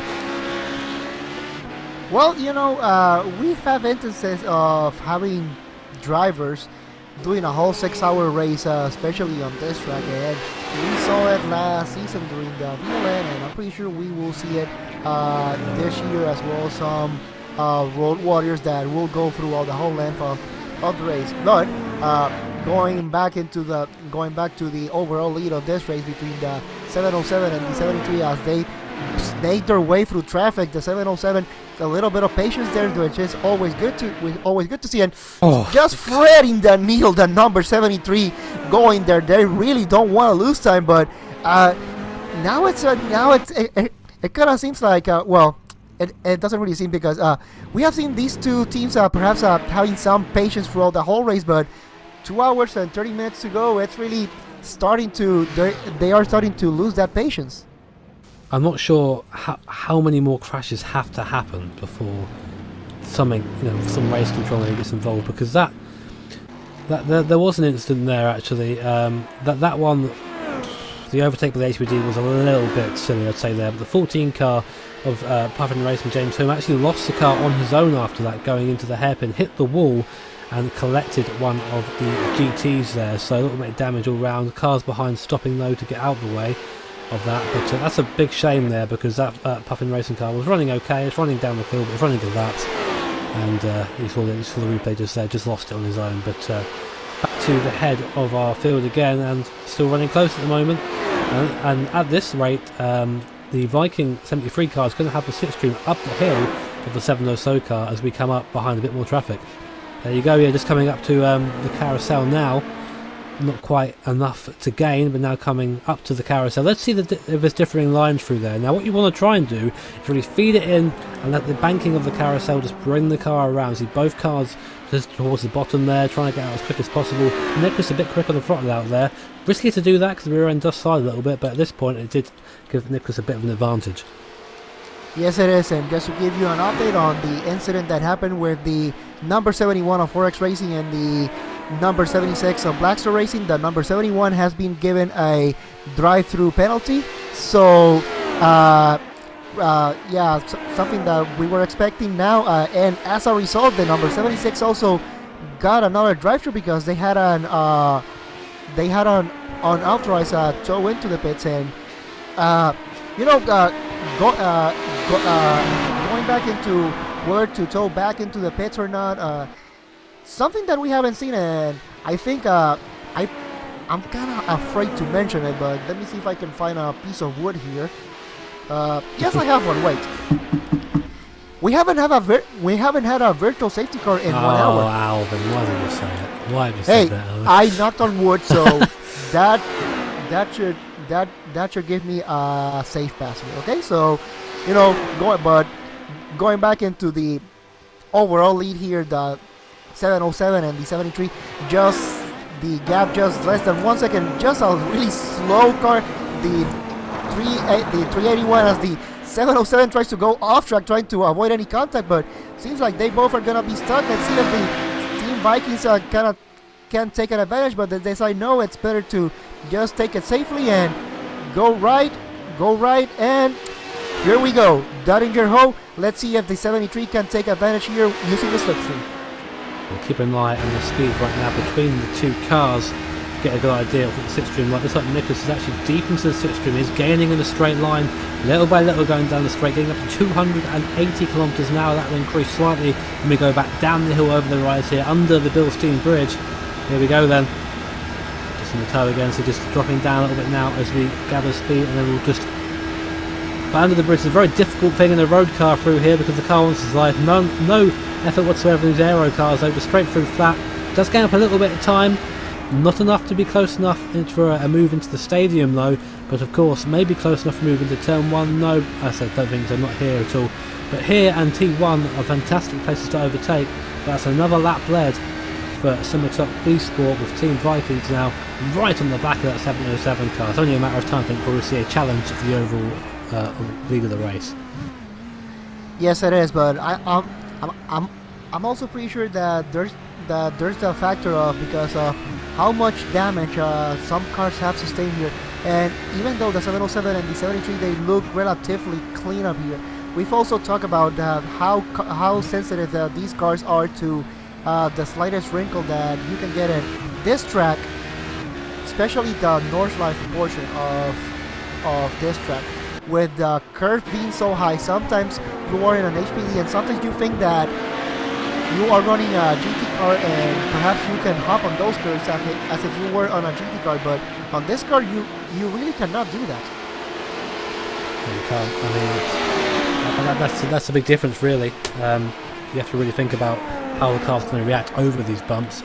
And I remember seeing, of course, also available in the iRacing, the Nissan GTP-Z, I forget what it's called, basically the Group C car, which has been put into an IMSA series, and saw someone really able to attack the curb in that despite the downforce. So there are some cars that like it better. HPD is not one of them though. So, and of course, the sort of flatter curbs on the GP circuit are nice and friendly, but as soon as you get to the Nordschleife, they become pretty much 90-degree banks. So it's a very interesting transition. Yes, it is. Now, here's something interesting, Jimmy, because we have completed pretty much three and a half hours of this race, and so far we have done only 26 laps. And 26 laps completed on a 3.5 hour race, it kind of seems like, okay, so what's the pace that they are doing? But hey, this is the Nordschleife, and a track being so long, 26 laps, and sometimes you, as a driver, you have been going on and on and on, and you still know that you have 2.5 hours to go, and then you look at the scoring. Oh, sorry, there's been another incident between a prototype and a GT. This time it is the Team Vikings Molnier HPD just coming through the flue plats, goes up the inside of a GT. I don't know if the GT didn't see them, or it's just a move where the GT's got really nowhere to go there, unfortunately. It's already turning in, already committed to the corner, and it's then just rocketed out to the side, and that's another GT has had their race ruined by a prototype. Yeah, really unfortunate, but going back to the point I was trying to make, you have been 3.5 hours, and you look at the timing is going, and you only see that you have completed 26 laps on a track like this. Yeah, 26 laps. So, how you as a driver does that play to you on your mind? Knowing that, oh God, only 26 laps, and we have been here more than 3.5 hours. How does that feel? Oh, I'm lucky enough not to have been in that situation, but I can imagine it's pretty difficult. We were going to have a battle, but for a GTC second place, but SimRacing.de dives into the pits and sort of relinquishes that to SimRC.de Strawberry. But to get back to what you were saying, Alvin, about looking at laps, I mean, the lap counter isn't really it around here. Of course, you do sort of look at the laps and go, what, I've only done 26 laps? But then you realise the laps are like 8 or 9 minutes long. So, you sort of think about that in the car. I mean, the real thing I always think is about looking at the timer when you are in the position that you want to stay in, for example. Let's say, for example, you're in second place and your third place is catch, and you think, right, I've only got to hold him off for what, an hour? Like, and then that's when you start getting annoyed at the clock. But otherwise, you don't really pay attention to the drive. You just sort of just get on with it and put the blinkers on. Yes, it is. Now, keeping an eye on this battle here for the overall lead in the prototype. It's still close between the Team Vikings number 73 and the SimaTalk Esports, the number 707. Just over 2 seconds after that incident that the Team Vikings were involved, so that should give just a little bit of breathing room for the SimaTalk Esports team. Perhaps knowing that the car right behind them, they are running with damage, so they can take it a little bit easier, perhaps trying to save some fuel and see if they can go on that extra lap towards the next cycle of pit stops. So, maybe keeping an extra lap on the pit stop round here. And we said earlier, maybe a lap round here is a big deal in terms of fuel, because 8 minutes of fuel you're saving.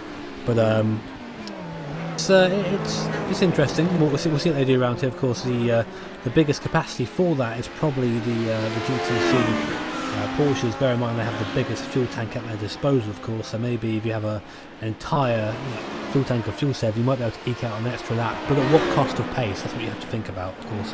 That's when keeping that fuel in reserve is something you want to try and do in the last stint. Maybe not so much now.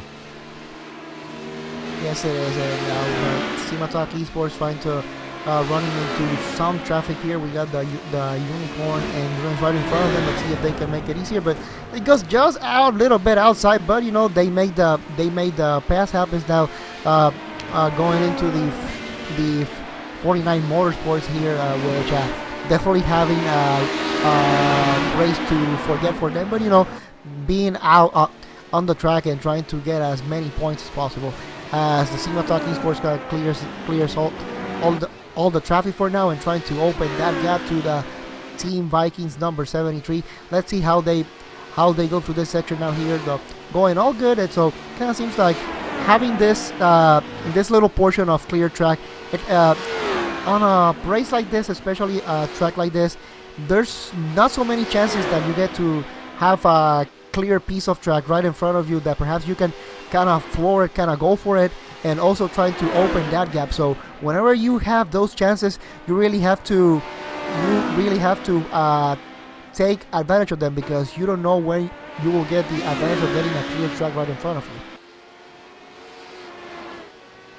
That's right. Got to make sure you are driving as fast as you can be going. It sounds silly to say that, but as fast as you can whilst being comfortable.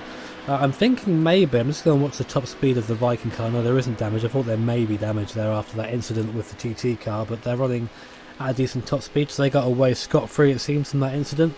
But the gap has eked out a little bit to the SimaTalk car, no doubt traffic involved in that. But we still do have a pretty close battle for our lead, with just over 2 hours to go now, only about a second and a half, 2 seconds in it, which I think is pretty good going for this length of time.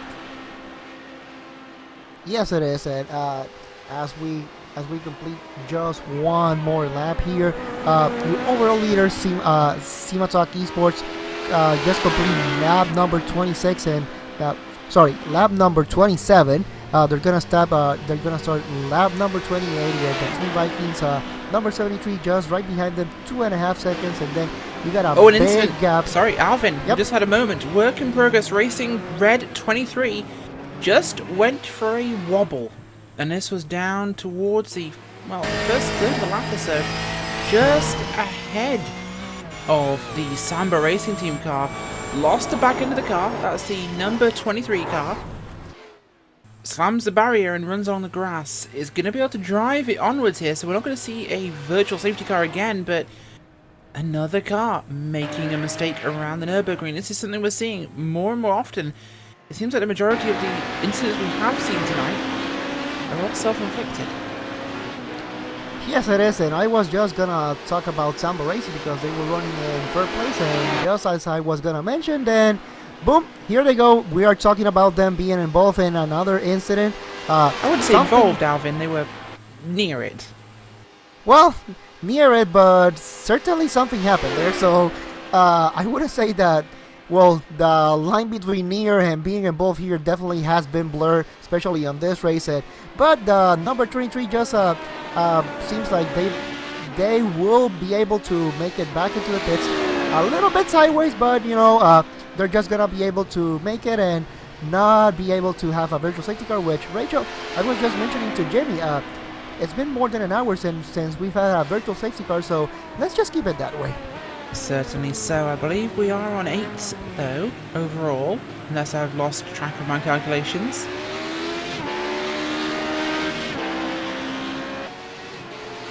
No, we've only had 6 virtual safety cars so far, wow, so... Okay, so I'm counting 2 extra. Yep, because like I told you, it's been more than an hour without a virtual safety car, so this race has been partially free now for the last hour, perhaps hour and a half. So that's always good to see as the number 23 just made it into the pits. So that's 6 virtual safety cars in the first 3 hours of this race, and none in the second half so far, as we are about 13 minutes from the 4-hour mark. And the downward slope, shall we say, towards the end of this motor race.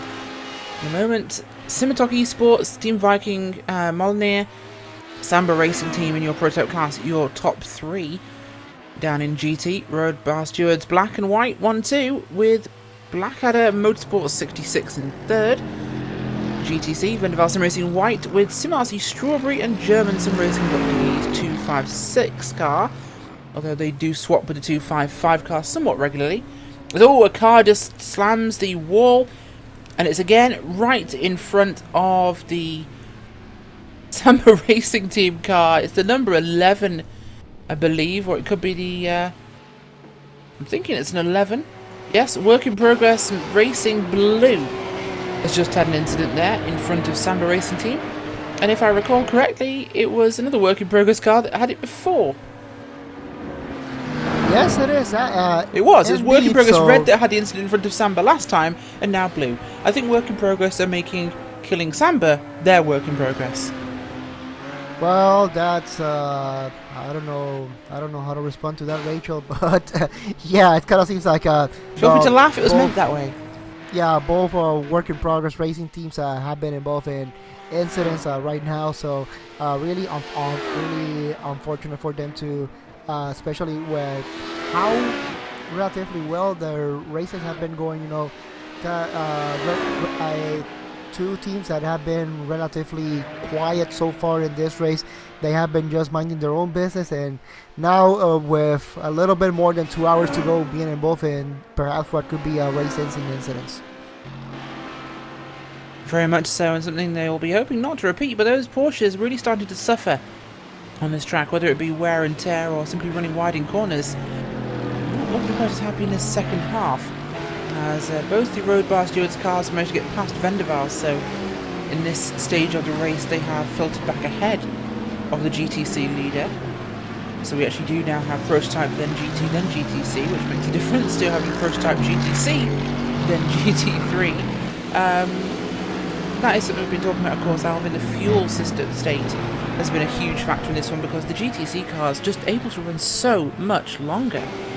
That's really made things very, very interesting in terms of strategy and simply dealing with traffic, because they're coming across them far more often because they aren't going in the pits as often. So the GTC cars in general are just on the track a lot longer than any other class. It has been the case so far. For them, it's relatively comfortable to go around 6 laps. They are able to go to 7 laps, but it really does depend on some strategy, and also does depend who is driving the car, because as you know, some drivers prefer to be more on the throttle than others, and some drivers also don't really know the art of fuel saving, because it's really an art. It's not something that you can take for granted. It's not that easy. Some people can make it look easier than others. For some people it comes more natural than other drivers. So saving fuel can also help you, especially on a race like this.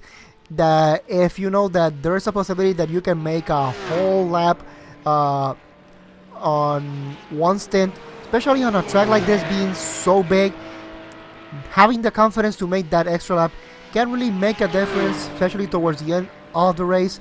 It could make the difference between perhaps doing 1 or 2 less extra stops. Is that, do we think, possible, Alvin? Do we think we can see perhaps a whole lap of fuel being saved around this track? Of course, this is 16 miles.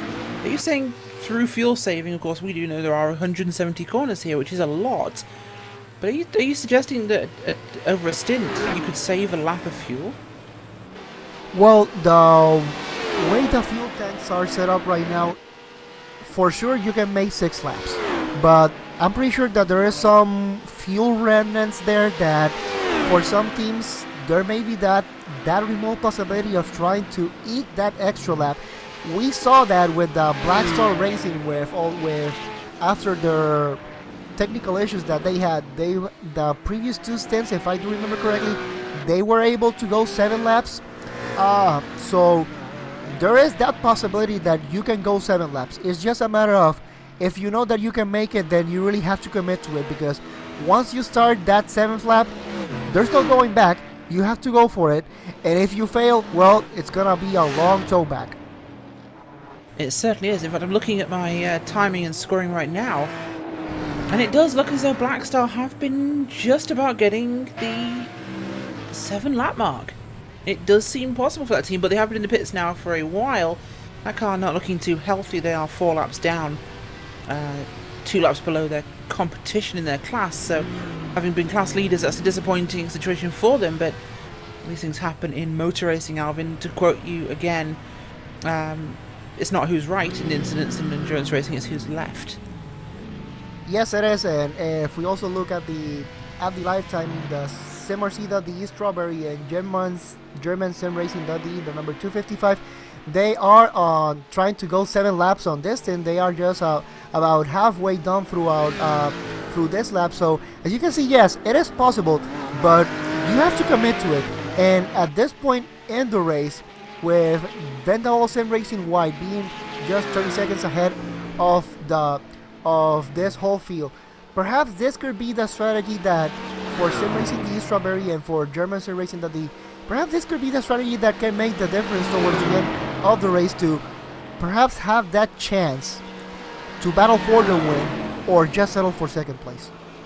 So, of course, if you want to save fuel in this sort of situation, Alvin, you're saying it's not a case of simply getting halfway through the stint and deciding I want to go 7 laps and saving fuel. You have to commit to saving fuel from leaving pit road after the previous stop. Absolutely. As soon as you get out of pit road, that is a decision that you have to make. Do I commit to going 7 laps or not? And that is something that you as a team, you really do have to discuss, because that is not a decision to take lightly, especially on a track like this. And if you're gonna do those 7 laps, then you have to discuss where are the best places to save fuel. And of course, the Dottinger hole is not the best place to try to save fuel. Absolutely not.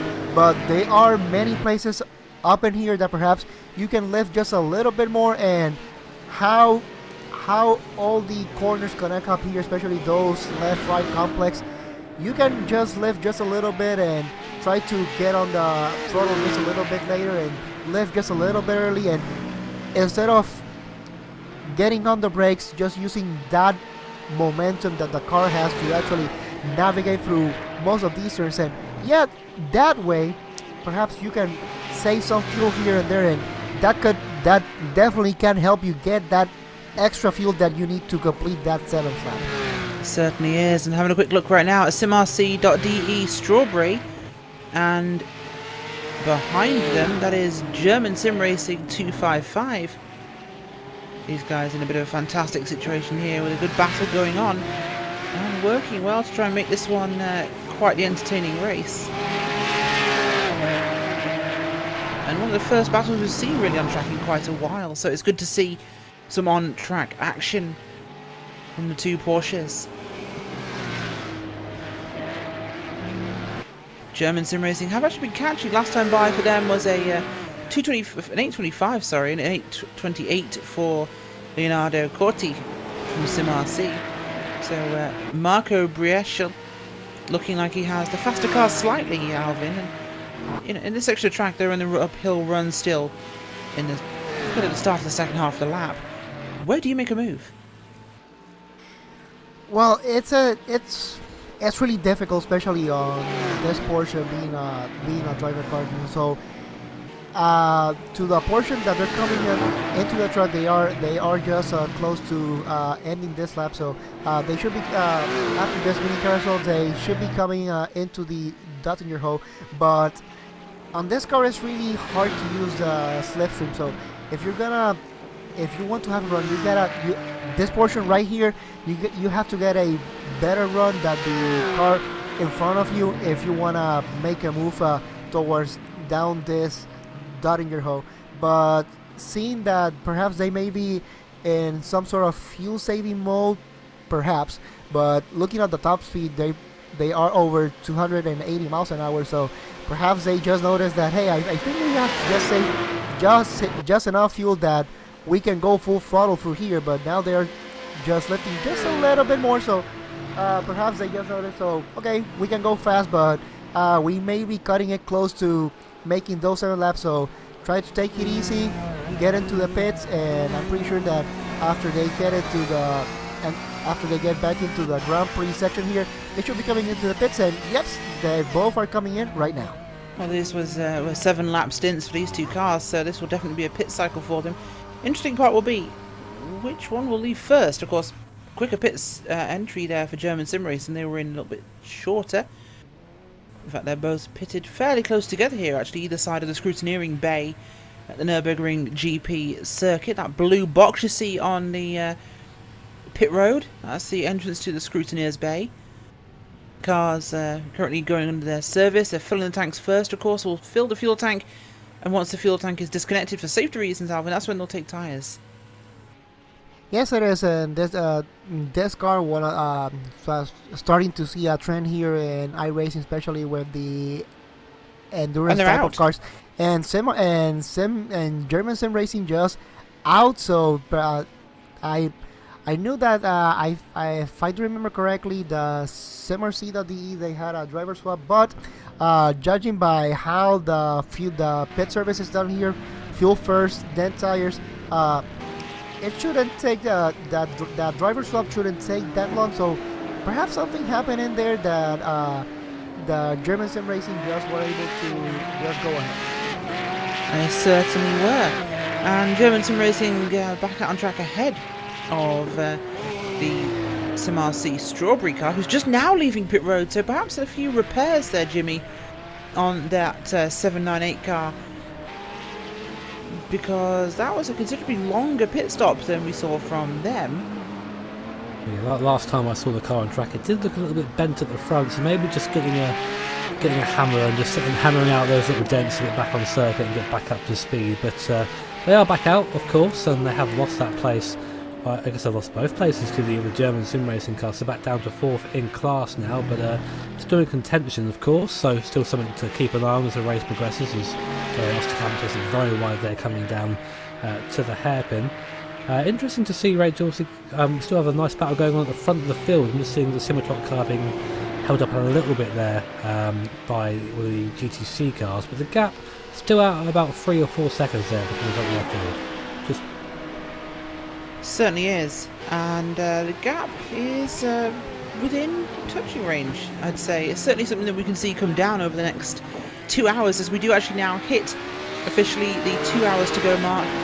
We're officially on that downhill slope now towards the end of the race. And this is where guys are really, well, they should have been thinking about their final pit stops from the start of the green flag, but of course this is really where that strategy you've tried, strategy played, any perhaps should we say, off-the-ball calls you've made, Jimmy, to take advantage of virtual safety cars. This is when the strategy car starts to become very clear, and you see where you're going to end the race. Speaking of virtual safety cars, I think we've just had one called. Here it yes. comes. I'm trying to find out what that was for, so... Oh, I found it. It is for Sim Racing, the number 27 car. It's one of our GT3s. Let's just see if I find the incident there on my camera. But it looks like having an incident and then being stuck on one of the curbs at the side of the road. Something very easy to do here, very high curb. So when the car gets beat, you have no option but to wait there and wait for approval from race control to get that sorted out. Yeah, I'm just seeing it now. It's like braking, coming to the corner just before the carousel and just getting it wrong and looping it on the curb. I'll get a replay up for you guys shortly. Sunny well, and there it is. There you go. Replay on the screen of that incident happening just as Jimmy describes. But one thing I'm noticing a lot, Jimmy, is a lot of Porsches with bent rear wings, which seems to be a common trend for them somehow to have that damaged. Well, I won't throw in my 2 cents to why I think that is, but I'm sure you guys can imagine what I'm going to say. But now this is an interesting point now, because HPDs who are a bit further down the lap, this could benefit Samba Racing if they choose to pit now. If they choose maybe to get a little bit of fuel, they're in third place currently in your P2 class. They're just halfway down the Dotting Ho. I'm not sure that they'll actually get into the pits in time for the 3-minute safety period. About 30 seconds of that already elapsed now. So, but if they can get in the pits there and get a little bit of a splash of fuel there, they're going to gain a lot of time. I think as a rule, every time a virtual safety car comes up and you're near the pits, come into the pits and top up on fuel and get back out there. Because all that time you're spending in the pits topping up on fuel is pretty much negated by the fact that everyone else is going around their pit limiter. So we'll see if that 158 decides to do that, if it gets to the pits in time. We certainly will, and they aren't quite close yet, but they're approaching the pits, which, as Jimmy says, is a great time to deploy that strategy. Depending on how long we leave this virtual safety car out for, of course, we'll find out. The gap is only 30 seconds to AOD Racing HPD behind them in the 64 car, so that'll be one to keep an eye on. Do they get that chance to pit now? Because that will be a bigger advantage. VFX Racing Group Purple in 5th place. Just ahead of a Porsche there. The number 69 car. That is, I believe, piloted by Bushfink, possibly. Unless I'm misinterpreting. No, Blackadder Motorsports 69 car. So that's the Blackadder entry with Carl E. Janssen behind the wheel. The Apex at the moment in 5th place of Dimension. That's piloted by Jermaine Alfanador. My pronunciations are terrible. I do apologise, folks, but I do try my best. Samba's staying out, by the way, and probably a good idea because I think Race Control is about to come up with the green. They just are now. Race Control calling the green flag as we speak.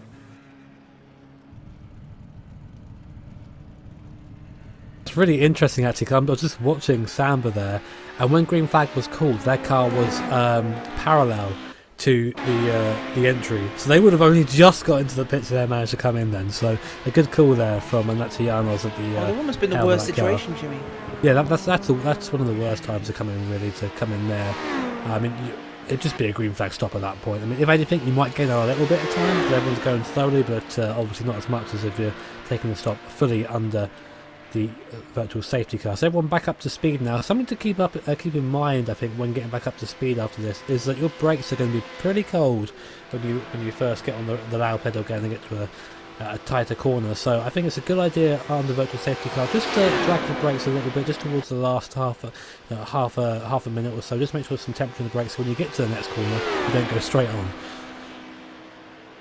Certainly not. And Samba have been the target of what seemed to be a concerted effort against them recently, Jimmy. The work-in-progress Porsches in GTC both have had incidents in front of the Samba Racing prototype. First the blue car, and then the red one, so it's almost one of those too funny to be true things of motorsports where you see two separate cars belonging to a team have unforced errors in front of the same other team car, so it's made things quite amusing on the track from those guys. As I mentioned to Alvin, perhaps taking out Samba was their work in progress, but it didn't seem to work. I've been in that position myself. You always feel like someone is out to get you in that case, but we did have a battle on track, I think, between Fusion Racing and the 153 car. It looks like I think the Fusion may be the car to pass because they are a little bit of a charge to come back through the field. Saying that, Fusion goes wide, spins it. It's a very careful rejoin there, but the Fusion, that was good by him, sort of slowed down, checked his mirrors, and Philip Nixon goes back through again. So our battle is back on. So easy to do that there because the car is slowing down, the downforce comes off, and the grip of the car transitions from being aero grip to mechanical grip, and that can catch out some drivers sometimes, as in that number 8 Fusion car. I must say that is possibly the corner I hate the most here at the Nürburgring, Jimmy. It's the one where you arrive at the corner and you know that sequence of corners is coming, that chicane almost, I'll call it, on the track. You know it's coming, but you think it's always a little bit further ahead on the track than you remembered.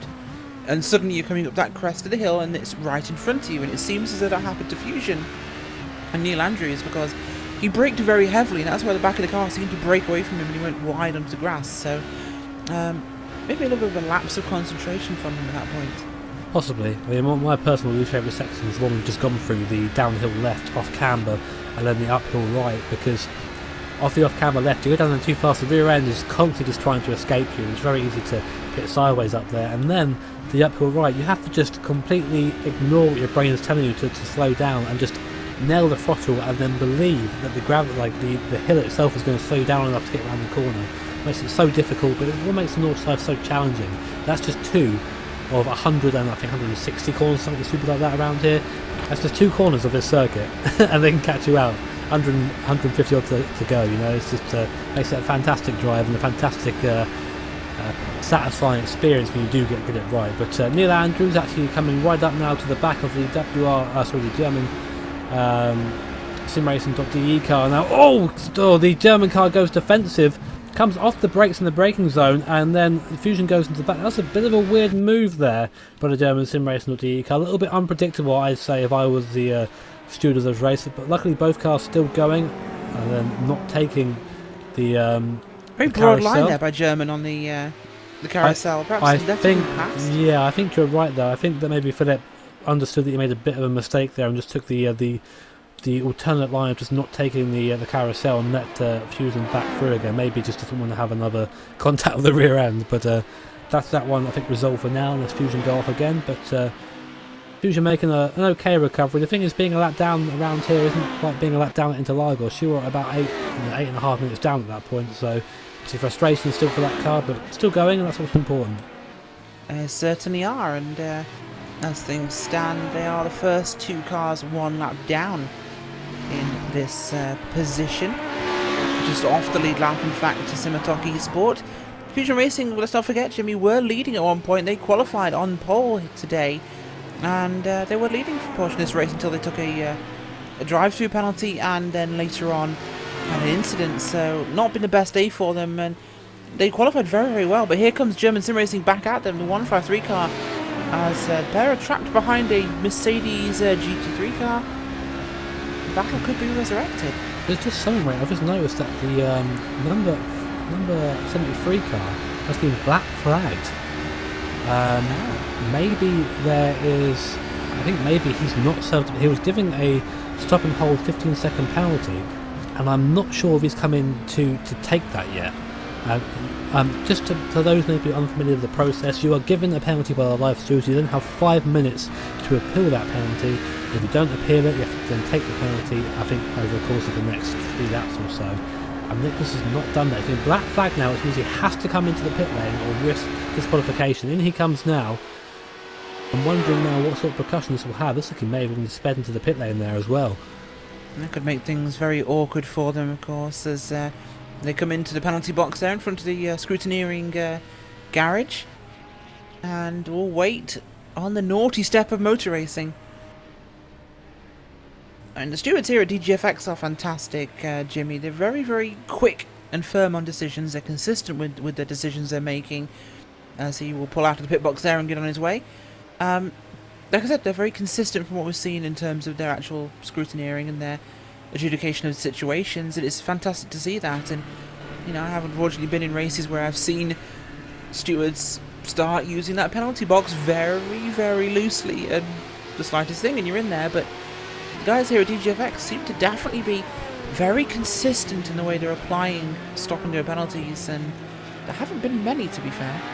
I mean, that's something we all really want as drivers. And just to very quickly clear up, the black flag was given because the penalty was then assigned, so it wasn't actually Nicholas avoiding the penalty. That's the drive-through penalty being assigned just over the radio there. But yeah, to go back to that point, Rachel, I mean, again, speaking from the experience of the driver, and even as a motorsport fan, what you crave is consistency from the stewards. I mean, there are various real-life series that I'm not going to name that are, famous for their inconsistencies with penalties, etc. It's one rule for one driver, one rule for another, and that's something that I think is really unfair. Because motorsport, that would never happen in motorsports, Jim. No, never at all. But motorsport is just that, it's sport, and you have to be sporty in doing that. And having the correct marshalling is part of that, and the correct stewarding is part of that. And just saying that now, just watching Samba come into the pits, 158 car, for a scheduled stop. From what I can see, no penalties to be served there at all. So Nacho Yonos didn't actually have that much further to go after the virtual safety car was done, but in he comes through a scheduled stop, 2 minutes behind the leader at this point.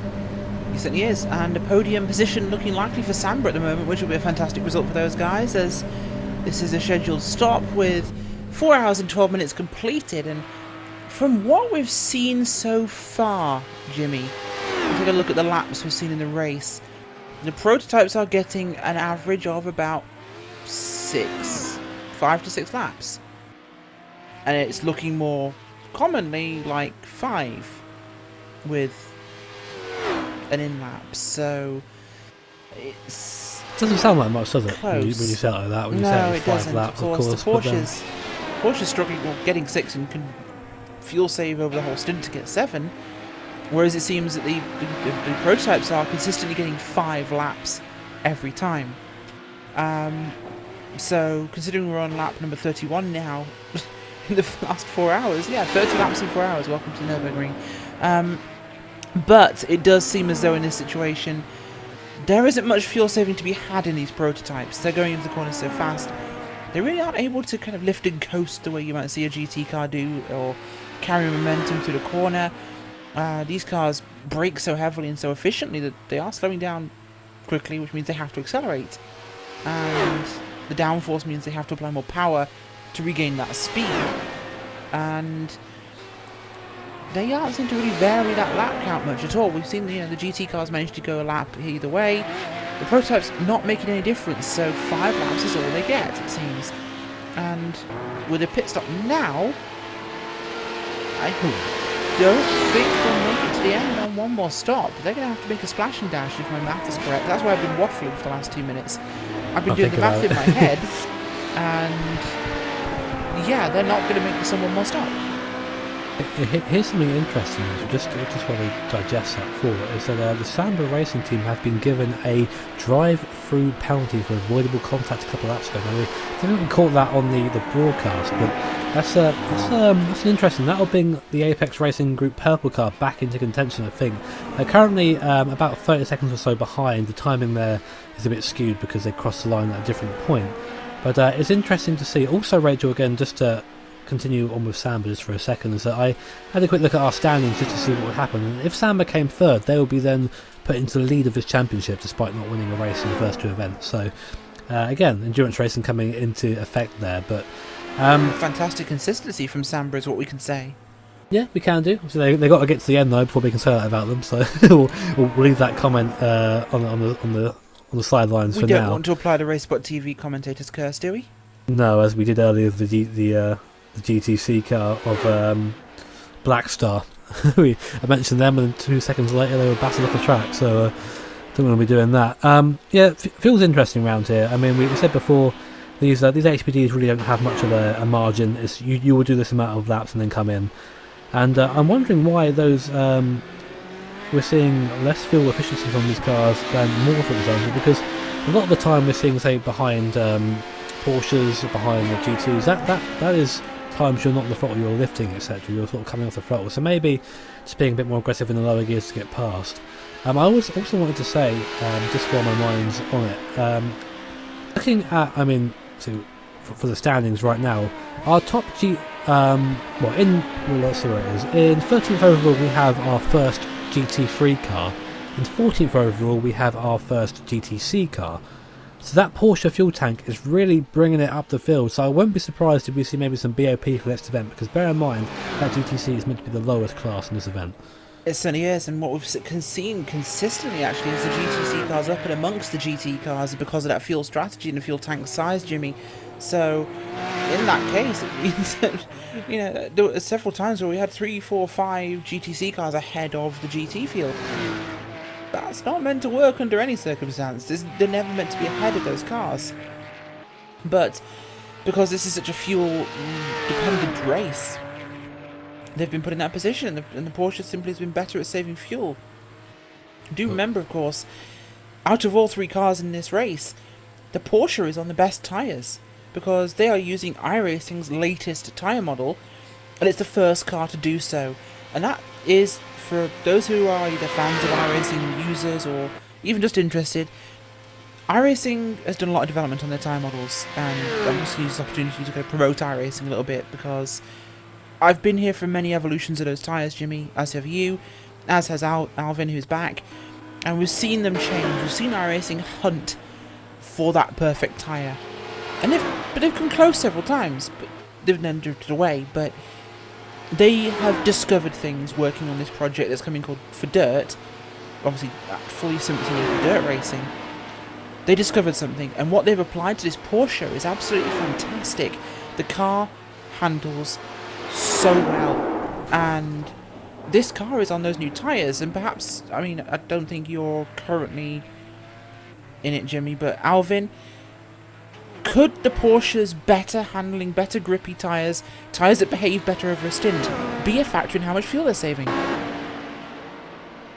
Yeah, well, it's something that can really be debated, as we just shown a replay of the number 153 just had a big incident, and they just lost it just a little bit and hit the wall, and pretty sure they got major damage, so they're gonna have to come into the pits and kind of get to repair that. But going back to your point about the newest tire model, and I'm pretty sure this is something that has been debated now for, I guess, since the inception of iRacing all the way back to 2008.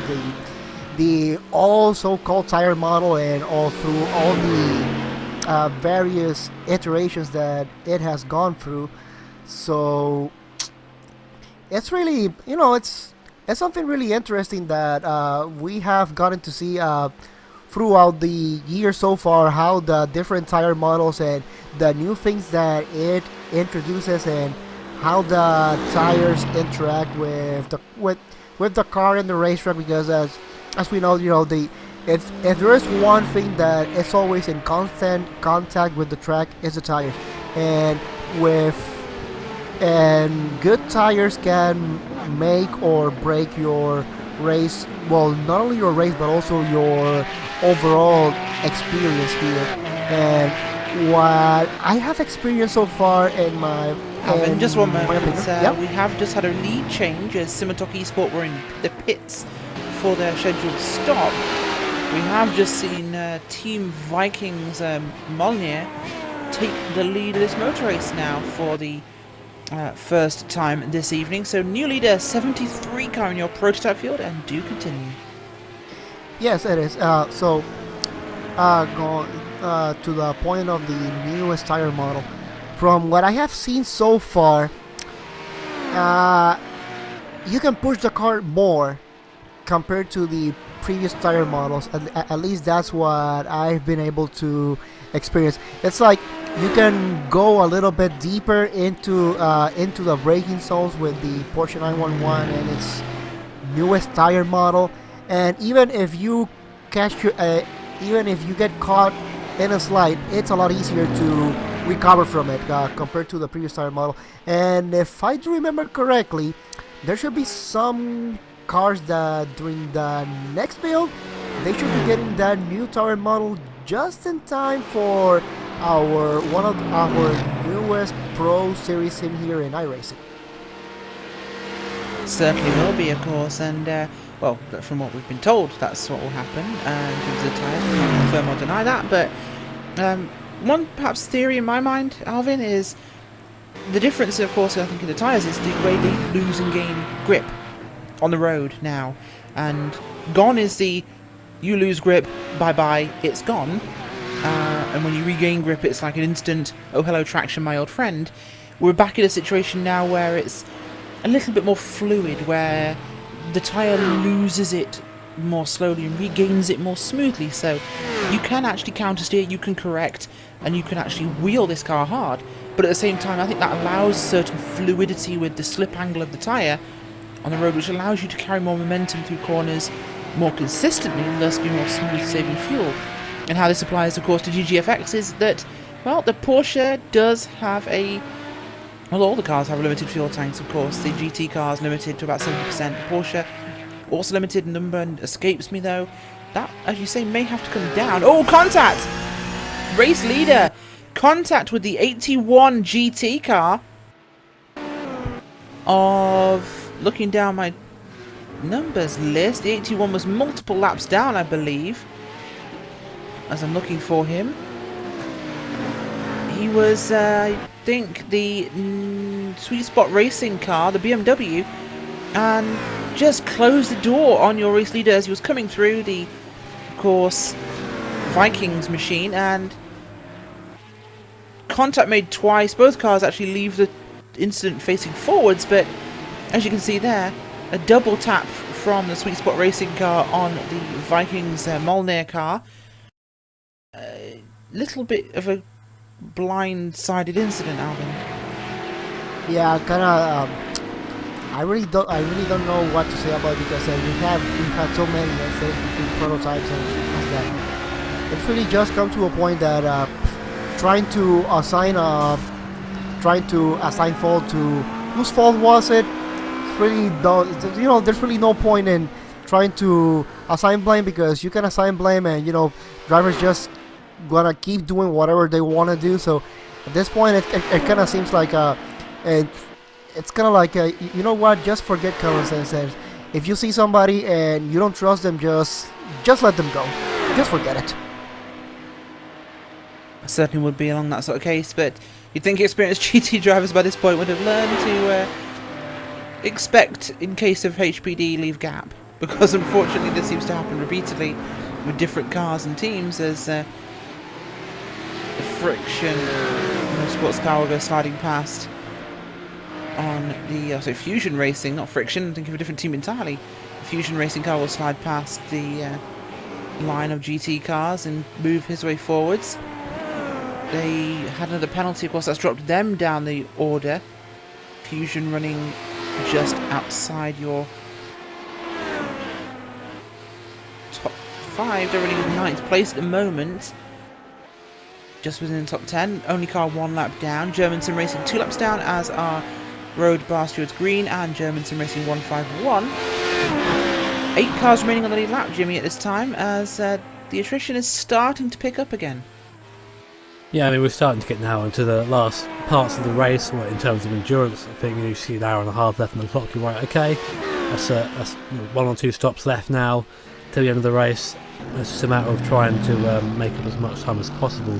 Of course, that can all be very, very quickly taken away, as I'm listening to Nicholas go around the Viking Molnir car, the one that's just involved in the incident. He's short-shifting quite a lot, so maybe trying to save that extra lap of fuel, maybe trying to do something different to the semi-top car behind them at the moment. Semi-top car doing quite a bit of traffic. It doesn't even look possible. I've looked at other teams as well, and nobody's gone more than 5 laps. Maybe they're going to try and do that, but we'll see, of course. All we've got is what we've seen so far. Maybe they're going to do something different, who knows. But there's going to be a lot of saving to do, as some GTs going off to the left there, watching as Semi-top goes through one of these Z4s, gets it a little bit wrong, and then just finds itself caught up in the barrier on the outside. I think just running again now. So that was Sweet Spot, the car that had been involved with the Vikings entry. Not having a good lap, the old Sweet Spot car. Hopefully still everything is still connected in the right way, but we'll see. Basically, we'll see that how they are on the straight. We certainly will. And Simitalk Esport have filtered through to the front once again after that pit cycle completed, and we are expecting a couple more stops at this rate, and at least 2 I think for the prototypes, and possibly also the GTs and GTC. And I think our GTs have gone the longest, no, GTC have gone the longest so far, and that's not quite an hour, so with the way the situation is running, a lot of cars for Splash and Dash, Alvin. Yeah, there could also be that possibility of seeing some splash and dashes, because as we've talked throughout this broadcast, because the cars have been limited in terms of how much fuel they can run. There's also that possibility that they can also double stint the tires. So the possibility of perhaps doing double stints or doing just a splash of gas without having to change tires, the possibility is down there. Now, this track being so long, it also you also have to think about doing one whole lap. Actually doing a whole stint, which in case could be 5-6 laps on an old set of tires. You also have to think about that, because on a track like this, it is a long track. There's so many turns and anything can go wrong at any point, that, well, you really have to think about it.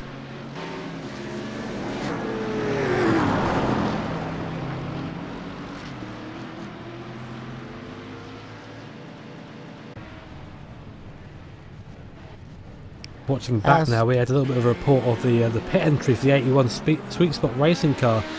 Got very wide in the way, and nearly actually collected the wall on the from the Grand Prix circuit pit there. So very interesting in the way there. Just seeing it on the replay. So obviously that Sweet Spot car definitely not handling well, and the pits at this point is the best place for it. But they're now in the pits getting their surface done, as Team Viking Molnir are still following up, it seems, from Simitalk Sport. It does seem that Molnir has come into the pits, I should say, sorry. They're now in second place. I think there was actually a maybe a driver change there, but now apparently showing as being ahead of Simitalk despite not being there, so I think maybe there was a penalty there, so we'll come back to that when we know for sure. But meanwhile, Samba Racing team coming to the pits again. This seems a bit early for them. They were in the pits recently. I think maybe because of that penalty they had. They had a drive-through penalty a couple of laps ago assigned, and yeah, looks like it's going straight through, so that drive-through penalty is being served by Samba.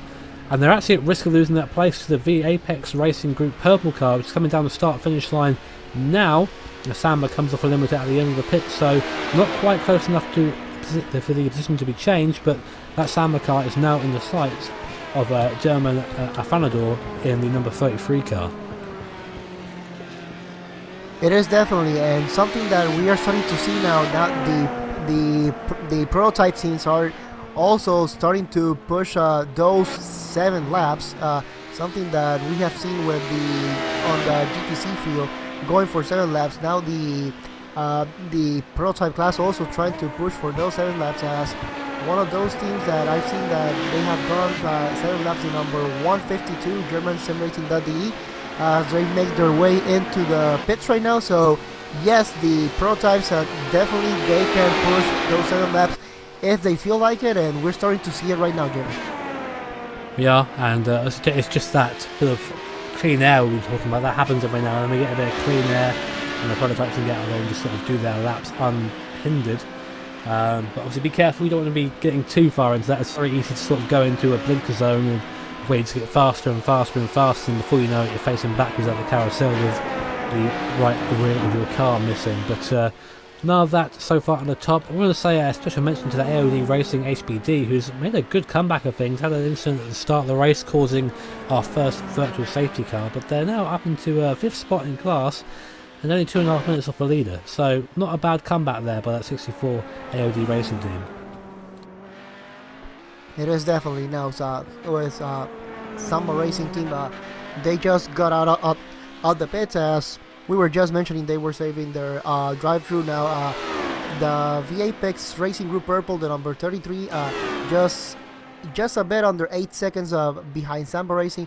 Let's see if they are able to catch it, as the number 33 also going for that 7-lap stint. So really interesting. Now we are seeing the prototype teams going for that extra lap. So at this pace, at this rate, if I am not mistaken, all the prototype teams, they should have around two more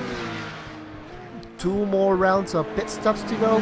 They should be going around, if they are able to go around 6 laps, and they are doing around 7.5 minute laps, so we should be talking about somewhere around 45-minute stints that they are able to drive at the moment. So 45. So two more cycles of pit stop. So we may be seeing the possibility of teams trying to save fuel now to avoid that last splash of fuel, Jimmy. It's a matter of trying to get the strategy right. We spoke about it earlier on, of course, and how things like the virtual safety car and crashes and just incidents on track can obviously interfere with that strategy. So the guys back on pit wall will be there with their calculators and their notepads, no doubt, just making sure they get the right numbers for the end of the race. Worst thing you want at the end, as Alvin says, is that splash dash, especially if you are fighting for position with someone on track. You don't want to be having to come away to get that pit stop fuel, then have the position settled on track. That's the thing you don't want as a driver. As much as it's exciting to watch as a commentator, you want to have as nice, carefree, incident-free race as you can. No, you don't want to be embroiled in any battles. You don't want to be having to put in fast laps. You want to just go out there, be consistent, put on comfortable laps, and somehow take a win from that. That's the goal, and that's how strategies and cars are set up to do. Of course, when you start having to have these battles and start having to push, that's when mistakes come. That's where the car starts to wear a bit more. You use that bit more fuel. That's when the strategy becomes difficult. But it's more interesting for us to watch. So I really shouldn't complain, really, should I? Yes, absolutely. Now the Apex Racing Group are going on that 7 lap, so I'm pretty sure they are having those that up and running. They're trying to make sure that they can make this race on only just two more stops instead of going for that last splash of fuel. So going now through the field, and I think that's a class that we haven't really talked about that much today is the GT field, and that's because they have been a relatively quiet race so far. But one team that has been leading from the drop of the green flag, the number 993 Roadmasters Black, they have been pretty much dominating this whole field, and not that far behind, just under 10 seconds of the 993 just coming into the pits right now to do their own pit service. So relatively quiet race that the GT3 have had so far in here, Jimmy.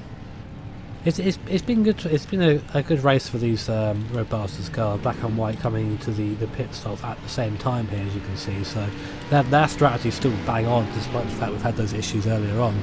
But what we're looking at now, of course, has been they have a dominant. Both cars have a dominant lead on anyone else. The closest car to them in the GT field is the Black Adam Motorsport car. And that's a lap down on both of these guys as Marcel Unger gets in the car. For the 992 car, driver swap there. I don't think it was a driver swap for the top one, although Marcel Moses in the car at the start of the race. He was the one that started the car and put that into position. It was nice and sort of big, comfortable, big cushion behind him. So he is now in the car to the finish with an hour and a half to go. And it's looking very good for the Roadmasters guys at the moment. So it's going to take an instant to knock them out, and of course, Alvin, get your wood ready. Of course, we don't want to see that. We don't want to see these guys having an incident, of course. But anything can happen, and it has happened so far in this race. So don't count the victory until you got it. Yeah, with an hour and 30 minutes to go in this race, I'm pretty sure anything can and will happen. So no lead is secure for sure, and no position is secure until you cross that line after the checker flag. So you really have to be on your toes in here. So now going back into this battle for the GT3, now they are out. Roadmasters Black just over 30 seconds ahead of their sister team, the Roadmasters White. So those two teams definitely having a nice race up in here today. I'm pretty sure that you as a team, as a driver, that is what you want to see. You have to have a clean track and try to have the least amount of incidents possible, and you just want to make sure that you can just execute your strategy as best as possible without the least amount of incidents. You just want to be anonymous. That's the perfect race to have no attention drawn to whatsoever. Just go around, smashing the laps, and then be in this position now where they're both cars 1 and 2. So no doubt there'll be big celebrations if they manage to pull that off. Of course, they have a while to go yet. Back in the GTC field, there's still Venderval Sim Racing White leading this race. They did have a bit of opposition early on from the Black Star GTC team, but various instances unfortunately have meant that that's out now. That's out of contention. That down the field. But behind them is Sim Racing D 256 and 255, and they've been together for most of the races, guys, as well as Sim RC.D Strawberry, who I think actually has just taken the place. He's now up to 3rd place. So a change there as Rene Osterkamp goes into the provisional 3rd place. Moving back up to our prototype field, of course, at the moment. VFX Racing Group Purple were catching AOD Racing's 64 car. However, they've just come on to pit road for their second to last stop. Apex, Jimmy, looking like they're in the right sequence here to make this on one final run to pit road. Their strategy seemingly set perhaps correctly here, unlike some of the other teams who might need a splash. But they've been doing this one quite well, in fact. Looking at their laps, going a little longer than some of the other teams here. Germain's last stint was 1, 2, 3, 4, 5, 6, 7 sorry, laps. Rachel, we were just watching the battle for 3rd place. So SimRC.D Strawberry and German Sim Racing D256. That's hard to say very quickly. The SimRC car loops it coming onto the launch line. We've seen a couple of cars do that today. Luckily, I managed to stay out the wall, but that's now put that back down into 4th place and out of contention for the podium for now. So Rene with it all to do all over again. He certainly has, and that's not a great situation for them. He'll have to go and catch up all over again and break up the love affair between the two team cars. The German Sim Racing 256 and 255 have been together since the start of this race, Alvin. Those two cars have basically been running as a tandem. Yes, they have, but as it stands right now, there is a 30+ second gap in between them. So it kind of seems like both of them have been running a little bit off cycle when it comes to pit stops. But those have been two cars that have been running comfortably together throughout most of this race.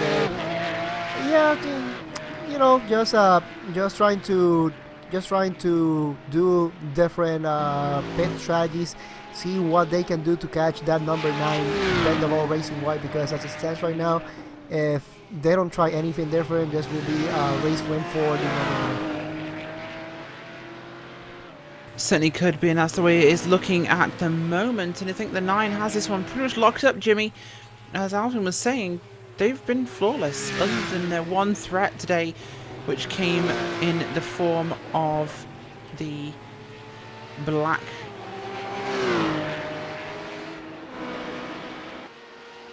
Yeah, unfortunately, it was the Black Star Racing. Black Star car. Racing. I Yeah. completely had a brain at that point in time. I So it's apologised alright, profusely to everybody.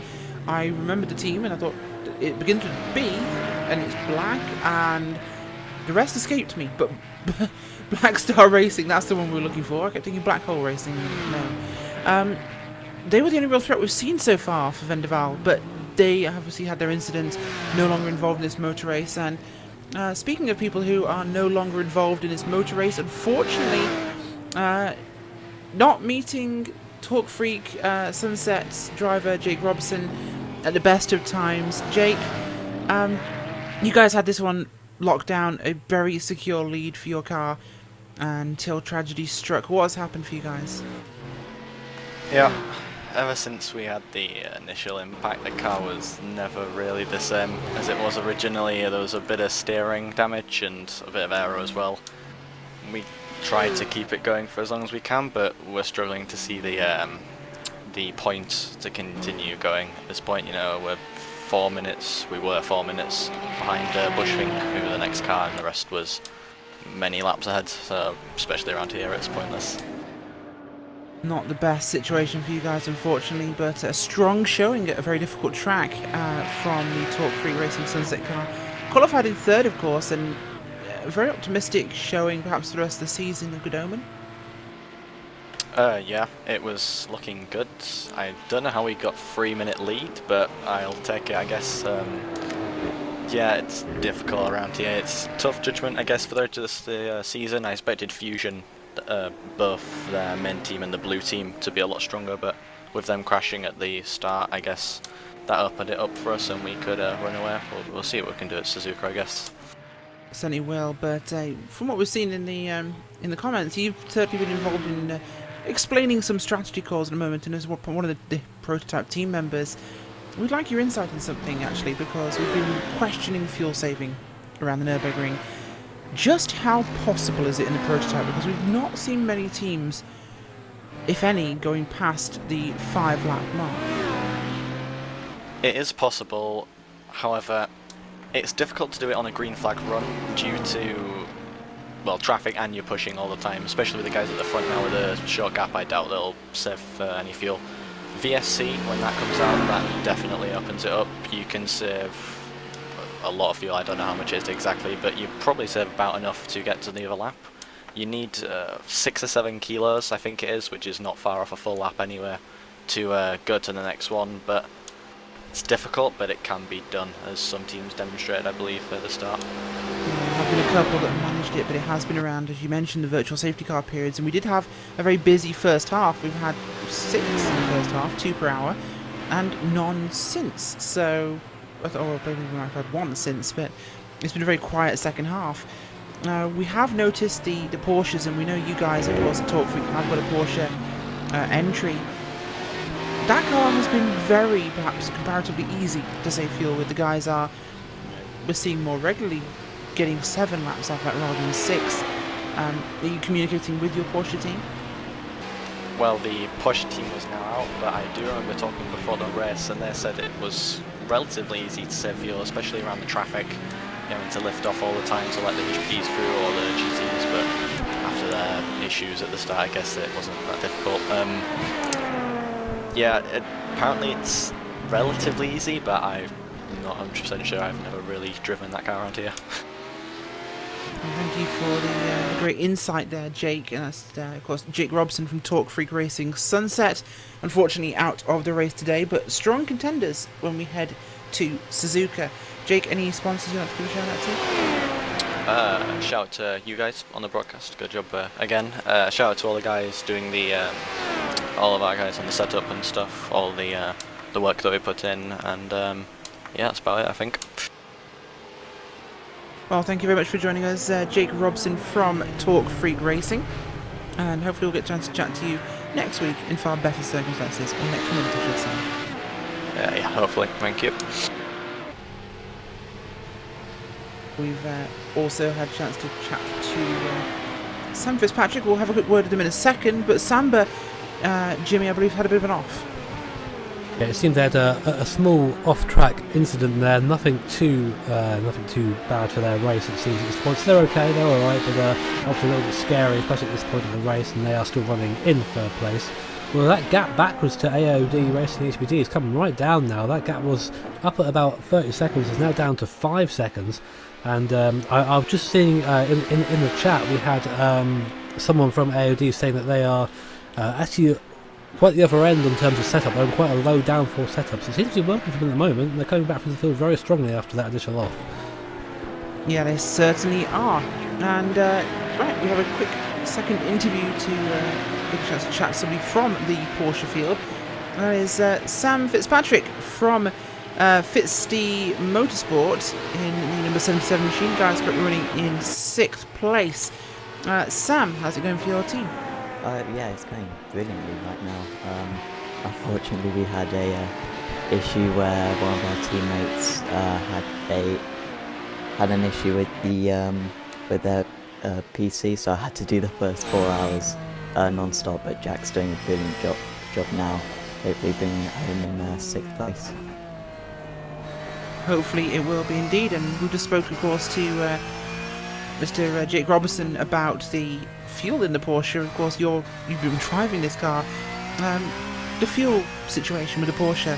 One thing we've noticed very obviously is that even though your cars are not as fast as the GT cars, the front runners in the Porsche field have been ahead of a lot of the GT cars purely on your stint length. I mean, is it that dramatically different? Is it, as Jake said, a lot easier to save fuel? Is this something you guys are doing more easily? And is that how you managed to leapfrog a faster class? Well, I'm not sure what the GT3s are like, but the Porsches, yeah, it is quite easy to save fuel, really. It's not that much of an issue. I think it's 8 laps we have to get to save about half a lap of fuel during the stint. It's not that difficult to get to the hour mark, really. So yeah, it's not too bad in the Porsche. Oh, that's absolutely incredible insight into how that class is working. It's probably the first time we've actually seen a lower class be ahead of a higher class in a multi-class endurance race, or it's at least my first time I've ever seen that happen, so quite an interesting subject to perhaps break down and analyse post-race. But you guys, of course, 6th place at the moment, good points on the table for today. Is Suzuka perhaps a track you're relishing returning to a same track, maybe? Well, personally, I love this place, but Suzuka, it's a good circuit, but really our whole team never really done any races around there, so it's going to be a bit of a new experience. But yeah, of course here it's just a attrition rate race. Like, if you can keep the car on the circuit, you can get a good result like we are right now. So Suzuka's going to be very difficult, but yeah, we're certainly looking forward to it. Awesome. Well, of course, is Sam Fitzpatrick from Fitzsty Motorsport. Any sponsors at all you'd like to give a shout out to? Yeah, Mentor 360, really been there from the start, and just if any guys of Fitzsty Motorsport are listening, just cheers to you guys for racing with us. Well, thanks for joining us today in the RaceSpotTV booth, Sam Fitzpatrick from the number 77 Fitzsty Motorsport Porsche. Thank you, Sam. Cheers. Oh, Jimmy, interesting insight there into how the Porsches have been doing, and you know, this track is pretty hard work, but these guys are all using absolutely top-notch equipment. And speaking of incredibly top-notch equipment for sim racing, Sim Experience, the title sponsor of the series, has 2 assets in their inventory that you can improve your sim racing with. That was very smooth, Rachel. They do indeed. First of all, it's about the AccuForce for those looking for maybe a new wheel. I mean, with the AccuForce is unparalleled realism and the most advanced tuning features on the market. The AccuForce Pro steering system is the only complete plug-and-play direct drive full seatback wheel for sim racers. So check it out at simexperience.com, as we always say, drop the E. And they also produce the Sim Vibe. It's an advanced multi-dimensional audio-based feedback software that utilises 1 to 8 bass transducers, better known as butt kickers or bass shakers, to provide the correct physics-based vibrations at each corner and throughout your simulator. Again, check those out at simexperience.com and drop the E.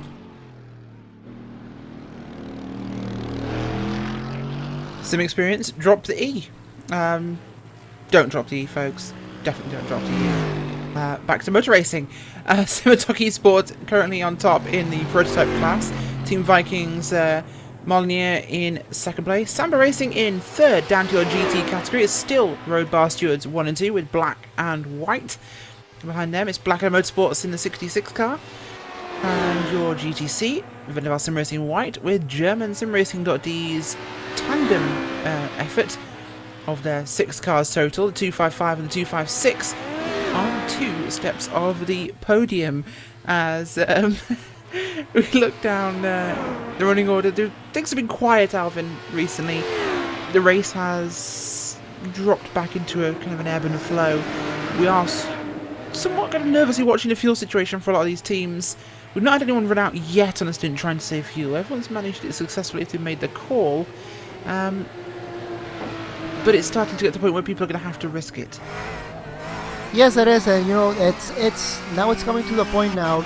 Most of the teams are trying to get out those calculators and trying to make sure that they can make it on just one more stop without having to come in at the last minute for an extra splash of fuel. So it is definitely something that we have to look into, as this battle between the number 87 and the number 991 is kind of like the closest battle that we have so far on the track at the moment. But yeah, like just mentioned, now at this point, you should know whether you will make it on one more stop or not. So now it's just a matter of, have you been doing your homework since the drop of the green flag? That is the main question that these teams have to answer themselves. If the answer is yes, then yes, they will find themselves in a good position. Then if not, it seems kind of late trying to make those adjustments. Still possible, kind of depending on where you're standing. But if you're trying to make those adjustments out with an hour 15 minutes ago, well, you're late. Sunny is, and well, you never want to be late to your own motor race. That is something these guys have to keep a very close eye on. Make sure their cars are in exactly the fuel situation they need for this one. But as it's going, Jimmy, that's literally the word on everyone's mind at the moment. Fuel, fuel, fuel. And it's almost as though people are dialing back the pace. The prototypes have all dropped off the pace they were doing by around 10 seconds. And as we're seeing this fight getting closer and closer here with the 991 and the 67 car, Road Bar Stewards and Blackadder Motorsport here going at this one.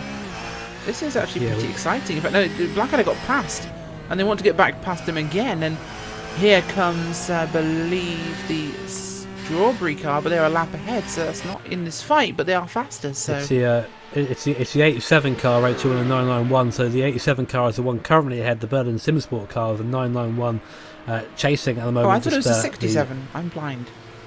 And we see Strawberry there, just making its way past. They're a lap up. They're not in contention here. I'm wondering why.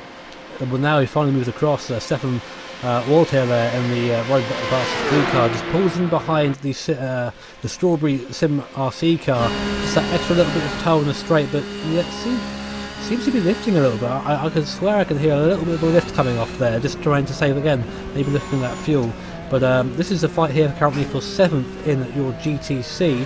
So we are a little bit further down the field, but of course every place counts, every place means more points, so I'm sure that Stefan was here in the Road Bastard blue car is looking ahead and looking for that extra points for the that Road Bastards team. But at the moment it doesn't seem to be, well, it seems at the moment that the 991 car seems a little bit stronger through the midsection, not so fast from the straight, so we may see him pull back in again as we get through the GP circuit, as the car in front, as the Berlin Simsport car goes wide a little bit there, a little bit. See the Strawberry car desperate to get through again. That car is a lap up, so I don't think there are any sort of strict blue flag rules in this event. You have to just get out of the way in your own time. But I'm sure the Strawberry car is starting to get a little bit frustrated behind the Berlin Simsport car there. Certainly is, and Berlin Simsport are getting out of the way. They have no inclinations to move over right now for the SimRC Strawberry machine, even though they are a lap up. His attitude is, if you're faster than me, pass me. Which is a completely legitimate attitude to have, of course, but always makes things a bit more enabled, as it is done, in fact, as SimRC get it through. Keep an eye on Road Bar Stewards Blue, though, because they are definitely closing in. They dropped back to let SimRC through, of course, but the gap is coming down, Alvin, to the Berlin Simsport car. And they've actually been very quiet, the Road Bar Stewards car. They've had an incident, but they are pootling along rather nicely. They have made their way forwards now. In fact, this is going to soon put them into, well, they are in, I should say, 8th place. They want 7th. Yes, it is, and you know that for some of the teams, they just decided to take like I'll say the quiet approach to this race. Instead of trying to go full throttle and see how fast I can go, they decided to go through the quiet, conservative approach. Perhaps go 85% of their ultimate pace that they know that they can do, because they know that at the end of the day, this race is really hard, not only on drivers but also on the cars itself. So it just goes to show you that on a race like this, especially on endurance racing, it's not really how fast you are, it's really how long can you sustain those lap times. How consistent can you be on a given setup? Because you can be fast on one lap, and there's no taking away that, But how can you hold that pace for 50, maybe 2 hours itself? Because sometimes we have seen teams going more than 2 hours, perhaps even 3 hours. We have seen some races where drivers can go 3 hours. Rare instance where drivers can go 4 hours. We have seen that as well.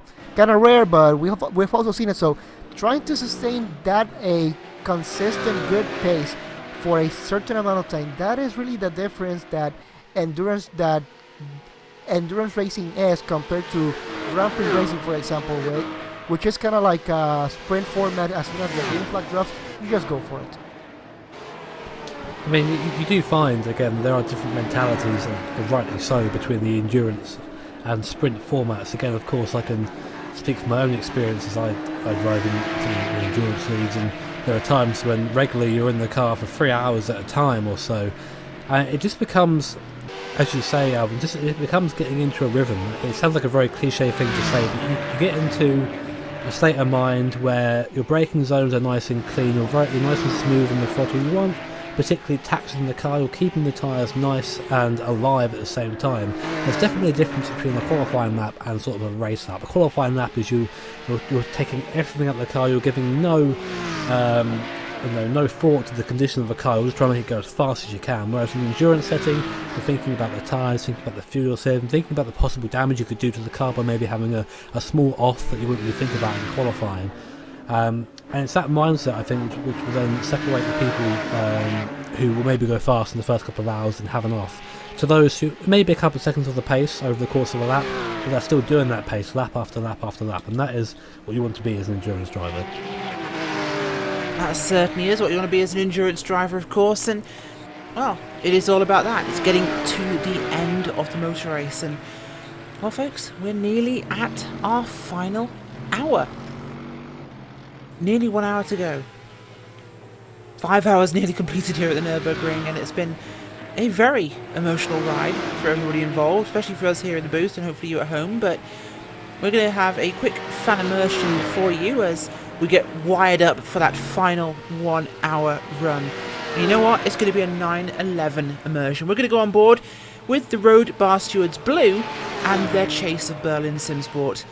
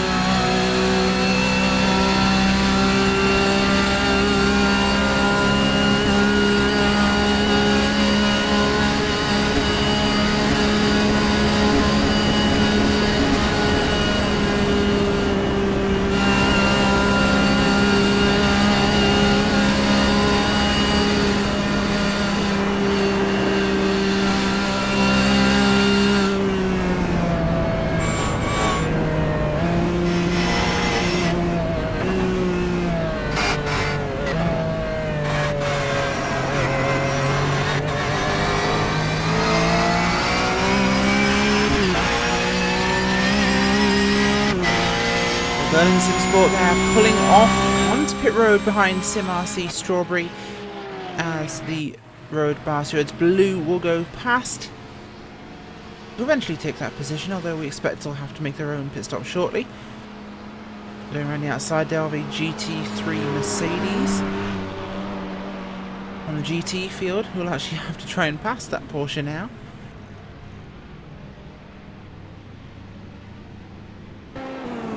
Based on what we're seeing from the time, we suspect these could be the final stops from our GTC field. We are positive, but it's looking as though it could be for some teams. I'd hope so for those guys, because again, that would be a very slim splashing gas at the end.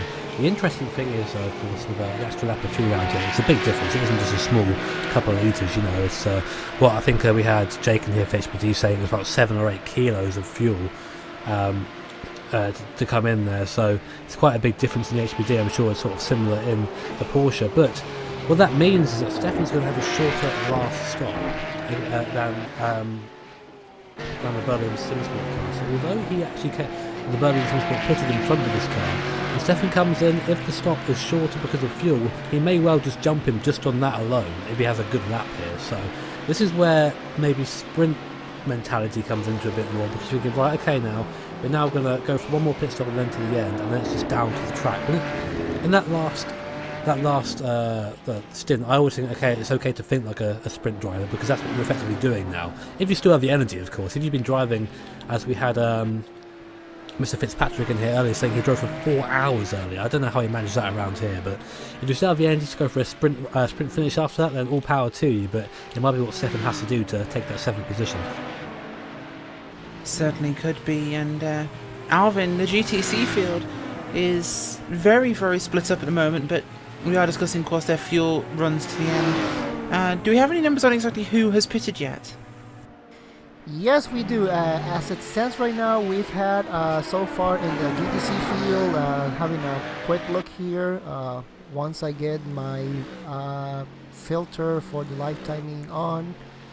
Yes, here we go. Now I only got the GTC cars in my screen. So, stands right now so far, German Sim Racing.de, Sim Racing RC Strawberry, and Berlin Simsport. They have all come into the pits for their last stop. So, it should be really close for them in terms of where they will make it on just this last stop, because it really does depend when you get the white flag, because as we have seen, they can go 7 laps, but definitely impossible to go 8 laps. So we'll be really close when they get the white flag, and that will show us if they want to go that extra flag. Or you can also use that strategy if you don't want to run out of fuel, of looking for where the overall leader is and let them overtake you and just finish as soon as they get that checker flag. So you just have the leader coming to the pits, our overall leader, the Simulator Esport car. Now I think, Alvin, or Rachel, either of you may be able to answer, I think that is too early. I think that's too early to go to the end. I think they're going to need to come in for a splash, which is really interesting. Something else that happened just then as well, which we may have missed on camera, is that Fusion Racing actually unlapped themselves. They've been a lap down for the entire race. They're now on the same lap as the leader, albeit they are 6 minutes down or so. But all drive stop as well for Simulator. So Julian will really take the car for the end of the race. So I think there's going to be a splash for Simulator, which could be interesting in the fight for the end. They will do, from my calculations, if they are correct, for all the HPD teams, in order to make it on just one more stop, it's gonna have to be around 50 minutes.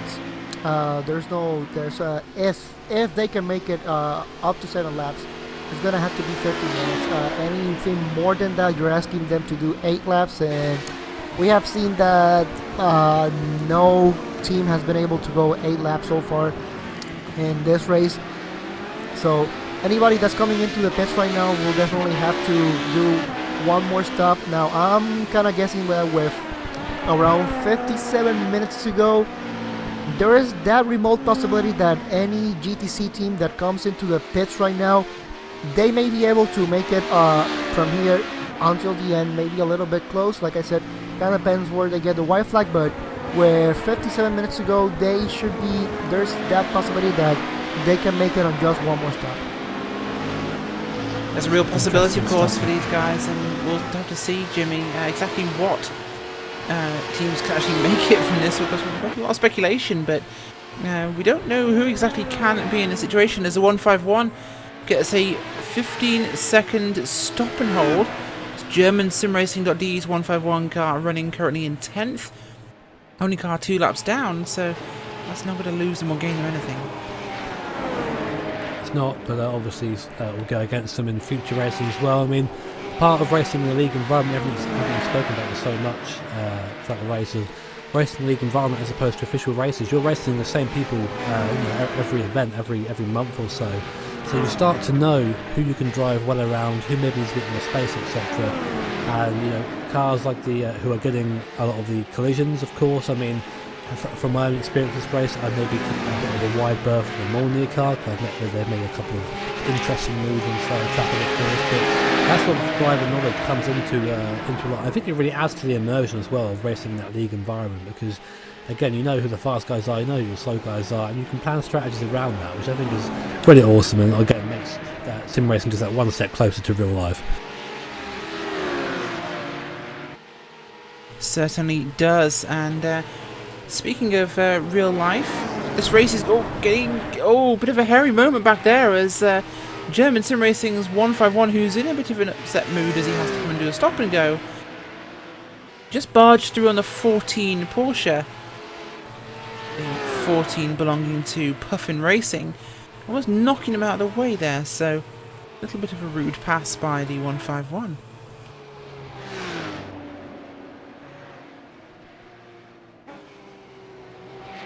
So Alvin, as things stand, we know our Porsche strategy, we think. How do we think the GT cars are going to go?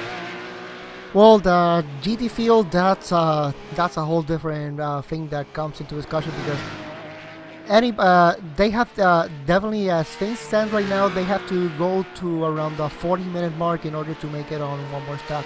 As it stands right now, most of the GT3 field, I'm looking here, the two leading cars, the Road Bastards Black and White, they will have to make a splash of fuel for sure, because they are just pretty much on their 5th lap of distance.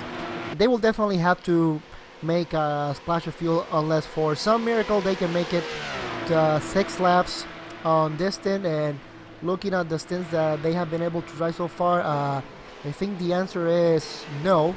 Right now they have been going 5 laps since throughout this whole race, so I don't see any scenario that they can go 6 laps and save that extra splash of fuel. But by judging by how the race have been going for both the Road Bastards Black and White, they can afford to do that splash of fuel, and they are definitely very comfortable, so they should finish 1-2. Certainly is, as a couple of cars are heading onto pit road now for their final stops, including one of the Porsches. We've also got the Puffin Racing car is onto pit road, as is War Dogs GTC, and also the DGFX Racing Group Purple car making what we believe will be their final stop here, Jimmy. 50 minutes, that's a stretch.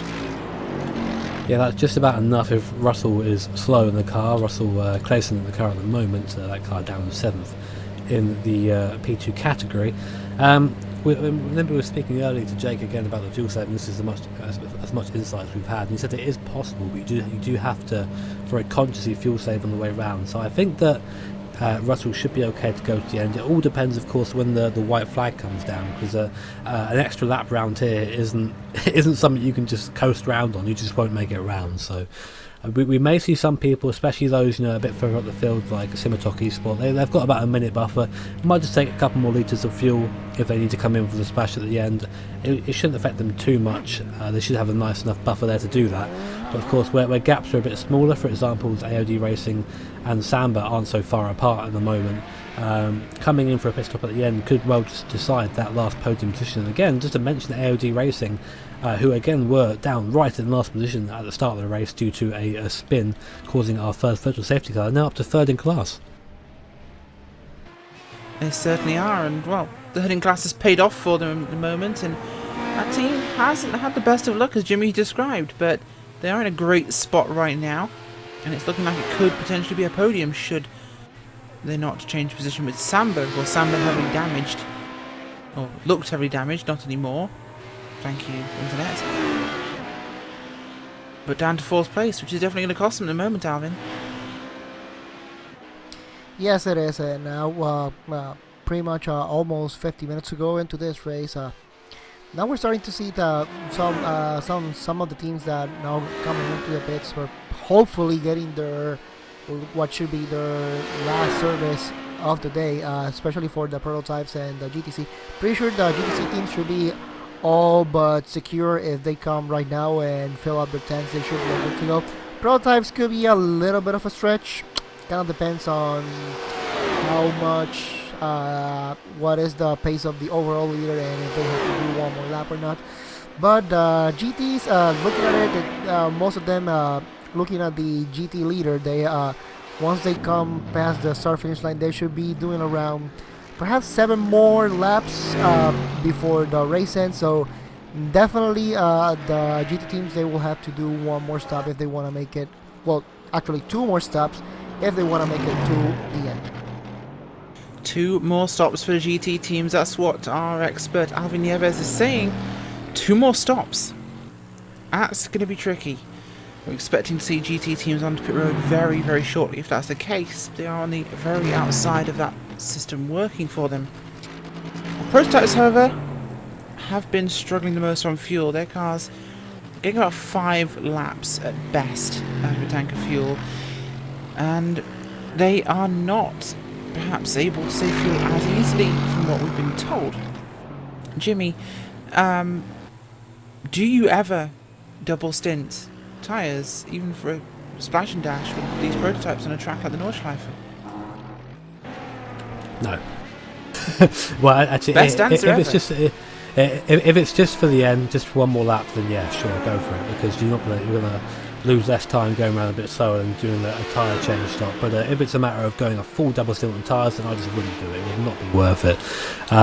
Speaking of, sorry, I've been looking at our gap for 3rd place, and the 158 cars pulled right up to the back of the 64 AOD car. This is the 3rd in the prototype class, and a bit of traffic has really put them back together again. So that's nice to see them coming back together. We'll have to wait and see how fast the Samba racing car is in a straight line, but we've been hearing the AOD car is fast in a straight line, so maybe when getting onto straight that would change, but a bit of traffic again coming into the mix here. But these cars are closing right up. I'm not quite sure why how AOD lost so much time there. That's about 12 seconds they lost. It certainly is, and AOD found themselves in a very different position at the moment, which is one they didn't perhaps expect to be in. And certainly everything is very different for them. Alvin, GTC, what's happening? Well, it looks like as it stands right now, the leader of the GTC, Bendable Racing Y, just came out of the pits almost around 5 minutes ago. They did complete their last stop, what should be the last stop of the day, so the GTC leader should be all good to go. And looking throughout the rest of the field, the 2nd place German SimRacing.de, they still have to come into the pits for what should be their last pit stop, and then after that will be kind of close for the 255 German SimRacing.de and SimRC.de Strawberry. There could be very close towards the end of this race, so definitely keep an eye on 3rd and 4th place and see if they can make it to the end of the race, because as it looks right now, could be a little bit too close to just making it on without stopping for a splash of gas. That could leave our field in a very interesting position with this one, and folks, it's an nail-biter. We have 44 minutes remaining, and we don't know who's going to make it on fuel.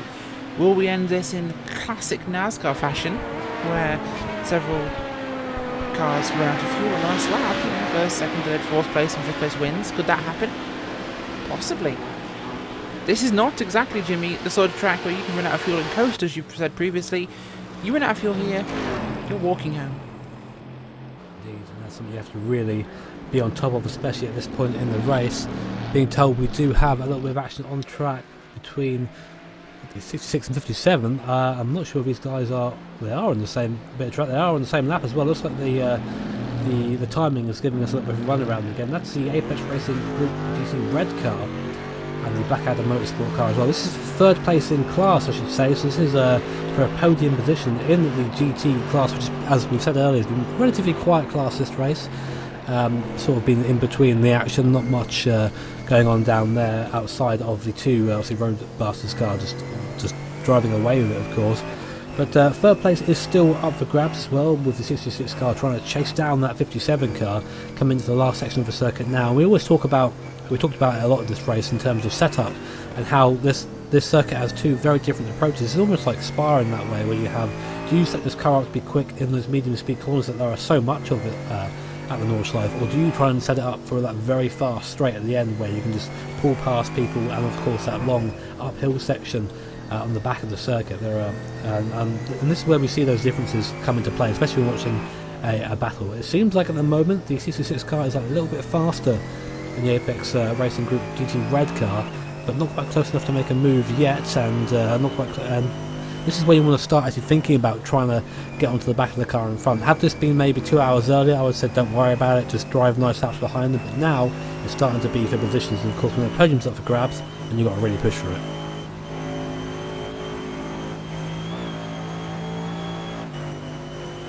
So we'll just keep one eye on this, as there's a little bit of prototype traffic in the background, just to keep things interesting. Let's see now. You see how much quicker the Blackadder car is there as you get a car off to the right. So that's not someone who is a lap down, so it's not going to be important to this battle at the moment. The 153 car is the car that is behind at the moment. I think that is one of the the German SimRacing.de car, which has been in the pits a couple of times with penalties this race, so I'm sure being very careful now on the back of this GT car. There you go. And the thing I see here a lot, Alvin, with these prototypes, they don't seem to time their moves very well. Like, what would have been a better idea for the that German car to do there is just to back off, let the GTs get around the corner, then get on the throttle and carry the speed out the corner, as opposed to staying right behind the car and then darting out, because you're not carrying that speed there. But now we're seeing the overspeed. Sorry to go back to that. The overspeed from the Blackadder Motorsport car goes up into third place with only 40 minutes or so left of this race. The Apex Racing GT red car, not much they can do really to defend in a straight line. Clark Archer at the wheel of the 57 car just popping back in behind 66 car, but for now that is a change for your third in GT class. Yeah, it certainly does, and we have seen throughout this whole race the difference, the speed differential between the prototypes and the GTs. It's been, to say the least, it is a big difference, no question about it. But it's also up to these teams to make sure that they understand the speed difference that they carry and the responsibility that driving a prototype car carries with it, because yes, it may have lots of downforce, and on paper it may look easy to drive because you can just drive as fast as you can, and the downforce pretty much will carry you. But also there is a responsibility that comes with driving a car like this. I always say that the faster the car you drive, the more of a responsibility you also have in terms of understanding how the slower cars behave throughout some of the turns on this track.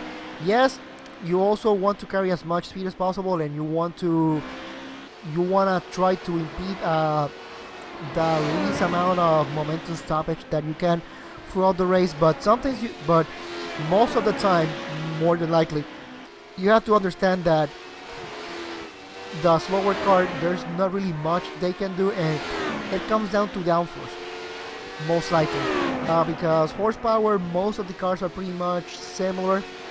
When it comes to horsepower, it just comes down to downforce and what you can do versus what the other car cannot do, and you also have to understand that. And I always say to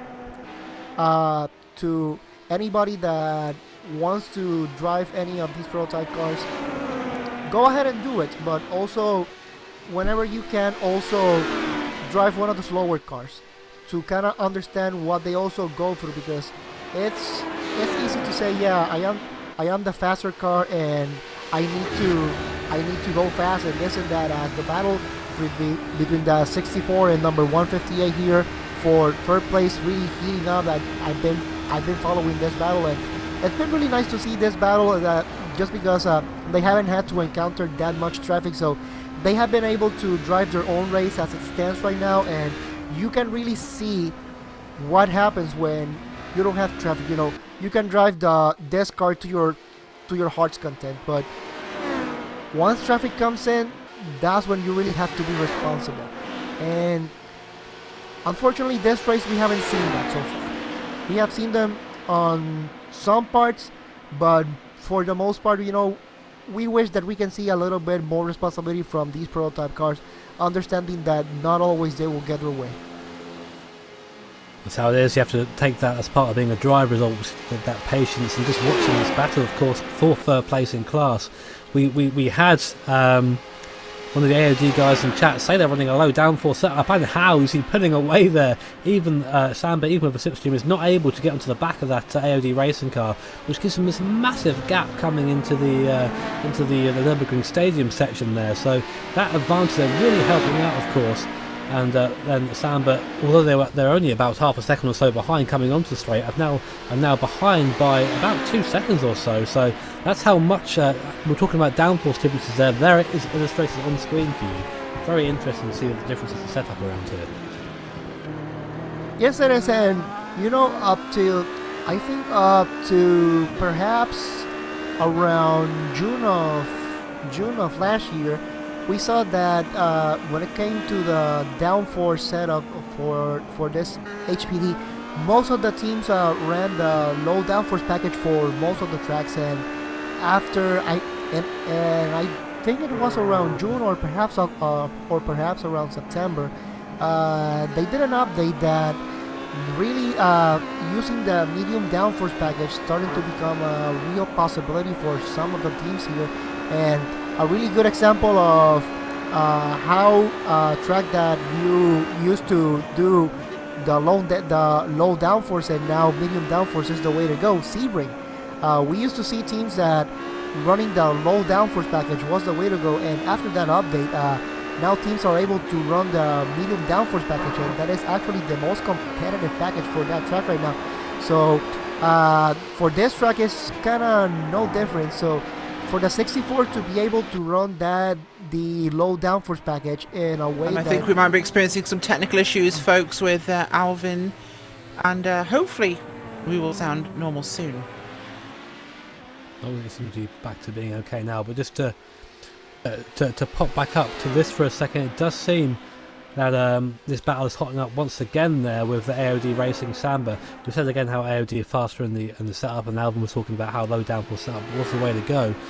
But now coming back here, these guys are really closing back up now that we're coming into the medium speed corners where Samba can really get alongside and near. But now again we're coming up to a high speed section that really suits cars with lower downforce, and just watch now this AOD car, even with the slipstream, the Samba car cannot keep with it. Now we're going to go through over the flue packs with very fast right-handed, which does depend on downforce here, but again the HPD has so much speed that it just doesn't affect both of them. So again, Berger here, and Sam's just going to lose time all the way down now to this slow right-hander at the end of this fast section.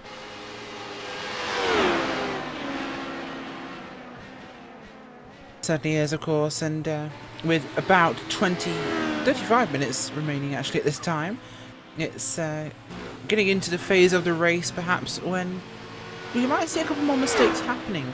Teams are getting closer and closer on the track. There are some groups forming up at the moment, Alvin, as we are seeing this one come back together again, but not perhaps in a way we thought they might. It's occasional pairs meeting in the night almost, where we're seeing slight groupings or closing. Do you think these guys are really going to push past a point where we might see a final virtual safety car?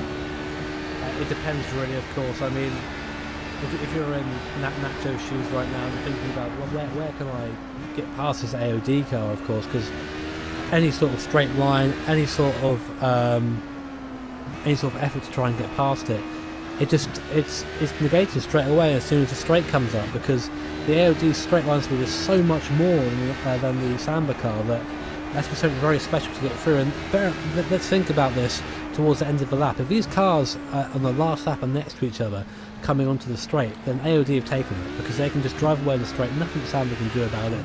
Samba has to get past before we get into the last third of a lap, before we get into that really twisty, difficult last section, because that's where that Samba racing car is a lot faster than the AOD car. But with the straight line speed, I'm not sure if it's going to happen. It'll be a very tricky proposition, of course. Alvin, your thoughts? Well, almost 35 minutes to go. At this point in the race, you know that number 64 are running a low downforce package, so no point in waiting till the last lap, waiting till you get to the Duttinger hole, because you know that if you're the 158, you're going to get roasted. There's really no question about it. Now, do you try to go for the overtake before that and try to open a gap so that if you're in the position 158, you are in front of the 64, you know that the 64 have the top speed compared to you 158.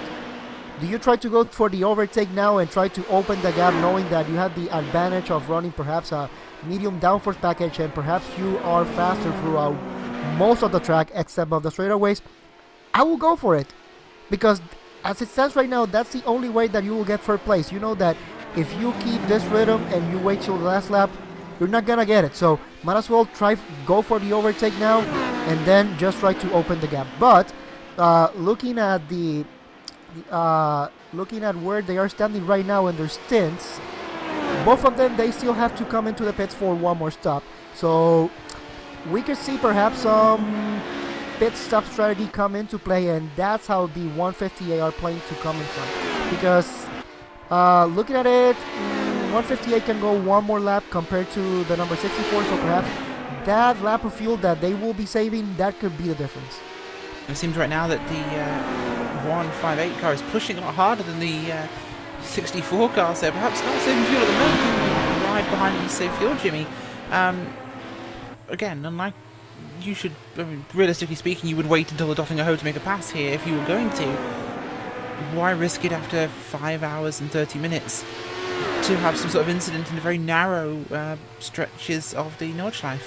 It's just not an option for the Samba car. As soon as we get onto the back straight, the 65 car pulls away. The 64 car just pulls away regardless of how close you are. The difference in setup is so great that the Samba car has to make a move like that to get past. That's why you're seeing Nacho be so aggressive there through that very twisty section. See here, coming into the start section, look how much more speed the Samba car takes through the corners here. Just pulls right back up to the 64 car, the rear wing of that car, but then we'll get onto the straight and the 64 car will pull out 2 seconds, and that's why that Samba car has to get through, because on the straight it's sitting dead in the water. Certainly is, and right now, oh, Jimmy has a point.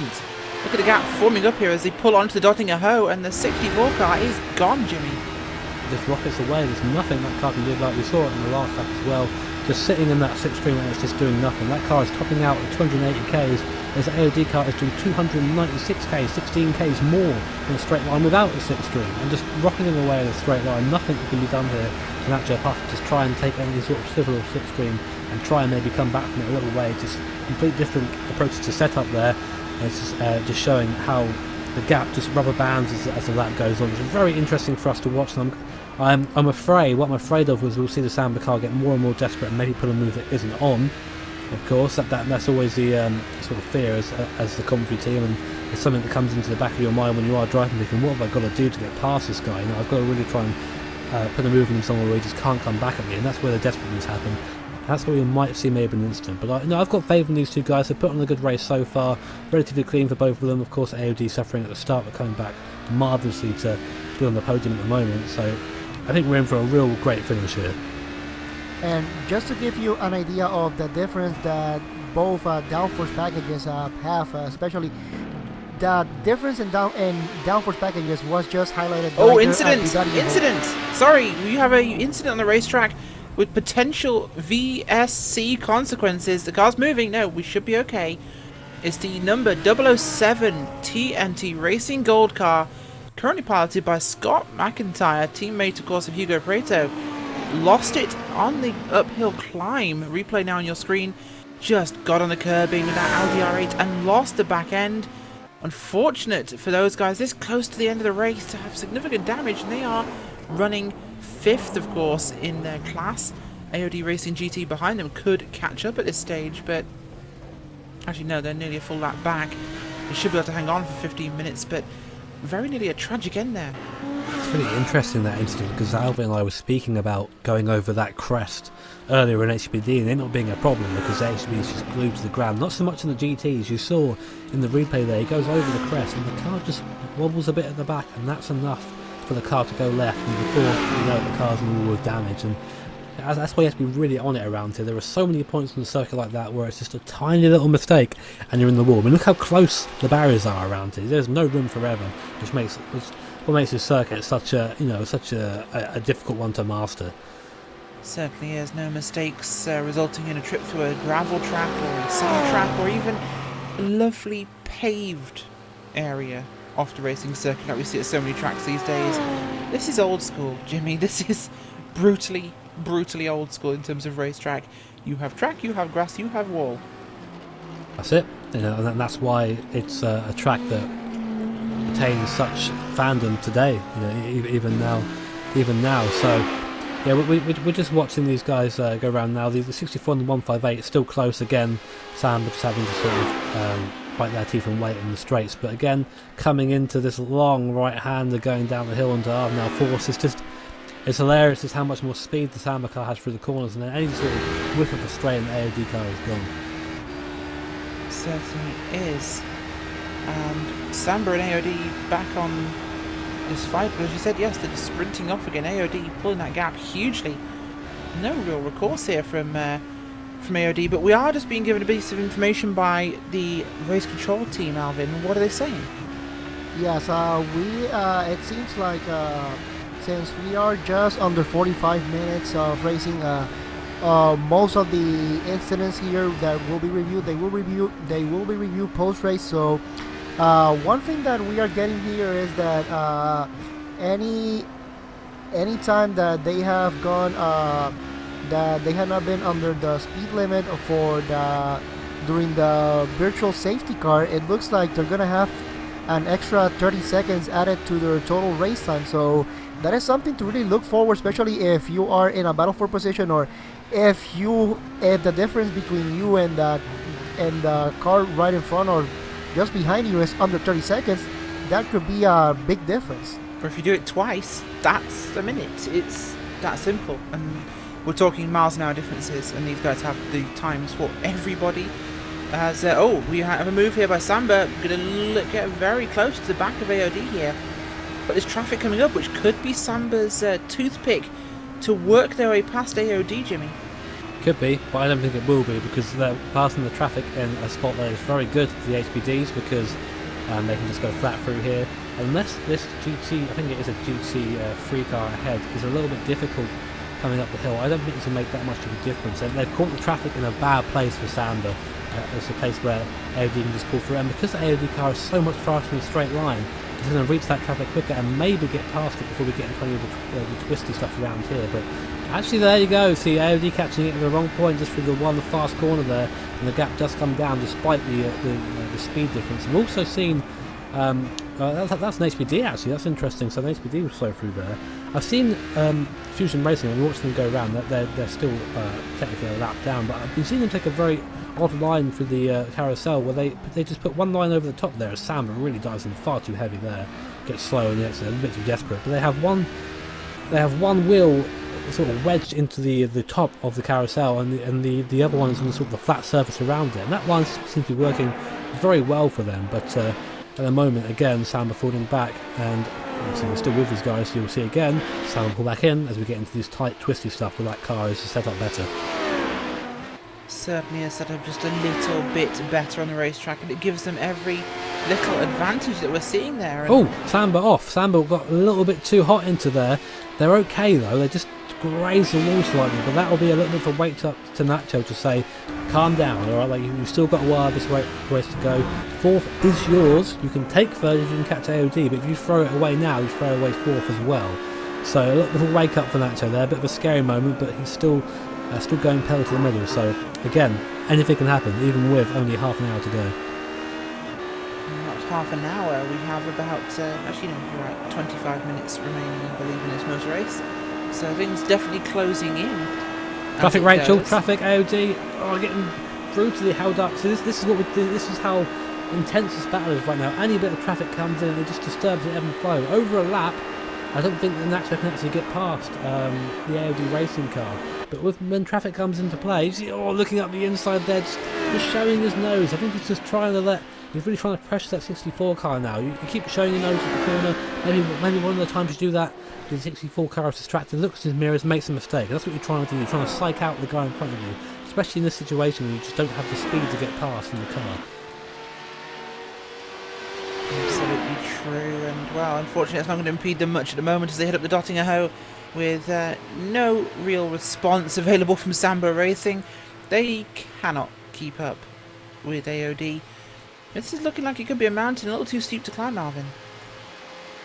Well, it may look on paper, it may look like a mountain too steep to climb for Samba Racing and Nacho Yarnas.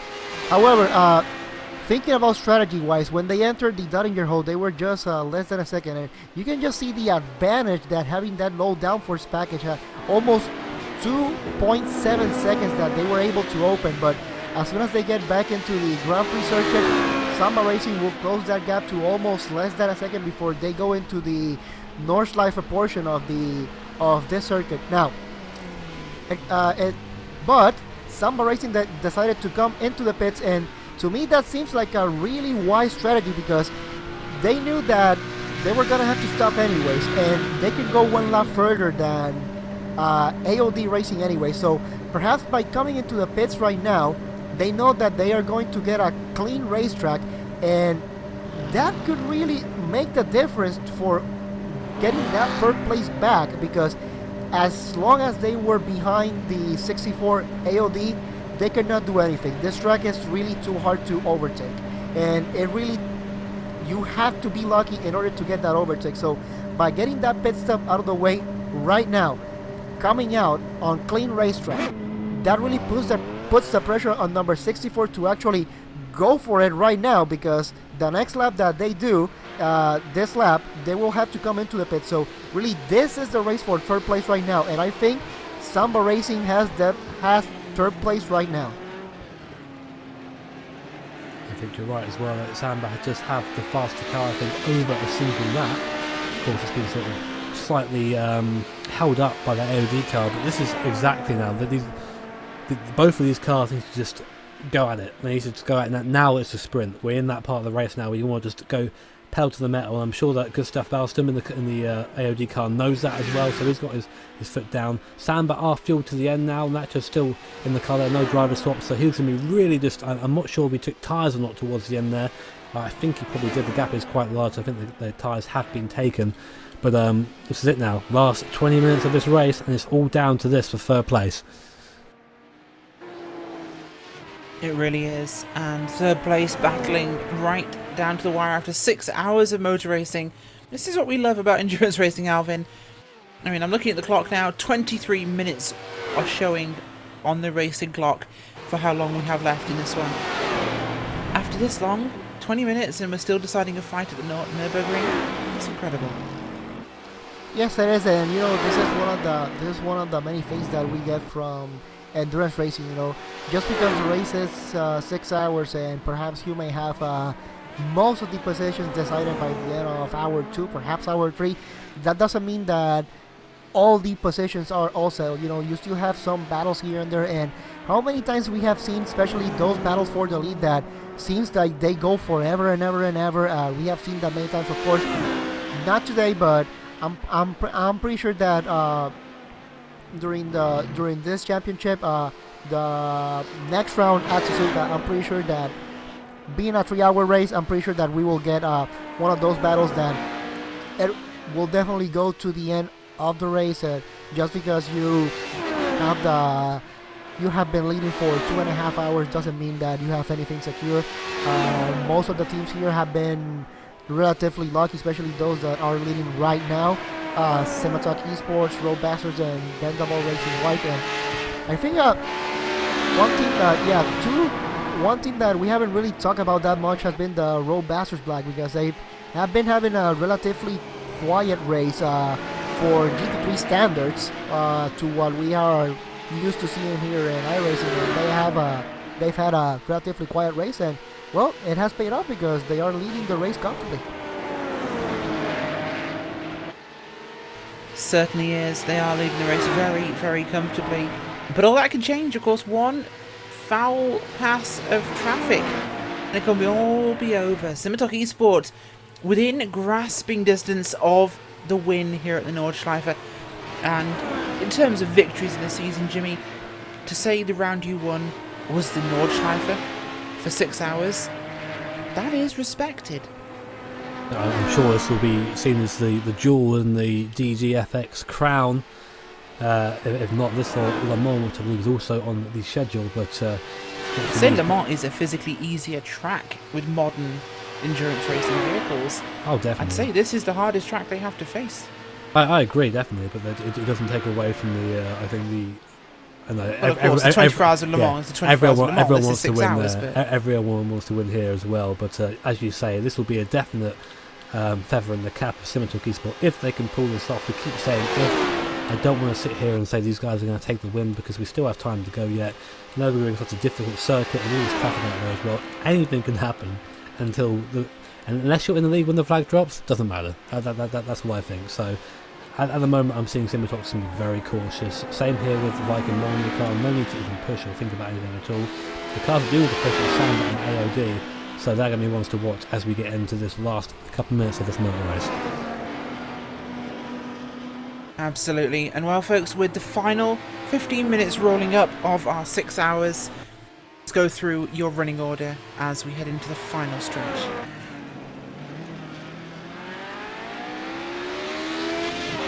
Cinematog Esports leading the way in your prototype field with a 1 minute and 38 second gap over Team Vikings. Molyneux, AOD Racing HPD in third, Samba Racing Team in fourth, with German Sim Racing Team DE in fifth. 4X HPD in sixth place, with VFX Racing Group Purple in seventh place. Fusion Racing, WR Racing onto pit road. German Sim Racing's 151, Berlin Sport LMP, NAB Racing in 12th place. 13th is German Sim Racing's 153, with Unicorn Endurance down in 14th. And then we have other multiple lap down entries from the likes of Bushfink Racing Yellow, Road Bastards Green, and of course Torp Freak Sunset, the unfortunate pole sitters in this race. Down in your GT3 category, Road Bastards Black leading the way, with second place teammates are the white car.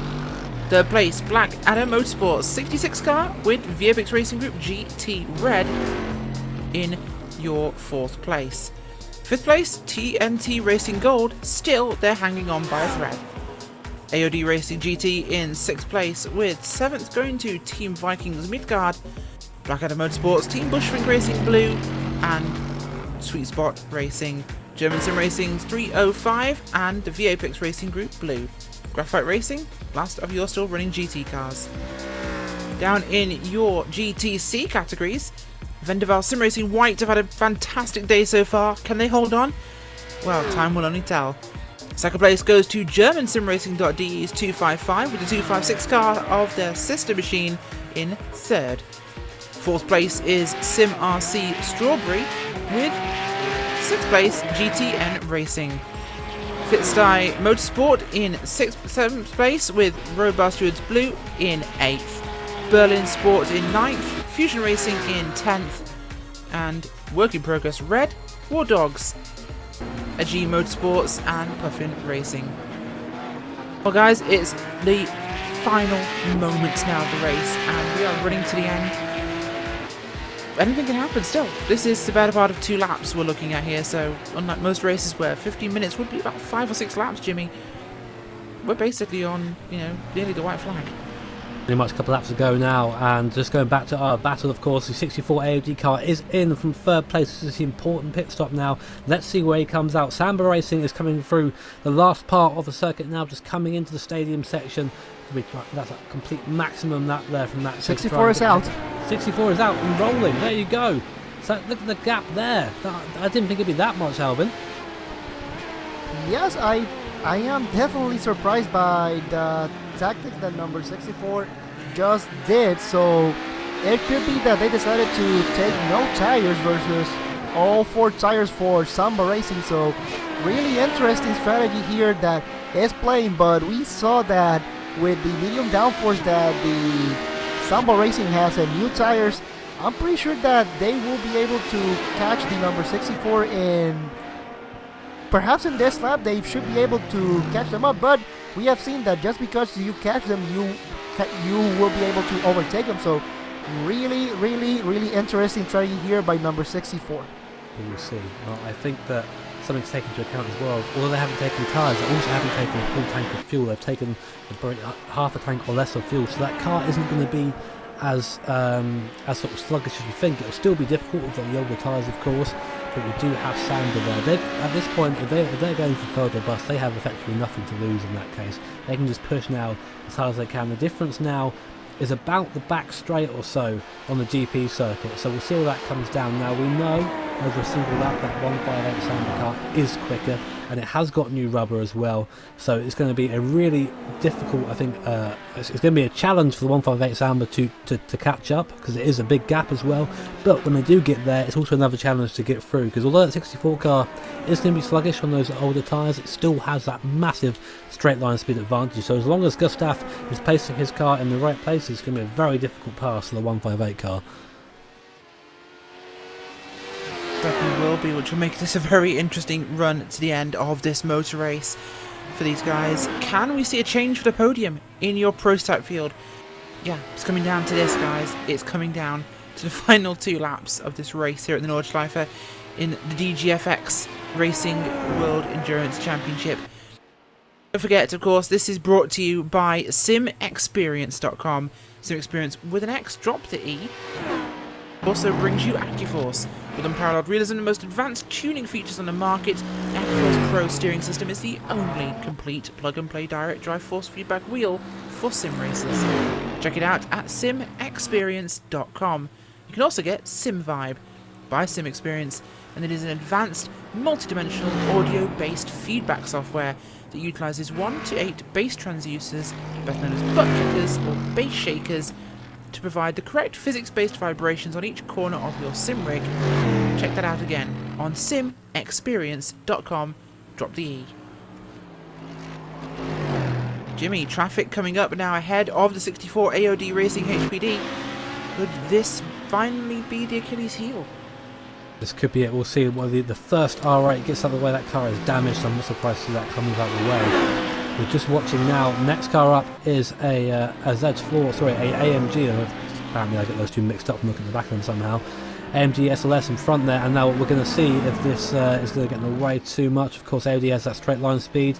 It's stuck behind it. It's going to get stuck behind now for this far section, which is going to allow Samba to close up massively. Yeah, AOD is now going to have to wait for this fast right hand. This is where the HPD makes its speed through corners like this, and it's just being held up by this AMD that you see now. The AOD Racing getting a little bit desperate, going to the outside pass finally made, but he lost about 2 or 3 seconds through there, and the gap is visibly smaller going back to the 158 car. You can almost now see the AOD Racing HPD. This is going to come right down to the wire here. Alvin, this is coming into a very close situation for an endurance race. Old tyres, huge top end speed, fresh tyres, great cornering. This is polar opposites in terms of car philosophy. Yeah, well, it will really depend on if the number 158 can make the move, because as we have seen, it will be definitely hard for the 158 to get close to the number 64, especially on the Grand Prix circuit, which I think it's the best chance that the number 158 may have to go for that move, because it's really wide. Simitok pitting from the lead. Be a splash and dash for them. I don't think yeah, that will be it is, yes. As I believe that's German Sim Racing 151, but your leader Simitok eSport are in. Yeah, I mean, we said that when they came in at the start of the hour, they have to come in for a quick splash. It will be just that. I imagine there'll be no tyre changes. They've got plenty of time in hand. They can spend a while in there if they want to. I mean, Team Viking Molnir is not even on the back straight yet, so they've got a lot of time to spare, and I imagine they'll be rolling very short. It's a quick splash, probably not even new tyres. There you go, out already, so that's no issue from them at all. It seems that the gap as well between 64 and 158 has opened up a little bit again. I saw that the Samba racing car got caught a little bit behind the AMG that held up the 64 a little bit. Unfortunately, again with the Samba not having such a great top end, it was actually struggling to get past the GT3 up the hill. Luckily now it's been dispatched, and that actually can really let this thing fly to the last sector. Certainly looks that way, and we'll hopefully see if that one can develop. But they are out on the track again and running, and it's not long now to the end for Simotok Esport. The battle we are really focusing on here, though, is Samba Racing Team and AOD Racing HPD. These guys, wow, this is the battle royale of the 6 hours of the Nürburgring, the final story for today. Can the tortoise catch the hare? Can the short sprints be bested by decent cornering performance and a better overall lap? That's the question. Have AOD made a strategic call that was brilliant? Jimmy? We'll have to wait and find out, I think. I mean, at this point, of course, traffic has come into play, and all traffic that we get at the moment that hampers that Samba racing car is just minimising the time that Nacho has to bring that gap down. You can see actually in front, if you go on board with Samba now, you can actually see the AOD car just coming around the left-hander now. So we'll come onto the straight, and the AOD car will bring out a bit more of a lap again. But look how close they are now. I think this is really going to come down to a fight through the second half of the circuit, because through here, of course, there's going to be nothing that Samba can do. So that's going to have to wait, and then just wait till the straight's over pretty much. They're making a very bold move there on the GTC car, not wasting any time. But now again, you can see just in the distance that is the AOD car, and it's getting smaller as it opens up those mighty legs in that low downforce setup. Certainly is, and we'll have a quick look down at your GT field. Road Bar Stewards Black, they are running on their own at the moment, nothing before or behind them. A very quiet run to the flag likely for that team, and their sister car, of course, running in second place, the Road Bar Stewards 992 white car. Blackadder Motorsport 66 ahead of the V-Apex Racing Group GT Red, but only just. These guys are on the same lap, and this is also a battle for position, Jimmy. They're separated by about 100 metres. Something that I actually caught onto, but you are correct. Again, down the straight and then using some of that slipstream, not quite close enough to really be getting into that, and this is the battle for third place in class. We saw this before where Apex came in a bit earlier, and I think Blackadder just had the momentum and kept it from there, so keep an eye on that at the same time as trying to keep an eye on the one at the front as well, of course. So luckily we've all one set of eyes here, so it's something we can definitely keep an eye on as we get into that. I was just thinking we should probably mention the lead GTC cars are between the first and second in the GT class, just showing how much that extra fuel has benefited the GTC car in terms of speed. The car getting slower around here on the GT by about 5-6 seconds a lap. GTC, we had a GTC crash. We've had the Vendaval has crashed apparently. Oh, no. Yeah, they have crashed. We've seen that car is bent. Here it is, just coming up now the hill. The section we mentioned earlier, just out at the end of Arnold Force, just got it loose going to the left there, into the wall heavily, and that is that there. We just managed to catch that. We'll see if we can get loose out here at the same time there. Is that car bent? This could be huge for the GTC. Let's see. That car, I think, is crabbing, I think, on my end. Can anyone confirm that? So it seems to be... You are right, it does look to be crabbing somewhat. There's suspension damage on the Vendaval number 9, and there it is, folks. This is controversial. That is there, and that is just being shown on the road now. But looking, just seeing how close the German sim racing to DE car is, they're about 20 seconds or about 10 seconds or so behind. That car is really badly damaged. It's struggling big time now. This could be Vendaval, who've been dominant this entire race. This could be them throwing away the lead. They're really struggling now. I think this is it. I don't think Vendaval can get to the end of this race with that car. They might try and drag it round and maybe take a fourth out of it, but I think this is it. I think they've thrown away the race, and that one corner there, we told you, it's not over until it's over. Absolutely not, and this is a huge change in the race structure. And German sim racing could be set to take this one. And this isn't going to be over in one lap. This will be the white flag next this time by, I suspect, looking at the timing. So they'll have to complete one more lap, and with the speed they're actually doing here, this isn't going to be enough, Alvin. Well, here's the thing. As it stands right now, they still, including this one, they still got 2 more laps. Okay, so coming into the pits to repair the damage may not be the wisest thing if you want to get a good finishing position. Looking at where they are standing right now in the GTC field, yeah, they're in first place, but I'm pretty sure that they will lose that first place to GermanSimRacing.de. So it's better just to stay. There is a big possibility that you may just end up in second place, because third place is SimRC.de Strawberry, and they are 2 minutes 47 seconds behind right now. So as it stands right now, if you are Vendaval Racing White, just stay out. The worst that could happen is that you will finish in second place. So just stay out there and see what you can do. I think the worst that can happen is that if you've seen already, they have tagged the Matty has tagged the wall again. That car is not handling well. I also agree that in this position I would try and stay out if there was no sort of flag bringing me into the pits. You see the black and orange flag can be waved if a car is too badly damaged, and of course race stewards can see that and take control of that if the car does not comply. But if it's not there, I would do the same. I would try and limp around, because taking the damage now would just put them right to the back of the field, and this way they might finish, I think, probably down in 4th place at this point. But if the car is just not quick, and you're seeing that behind them, Marco Brittle and the German SimRacing.de car is just closing in so quickly. Well, guys, this is absolutely tragic for these boys, because they have dominated this race. This has been SimRC, so this has been Vendaval Sim Racing's race, and look at them running wide. There is nothing they can do to keep this car on the track. I think this is so tragic in terms of motorsports, but this happens, and how many times have we seen this sort of thing happen? It's galling. I mean, remember when Pure Racing Team White in the Neo series got hit by a Corvette in the dying moments of the Neo Sebring, and the race they had dominated was lost. The same thing is happening here to Vendaval, and this is just, unfortunately, the racing gods sometimes choose to smite you. Just lack of concentration towards the end there. So easy to do. See Vendaval there again going wide, just having a lot of trouble turning right in this car. It seems left-handers seem to be all right, but the right's not so much. And again, just Marco just closing in, not quite on the same bit of tarmac yet, but it's not long till it is. And Matty, I imagine will probably stay out as he gets sideways again. I know it's sort of.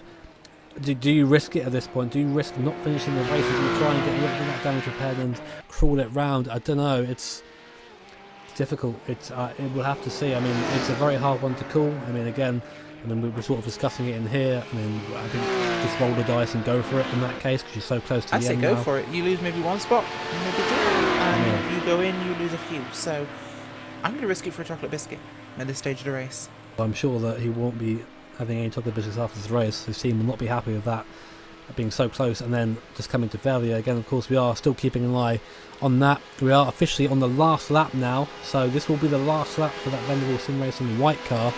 So we'll see what they do. We'll see what happens. Lap. They need to complete one more lap. That's achievable with only losing one spot. They may not take the win, but they'll take a podium finish in this at least if they can stay out for a lap and keep this car in one piece. This is all on Matti Kaidasoja now. Can he wrestle this car for one more lap?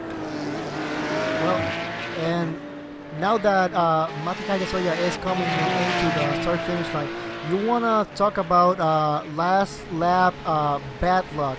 Anybody remember what happened 2005 European Grand Prix as he's going now into turn 1? Oh, this could be it. German SimRacing.de have come into the pits for a splash and dash. This could be the break that Vendaval need to get to the end. This is not going to be as simple as we thought. So this is unfolding as we go. There you go, into the pits now. You're not going to make it to the end. This is outstanding stuff. Vendaval might be just been caught a little bit of a break. Just had a slide in turn 2 as well. So Vendaval's car not happy on this rather well-maintained Grand Prix circuit. They want to get back onto the Nordschleife where it's a little bumpier because this car is not handling the smoothness very well. This, folks, is going to be so close. We will have a quick look at Samba Racing and AOD. They are practically together as well, coming up towards the end of the Dottinger Ho before they start their final lap. Simitok Esport, of course, climbing up the hill towards Flugplatz. In fact, going through Flugplatz now, and they're on their final lap. This is the white flag, of course, for Simitok Esports, and suddenly we have two so close battles. We do just a heads up of the GT battle for third has sort of calmed down a bit now. That gap has grown between 66 and 57, so we'll try and focus on the GTC lead, and of course our AOD Samba battle, of course, as well. And I am absolutely gobsmacked by that another just twist to the script. The script writers out there somewhere, where we have now the German sim racing.de car presumably would have been able to catch up with that gap. Now it's going to be a lot closer, because Vanderbilt are just coming onto the Nordschleife now, and Marco's going through the S's. Certainly is now.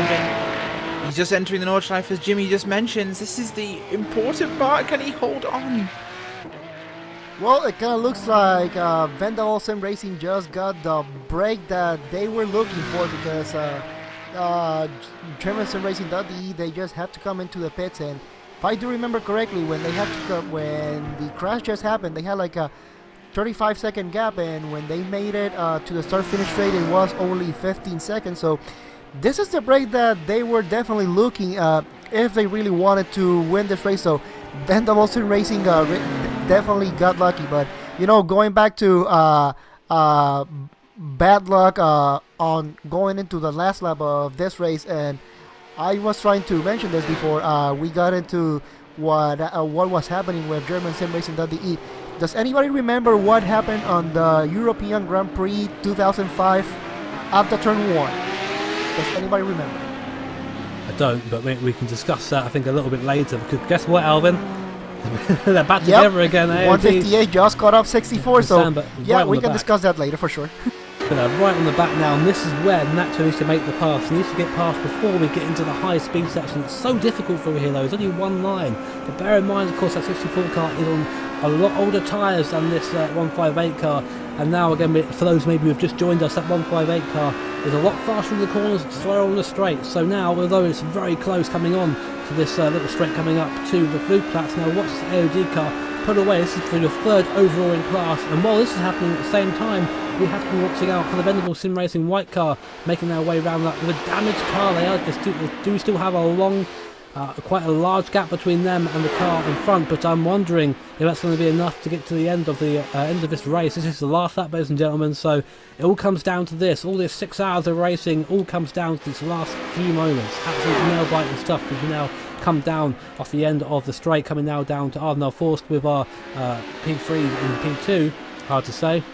And again, a little bit of GT, I think that's GT traffic ahead as well. That's going to come into play. Anything at the moment can help assist in that show. At the moment, that Samba car is a lot faster than the AOD car. Just how well can that 64 car defend this position again? Now coming through this fast section, that downforce coming into play, closing back up again. That is a lapped P2 car, so they're looking to get out of the way as quick as possible. Hoping so anyway. I'm sure that the lights are flashing on that 64 car. Just get out of the way. I'm in the battle. Please don't hold me up.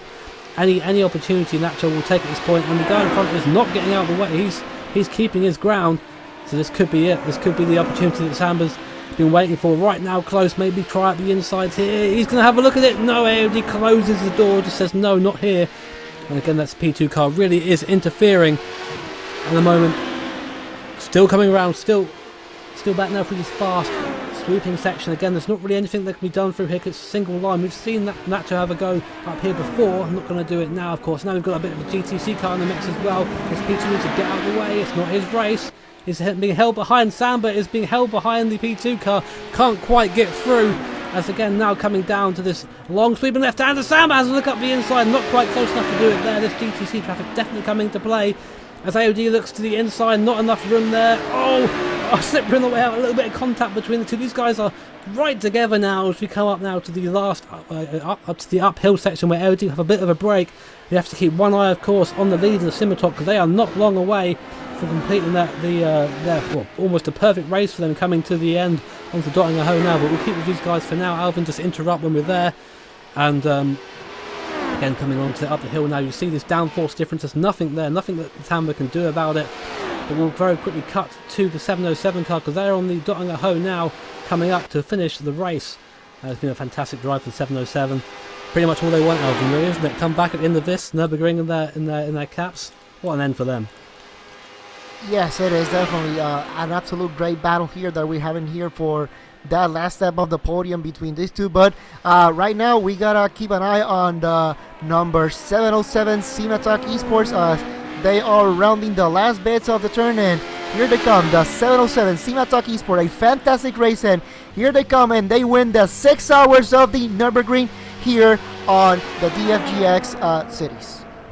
But let's just keep an eye on that battle for the 158 and 64, as we are also having the overall leaders of the GT3 class, the number 993, the Bastards Black. They are also coming down the Göttingen hole right now, and they should be also rounding up their own race, as they also have a really quiet race so far here, but quiet and clean, it works if you ask me, so it does work. P3, Sam around the outside of AOD, around the outside, the downforce works, the move has been made.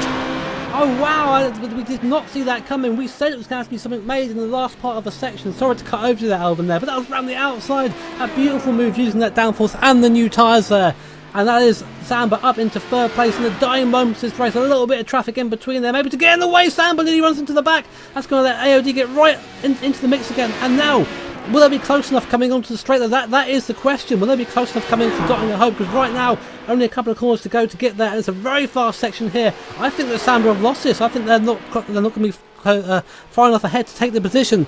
Here we go then. Too far, Jimmy. It's too far. Look at this. AOD looking.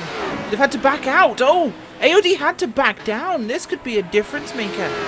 Yeah, but they've got the 9 in the way as well. We have our lead GTC car in the way. Our struggling Porsche just trying to keep it on track as AOD goes onto the grass. That's going to be it, I think. That's going to be their chance lost unless Samba is brutally held up. And he is coming through the last onto the Göttingen hole now. I think that, let's see. Oh, no, AOD not pushing enough, too Jimmy, hard. It's not enough. I don't know. Watch this, Rachel. Watch this gain now. He's going to have to slipstream as well. Struggling on the straight. Bear in mind that all these straights we've seen so far has been... again, Samba has high downforce, so we're seeing it now. Here comes the AOD car in the slipstream, 300 kilometers an hour. Nothing Samba can do. There goes the AOD car to the right under the Bilstein Bridge as the Samba car dives in behind just to have some sort of slipstream, but I don't think it's going to be enough. I think that AOD have this now coming into the last couple of corners of this circuit. I'm out of breath, but here we go then. AOD into the stadium for the last time. Samba making a late move, as late as they can break there, but nothing they can do. AOD takes third place there. Well, an amazing last lap battle, a fantastic effort from Samba. Not just that, Vendaval Sim Racing will finally come under the bridge onto the GP circuit, and they will come under the start-finish line to raucous cheering from the Vendaval crew. They made it across the line as the winners in GTC. A huge congratulations to Vendaval Sim Racing. Of course, Road Bastards Black taking the win in GT, but never has a team bitten more of its nails and a car done as many donuts as that Porsche is doing right now than Matti Kaidasoja in that Vendaval Sim Racing white Porsche 911, because that was not the fastest lap, it was not the cleanest lap, but that was the best lap he has ever driven in his racing career, I can tell you now. Well folks, without further ado, as we have our cars across the line, we are going to run through our final finishing order, then we'll take a short break and we'll be back for interviews after that. Coming home with a win in your P2 class is Simatalk Esports, with Team Vikings Monier in second place. AOD Racing take it with the last lap pass for third. Down in your GT category, Road Bastards Black with the win, their teammate the white car in second place. Black Adder Motorsports will round out your podium in third. Down in GTC, it's a final nail-biting lap for Matti Kaidasoja and the Vendaval Sim Racing white team. They win in GTC. German Sim Racing's 255 comes home in second. Sim RC Strawberry in third.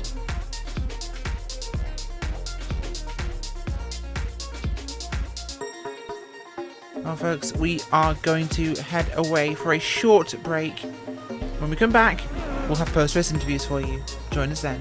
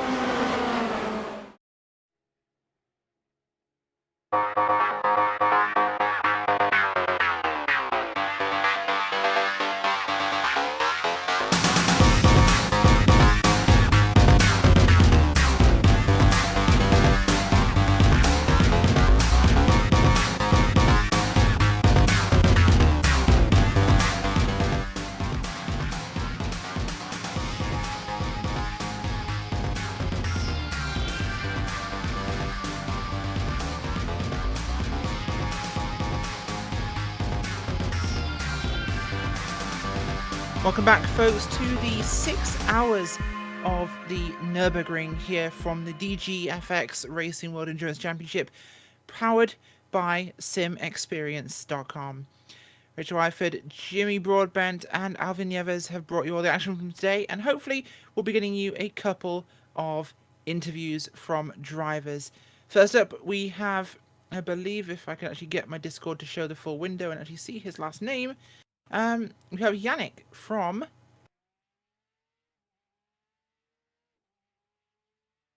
Apparently Yannick doesn't want to talk to us, so we'll get back to him in just a moment's time. But Jimmy, we'll come to you first. Quiet race for the vast majority. The second half was almost sedate. However, the last 20 minutes took on a whole different form.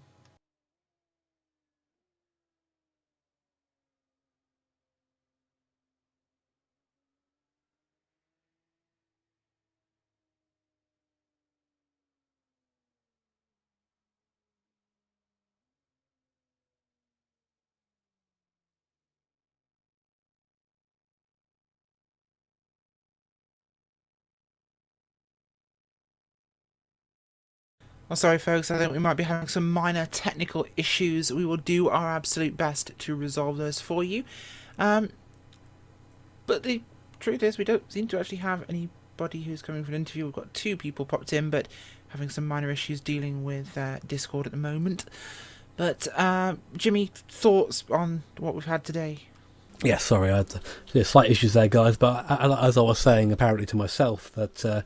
this is what happens in these endurance races. All these teams obviously are all plotting their strategies to get involved in this race and try and bring their car into a competitive position right towards the end. And that's what's happened here. We had, as you said, a reasonably sedate second half of the race until the last hour, where all the strategies started to come into play. And that's why it got so close at the end. We had the same back into Lagos as well. Lots of cars in it. In a very competitive position at the end, and of course, as we said at the start of this race, you've got to be in it to win it, and those guys there at the end, so they were.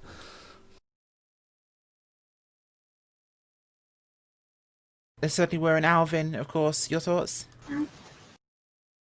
Well, this definitely shows that when it comes to racing, it's not over until you cross the start-finish line once the checker flag is shown, and I'm pretty sure that we had some teams here that have some nail-biting moments. But of course, definitely for Ventavol Sim Racing White, Lady Luck was on their side in here today, and they got the race win. They certainly did. And, well, it's been a fantastic event today. Truly incredible race. It doesn't seem as though we actually have any of our class winners or podiums who actually want to come and talk to us. We're a little bit disappointed, guys, but we'll live, I guess. Unfortunately, we are going to wrap the show for today. It's been a fantastic round, of course, and you can join us next time, of course, when we go to Suzuka in just a month's time. So have a great evening, and thank you for watching. I've been Rachel Whiteford. I've been joined by Jimmy Broadbent, Alvin Nieves, and Hugo Luis on the cameras. You've been watching RaceSpotTV on iRacing Live.